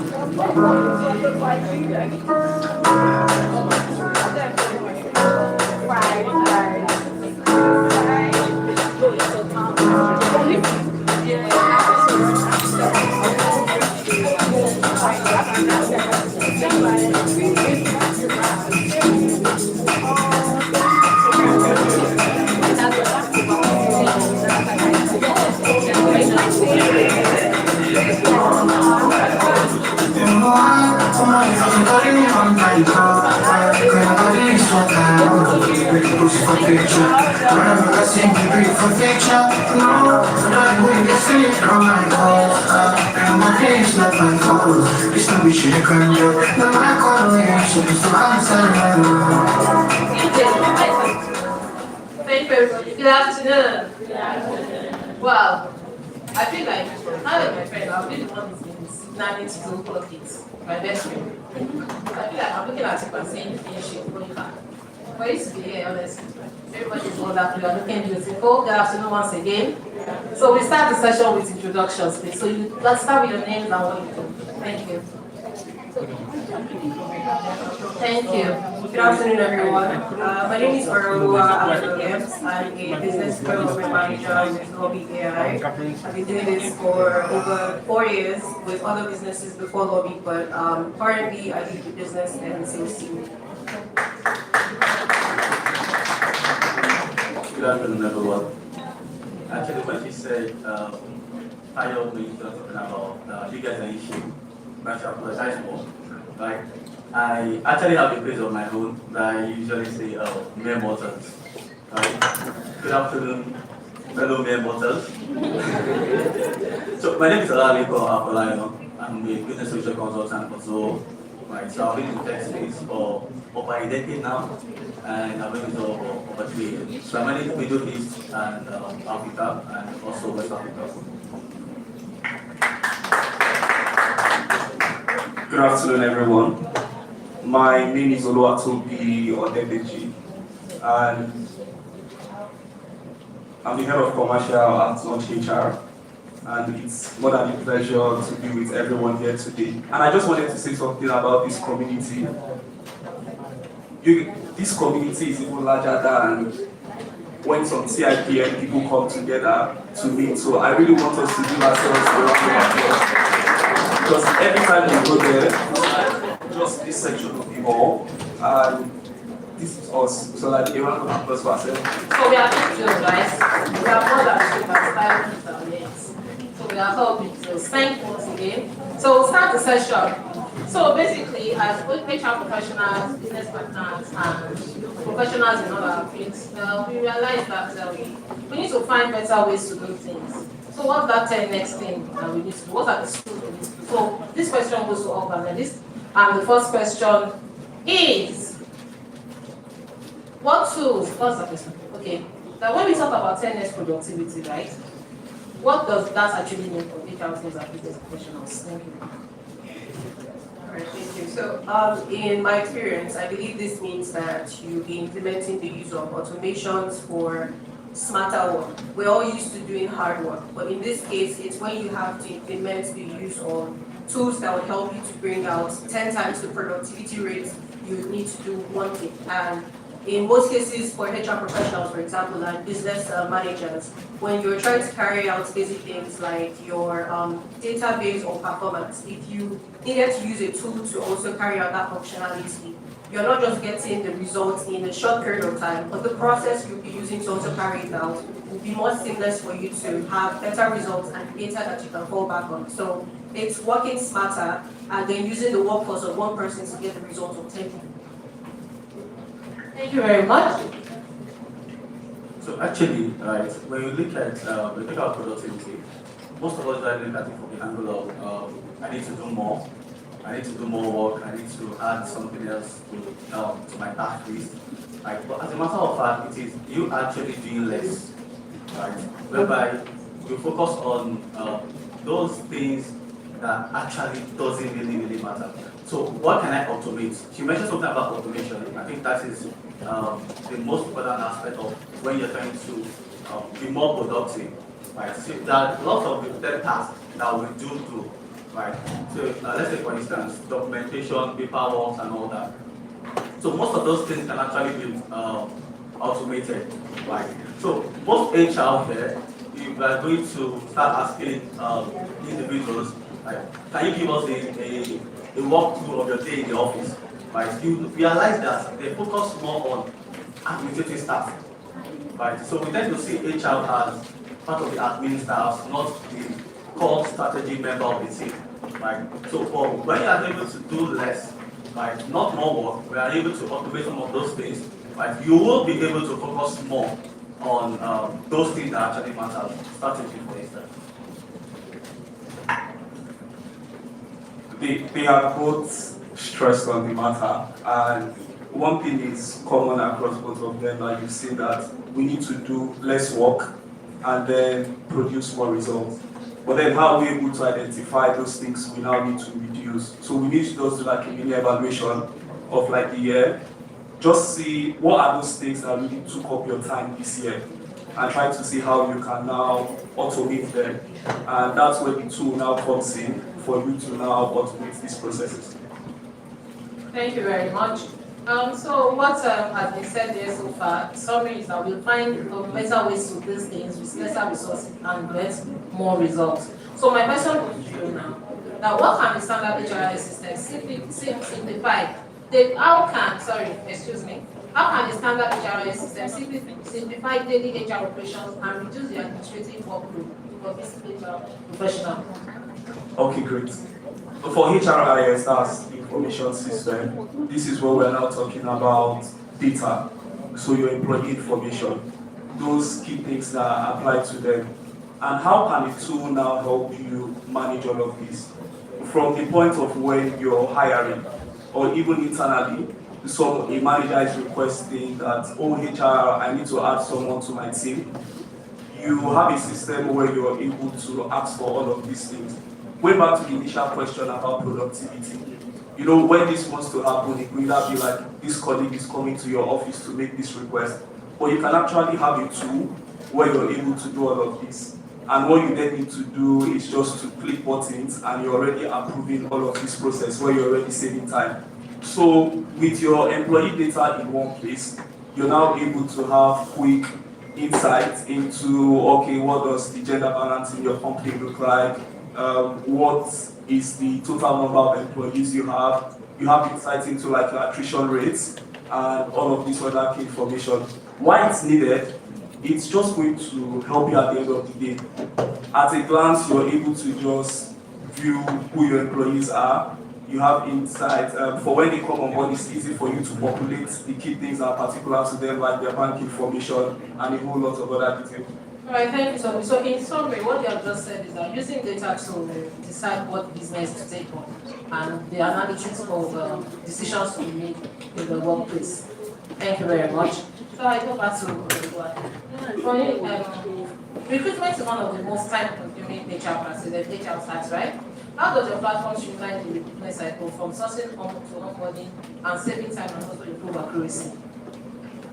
Okay, so I'm going to be impartial in my response because a huge part of what people know Lobby AI to be is a recruitment tool. Now, that's not all that is to Lobby AI, but to bring it back to answer your question, we have AI in the name itself because artificial intelligence is a huge part of what simplifies the product. So it takes away the problem of, first of all, trying to adopt the system because in trying to even post your job in the first place, AI is already giving prompts on the basic information that you need to post. So for example, I have HR professionals in the room. When you're posting a job, the first thing you want to add is the information about the job description, the required skills, any other additional information about your organization that the candidates need to know about, your location, the job type, everything. What Lobby AI will do is simplify all of these things by giving you the prompts and then you can tweak it to suit the peculiarity of your business. It will even take it further for you after you post your job by giving you AI matches, which is where the Talent Hub is already telling you, okay, XYZ people on the system are a good match for this particular job just posted. So you don't have to even wait for 24 hours or 48 hours for people to start applying, you would even see good matches for this job, either from the system itself, which has a talent hub, or from other directories where you also post the job, because you're not also limited to using the platform. That saves you time in getting the right candidates. It will even take it a step further when you're having scorecards for your job posting, for maybe if the person's in culture fits, or if they have communication skills or relevant experiences. It will then give you scorecards on each of those candidates just because they've applied. You can use video resumes and then assessments that AI would also help you to create on the system. So in most cases, for businesses that maybe do not have the right expertise of what they're looking for in their candidates, the artificial intelligence in our system is definitely going to help you support that process. So you're saving time, you're getting the right candidates, you also have the right process of interview stages that you'll be using to assess your candidates before the onboarding process. And the onboarding is even another simple part of the system, because from your dashboard, you're already seeing your new hires. From your interview stages, your pipeline summary, if you're hiring more than one job at a time, it's covered there as well. So it takes away the hassle of, first of all, looking for the right people. If you want to have a chat with your candidates, just like LinkedIn where you have request connections, you can have that on the system, have a conversation with your candidates. Your schedule is also timed on that, so that when you have interviews, you are not missing it. And an email prompt will also go out to you to tell you that you need to have an interview at that point in time. So one thing for sure I would say is the artificial intelligence that was added to the system brings you the templates to carry out your work. It also gives you the prompt on how to do your job as well. And you're able to get the right candidates in very little time. Very much. As individuals, not even talking as professionals, we have found, all of us have found easier ways to do things. You want to found that no one is doing the usual pounded yam, the stuff again. So everybody's just embracing the AI. So you just can't run away from that and make it simplifying things for yourself. So back to from your experience with organizations, right? What are the most common productivity bottlenecks that consistently save HR performance? Oh, okay. All right. So she mentioned something about AI, right? I think that's an amazing feature for all the products now. Most products now they are embedded in, right? So now, wait, let me just before answering your question, let me get to it, not all. So when you're looking at integration, and you also mentioned about data, you're capturing your soon-to-be employees, right? Either you have been putting for your firm or you are a staffing agency, right? You want to be able to manage all these records. Now, right from the recruitment stage, why people are also applying for those jobs, you want to be able to streamline. Because most candidates now, the first system they are applying against, right? Not even other candidates, is the ATS itself. When you put in, you punch in the skill sets you're looking out for, right? So now, in what we have currently, right, recruitment agency, for instance, right, they have, with my experience, I've noticed that speaking to different businesses, there's this issue, a clear issue of how do we manage all the resumes? How do we filter for the right candidates? Right?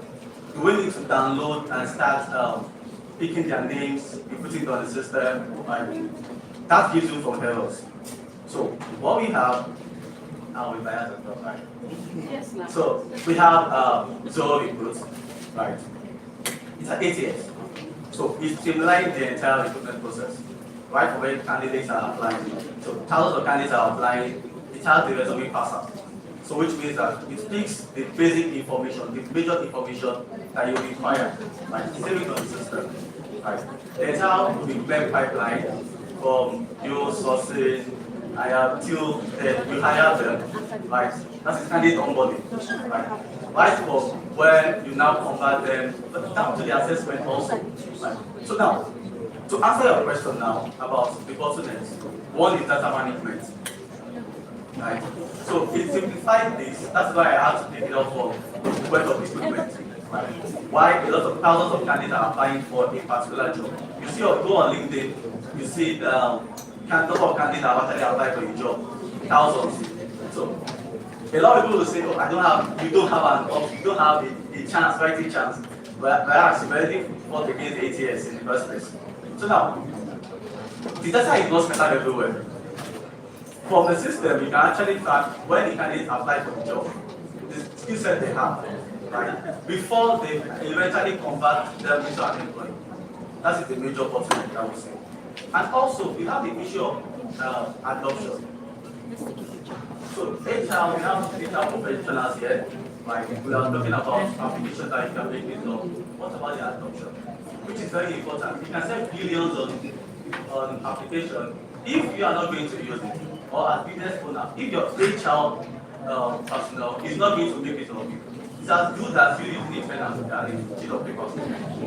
Right? So, which means that we need to, I don't want to say educate, right? That's what this platform is for. Let us know that once you have the tool, before you onboard the tool, so this will speak to business owners and HR, maybe head of HR as well.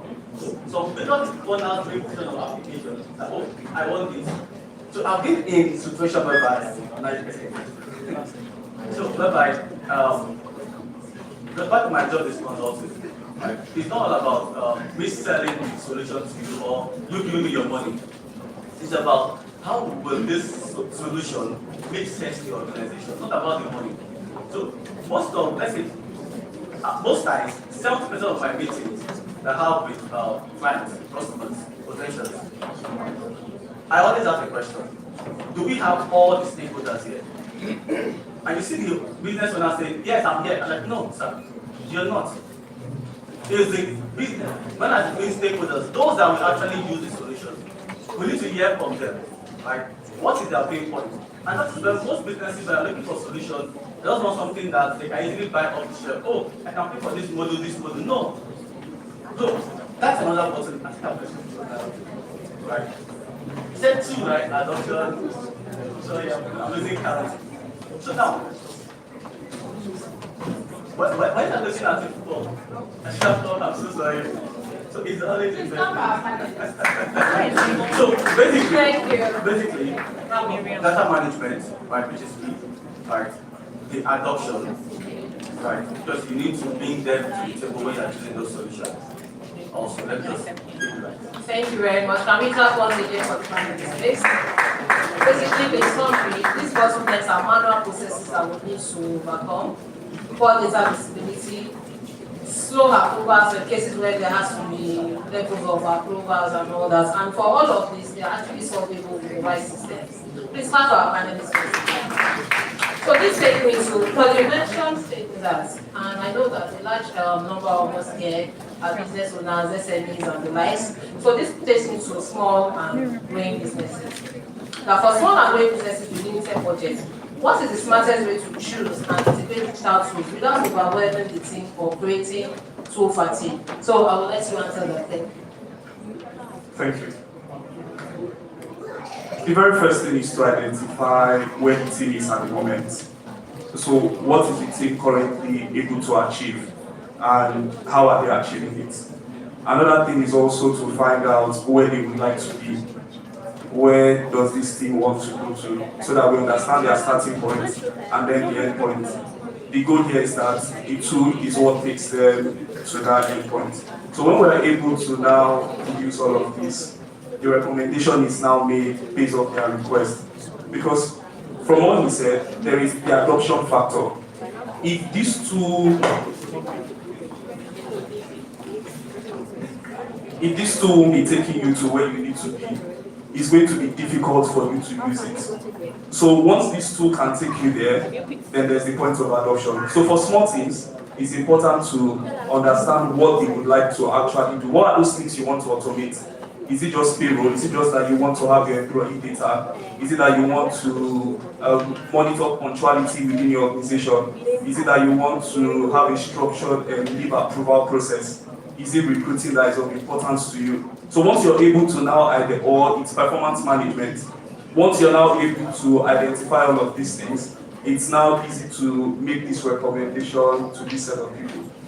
And again, it's also not a thing of cost because it's relative at that point, and that's just like the amount you have to pay to get value. Thank you very much. So So basically, start simple, solve one problem at a time, and then you scale intentionally as your business grows. So this last question goes to up, and then this, answer it, and I would love that you are precise with the answers. If you have to recommend one productivity feature or workflows that every HR professional should implement by 2026, what would that be and why? Employee self-service, actually. Employee self-service. That is the key thing I will actually recommend, where employees can actually run some basic things, update their records, like, okay, a personal experience now, right? So what I was working for, there's a company I worked for before that my name was actually misspelled, right? Everybody says that, oh, it's no big deal. Like, no, it's a big deal. For me, it's a big deal, and it actually puts me on the spot. HR was like, yeah, you're the one that can actually make noise about a simple error, right? So, but if I was given the opportunity to impute it myself, I would have done it correctly, right? So, employee self-service is actually key in terms of leave management. Why do I need to send an email to HR to approve my leave? That I want to apply. When I actually apply for the portal, I can see my leave balance. Right? I can see the updates, the next holiday. I can plan myself properly. That, oh, we are having public holiday on this date. Right? It is easy for me to actually make personal informed decisions if I have control of those information. Right? So I think, just to keep it simple, employee self-service is what we all need to have. I don't think it's an option, actually. Right? It's what everybody should have done. So not to repeat the same thing, but yes, a precise and detailed HRMS, which is a management system, which also completes self-service. You should have, admin access as well as self-service for your employees. It's important. It's significant to even small businesses, not just for large-size companies that have more than 50 or 100 or 500 employees. Because it's not just about tracking the basic requests on the day-to-day activities so that HR professionals can focus on strategic activities. It's important because when you need insights, which is your report and analytics, to make proper decision-making in your organization, these are the tools that will give you the right data for this information. And for employees as well, it reduces that bulk stress of carrying out your repetitive activities. Take, for example, your time tracking. If you're using book and paper to write down the timeline people coming to work, you can't track when people are lying about the timeline you come into the office. Sometimes you have their colleagues, help them to sign in. But if you're using a tool that either has geofencing or geolocation, where your employees only come in and can clock in from the office environment, or they're using a biometric device, that takes away the problem of employees that practice truancy. The HR managers are also able to track things such as, those that work overtime, as well as those that need to get paid for paid time off from work. A tool that can help you to track all of this information is definitely a need in 2026 for every business owner, because it's not just about the basic things from onboarding to the database, it's every other process that is repetitive. Your performance, whether it is monthly, quarterly, or biannual, you need a system that will give you reports. You need to know the gaps that you need to plug in for your employees, whether it's in the training materials you have or in performance improvement plans as well. So it covers for everything, and just like you said already, a self-service as well as a proper HRMS is a need for every organization in 2026 for 10x production.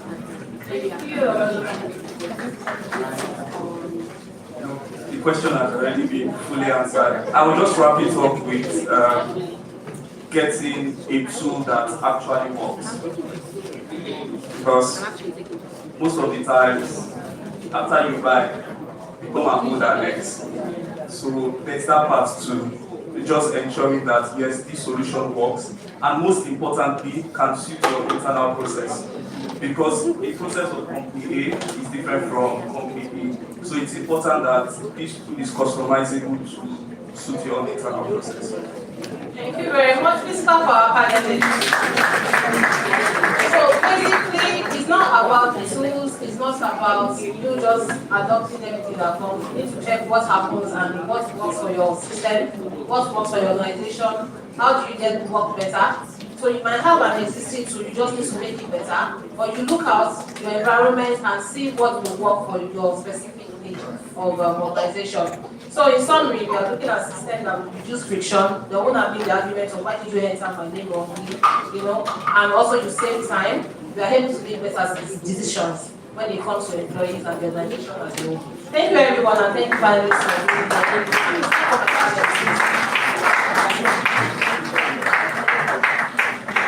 Q&A. People have questions.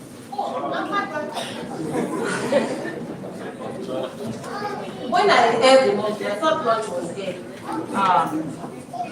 Anyways, questions please. Yes.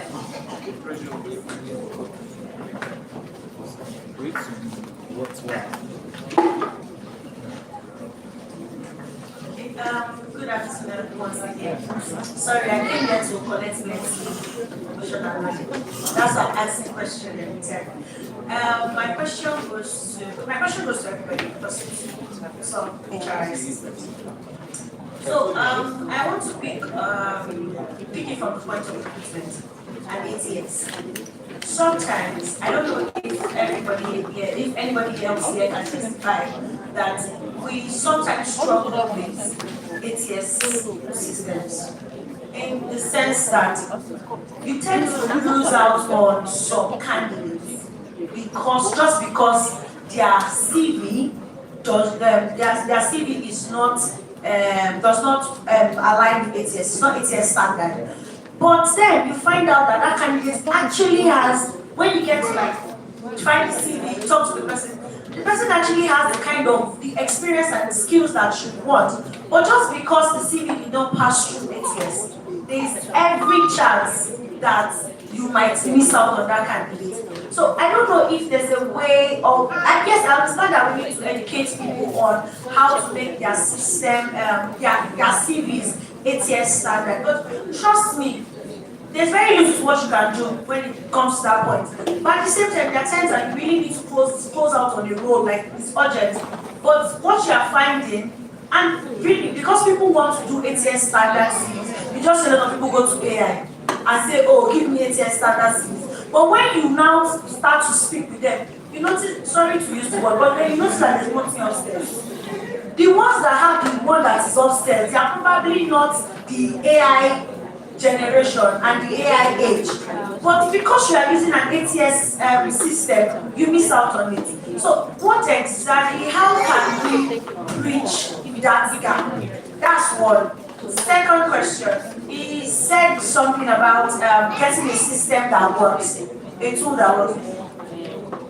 People are here, not to bash people, but sometimes the system is to scatter somebody's head. Just 1 minute you think you have the hang of it. The next minute is another thing you are fighting. Is it that you are trying to update one, your employee is trying to employee self-service, I'm giving you, okay, go and apply for your leave on your portal.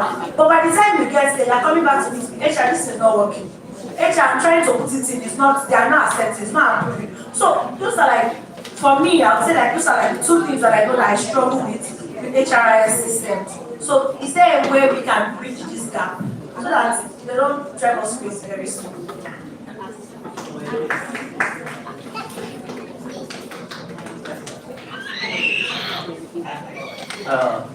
So let me start with the second question, right? Because I think that's the one that's the question in my head, right? So yes, I want, in fact, 1 minute you explain how to do this, right? And employee go back to their system and they do something else, and they tell you if they don't get it, they tell you it doesn't work, right? And some business owners have made decisions on that without actually investigating. Exactly. So now, right, what we do in Zoho is that even the admin has a retraining section, right? So for the platform, you are always giving a bump on the next webinar, right? Constant reminder that, oh, this is coming up, we have this and this, right? So, we talk about automation. is something business owners and application solution providers like us need to also do work hand in hand together. Right? Because when you dump a solution on people, businesses, they will tell you it doesn't work. Even if it's going to do what they want it to do. Like our defense mechanism against change is not working. Before the president, there's a lot of So what I'm trying to say is, so in most cases, it's just about training and retraining. Because you won't say because this employee doesn't get it, another employee is not going to get it and the solution doesn't work. Right? Documentation. So we have a model, right? Aside it being having self-service and all that, we have modes for file sharing in the application whereby you can actually record the entire section, put it there, how to. And we have access to our knowledge is actually open. If you are not a customer yet, you can easily go there, how to type. The knowledge is easily accessible for you, you don't need to pay to access it. So which means all documentation are there for you to actually consider. How do I apply for it? It is there. So process differs, yes. Right? So you can actually record that section and put it in the application for anyone that wants access it on the how to. Right? That's just our mention two things now. From our end, it's always to be minded that the notification of our webinars that are coming up, even if you know how to use the application, right? You can easily apply. It's always to be right. And from the other end as well, we have knowledge base, which is open. And you also need to always be trained and retain staff about that. So about the second best question, ATS. So, I need to also mention something about people applying to against ATS. First point of application. It's going to reduce the count. When you are inputting the skill set, one of the reasons why you are adopting a solution is to make your work easy. Right? You want to work smarter, not harder. So now, when you are inputting the job description, if you already know what you are doing, the job description you are doing. Right? So, I was discussing with someone before I came up here about era of 6 CVs, 6 pages CVs, 10 pages. I already break down what they do, how they use them, not actually their achievement. Right? That era of us. And now we are the era of ATS. So now, when you are imputing those skill sets, we don't need to zero input, for instance. You don't actually need to put the big words that someone that uses AI is going to generate. So let's say, for instance, I'm looking for a content creator. It's as simple as saying, good commands of English, communication skills. I want someone that can handle social media, that knows how to navigate social media platforms. Right? I don't need to know. AI is going to give you another word if I'm going to use AI generated text for you. But using basic things, and also you can set the application not to actually dump people when they apply. Right? So you have a choice. So if other people apply, if you still want to go through the ethical committee, I want to speak to all of them. Yes, you can. So there is it's just a button to solve. Do you want the AI, the ATS, to actually shortly or filter out the actual candidate based on their resume? Yes. And as a matter of fact, while building your pipeline, you can actually be doing what we call pipeline scoring. Oh, resume, what is person? Does it meet the skill set to meet the competence score? And here I'm going to tell you, the application rather, is going to tell you, this is the best fit candidate based on the resume. Right? What you put in the job description. Now, you have the option of having a one-on-one interview on the application as well with that particular individual. Right? You can do that. With that, you can actually look at it that does it actually matter? Is it what I was about to put like that? So, I've been, sorry, right?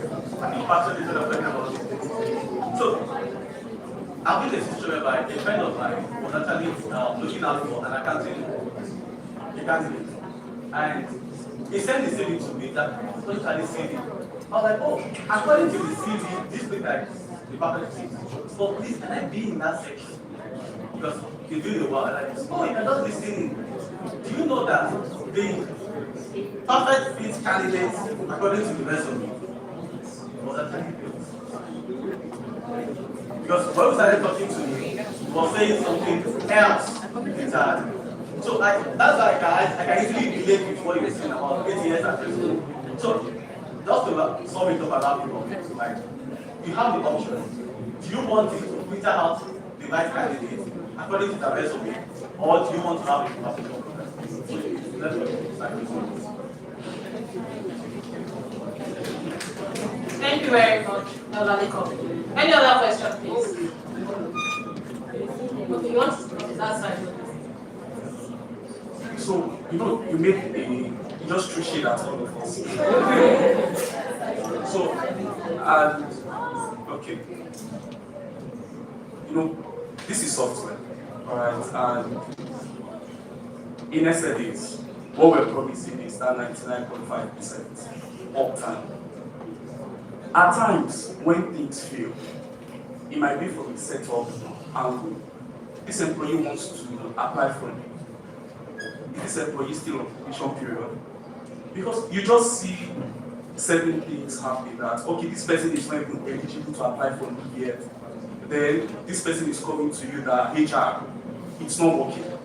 And you get angry all of a sudden, and the next thing maybe you're calling your account manager or you're reaching out to the support team to get help. So at times it could be that it was not properly set. Those might be where we are coming from. But ideally, these systems work. Yes, it works. Thank you.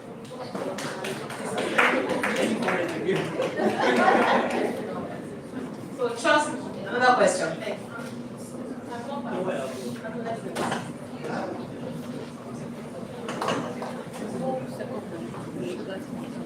Okay, thank you for the panelists. So I know you said something about JP and all that for 8 years, but is there, most times I know 8 years put JP and all that, but is there a way they can channel things like achievements, or it should be on the CV?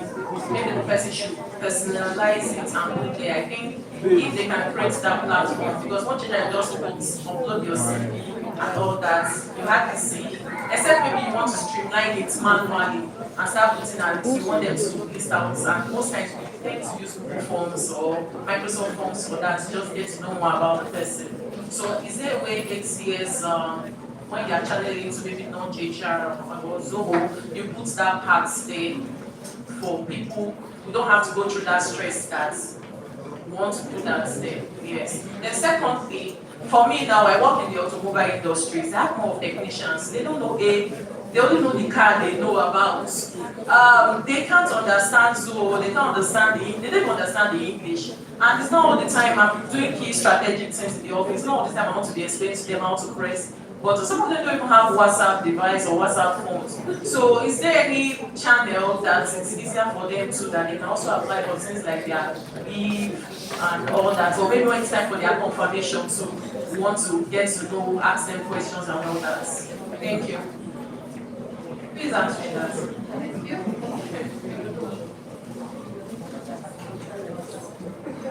So I'll answer your first question, which is around the functionality you mentioned, which is additional comments. So on Lobby AI, there's already provision for what you requested for. People don't have to fill a form or an Excel sheet or a Google form to explain the other achievements that they have or certifications to prove that they're experts in a specific role. There's already provision for that. As a matter of fact, we even took it further to avoid you employing somebody that's already been employed in another company. You can see their history of the system. So if they've been employed from another company, you can see the assessments they've taken for that previous company. You can tell that they applied to another company and they've been hired by that organization. Because we want to make sure that you're getting not just the right candidates, but somebody that has credibility. So you're getting that on the system. And you don't have to reach out to them before you can see certifications that also back up, that they are experts in this particular role. So that's the first question. For the second one, I've worked on the HR IS companies, aside from Lobby AI. One thing I've been able to identify in a lot of our ICPs is that some of them have employees that are not tech savvy. They can't use the self-service, not to now talk about using it to apply for things, which is where adaptation comes from. You cannot buy a software to say you want to simplify your processes, and the people that will use it don't know how to use it. So the first thing you want to look at is there a training being made available to these people to understand basic things on how to use this sort of thing. Now, if there's no phone available for them to carry out the process, then the major work is still going to fall back to the HR manager.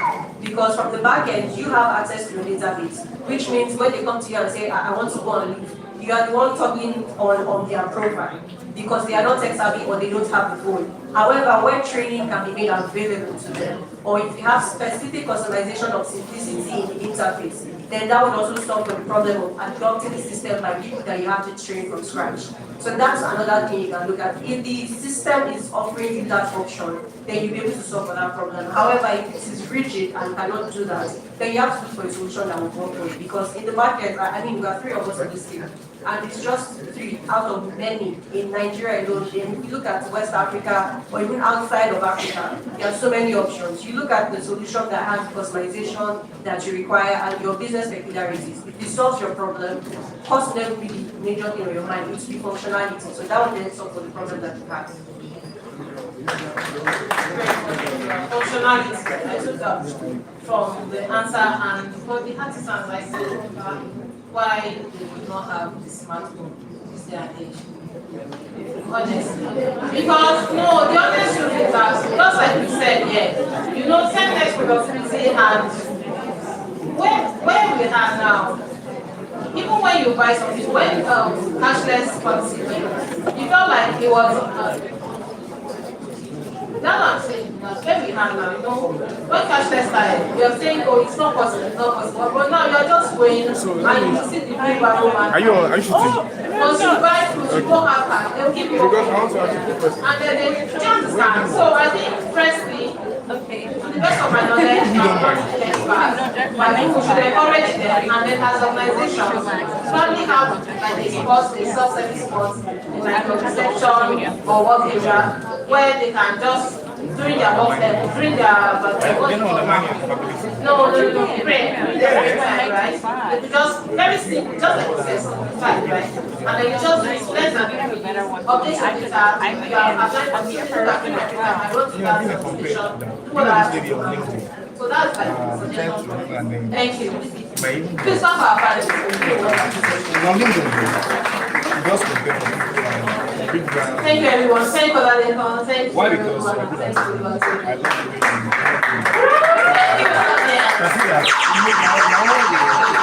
Perhaps you are reminding me of ability in that space. That's what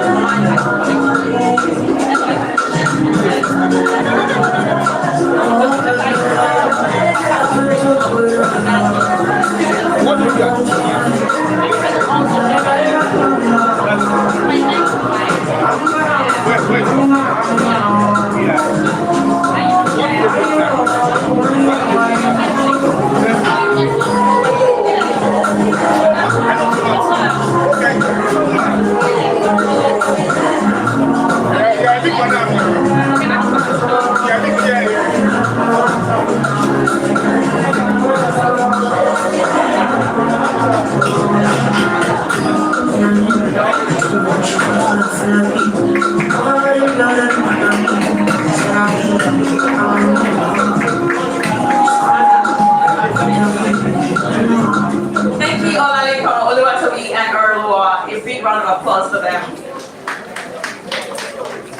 Again, we apologize that Lodge is not here. I want to stretch you guys a bit. Please indulge me, I beg you. Look at me begging you guys. I don't have puppy eyes, I would have done them, but they're not working. Okay, let's just play a very short game. It requires you to stand up. What's that thing I'm supposed to say? Please indulge me. Okay. If you want to earn more in 2026, be on your feet. Okay, look at that. Oh, it's the whole room. I don't know if you try to guys to remain standing, but if you know you want to drive a better car in 2026, keep standing. If you want to live in Banana Island in 2026, keep standing. Oh, if you want to jackpot in 2026, keep standing. Again, we apologize that lunch is not here, but please, it would be nice if you guys can, go say hello to our sponsors, and a big thank you and shout out to all of our sponsors. We have Zoho, Region Platinum Insurance Broker, Economy, Lobby AI, Stateside Microfinance Bank, Notch HR, AXA Mansard, and Avon. We can use this next 2 to 3 minutes, maybe 5, to just say hello and just speak to sponsors and our information. Thank you guys so much.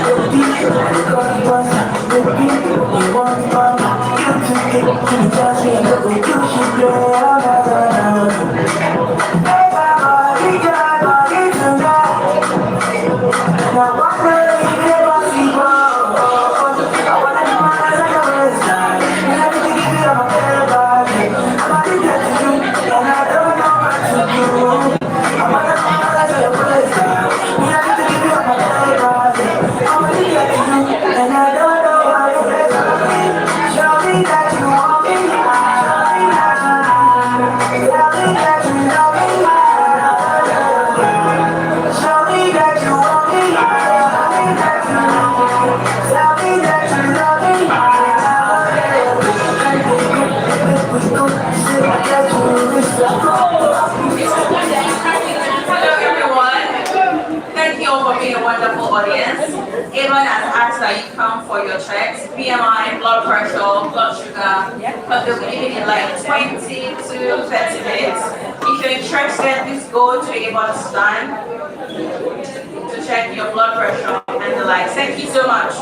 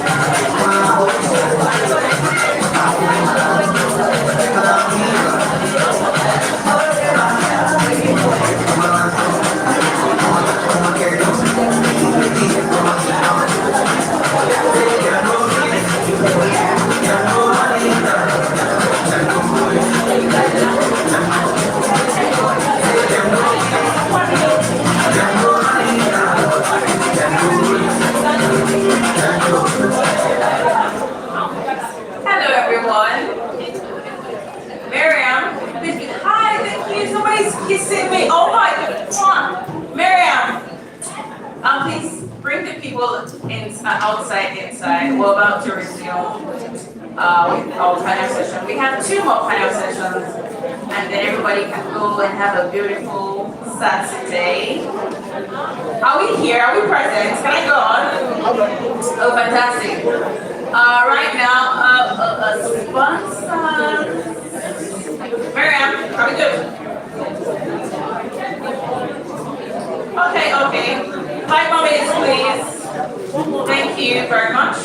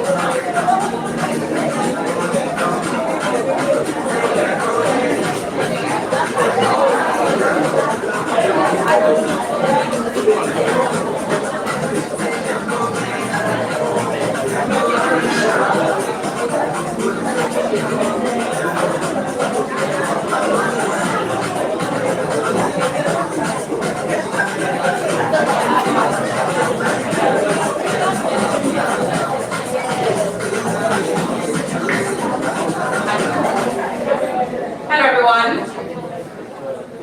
The fun session is over. We're back to serious business. To our sponsors. Hi sponsors. Please can you send the people by your stand to their seats?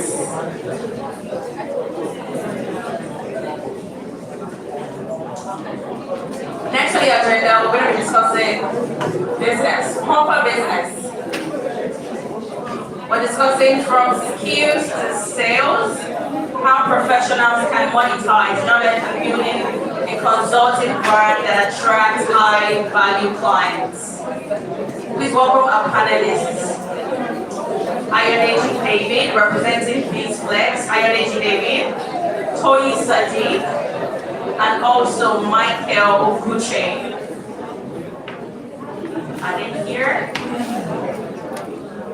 Ayodeji David, Toyi Sadiq, and Michael Okuche.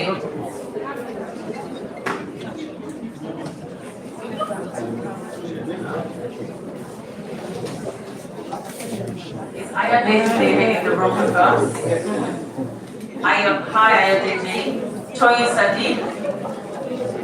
Toyi Sadiq. Where's Toyi? Hi Toyi. Michael Okuche. A round of applause for all 3 of them.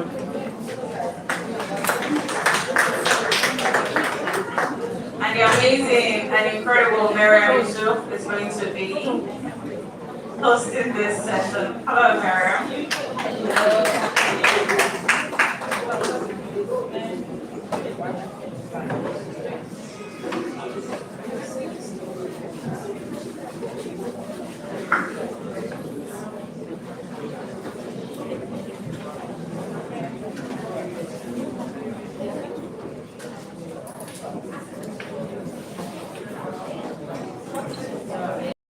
Hi everyone.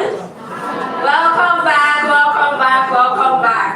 Now we talk about how to turn your skills into real money. We all stood up when we said we wanted to earn more in 2026. This is how you take that your fantastic recruiting skill, that your fantastic mass appraisal skill, that your fantastic career coaching skill, that your fantastic talking skills. This is how you make sure that you earn more. Now I have an amazing panelist. To my extreme left, this is my Oga. He was my boss, literal boss, and he's been so supportive of me, Mr. Ayodeji. He's here with BizFlex. Now some of us heard Tife when she said she collected money in pounds or dollars from British Virginia Island.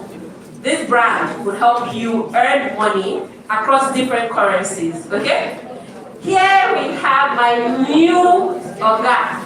Latest Oga is a leadership coach and HR consultant, and his name is Mr. Michael. So please give them a round of applause.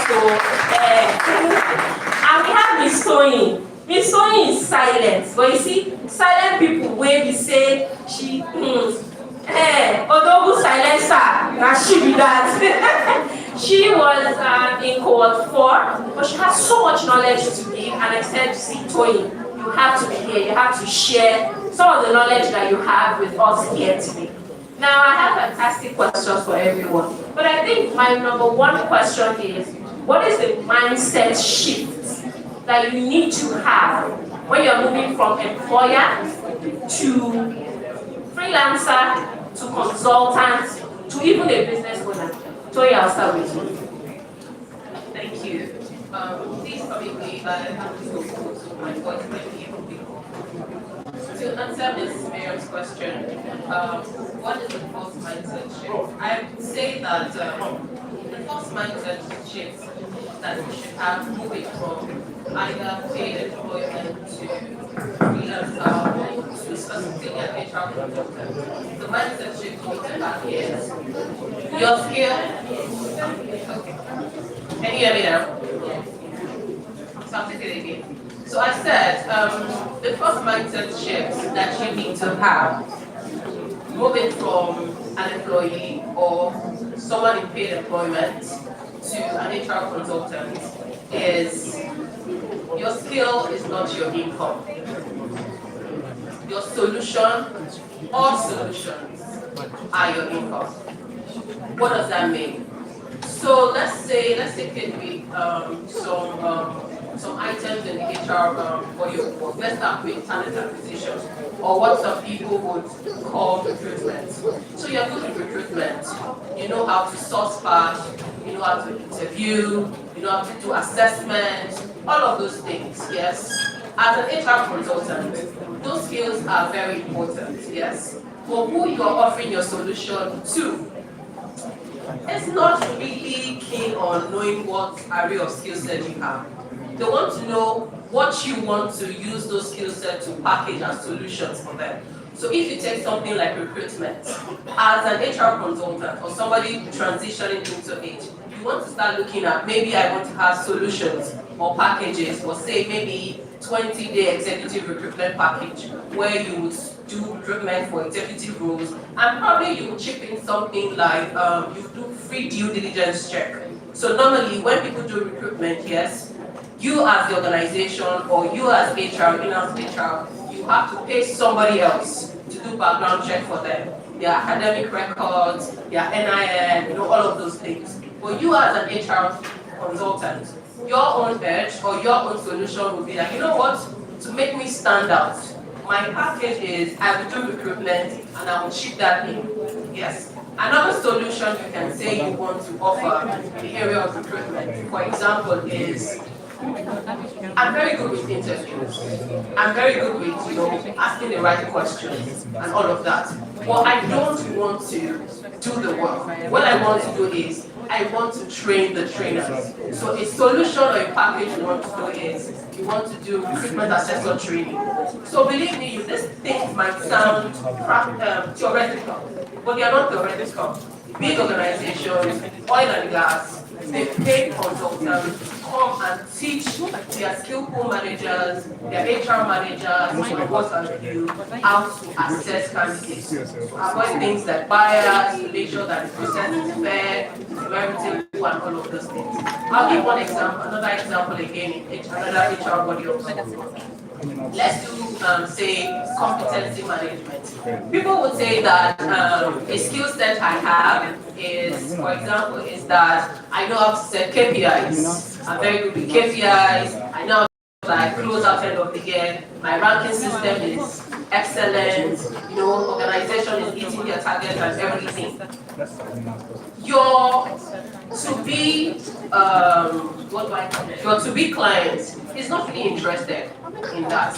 What they're interested in is how does that result as a package for them? How does that result as a solution for them? So maybe you want to have a package or a service that says that I will be conducting maybe competency assessment process for the organization, and probably something you throw in as an added benefit is at the end of the year, I could probably facilitate, I think what we call retreats to make sure that managers and co they remember what the process is like. So these are examples of what I mean when I say that the mindset you need to have is your skill is very vital, it's very valuable, but they are not your income. They are not at all. It is what you do with those skills, which are your solutions, or what I like to call packages. Because the packages can come as products, they can come as services. Those are the things that will make you income as an HR consultant. Thank you so much. So I have a very important question for you.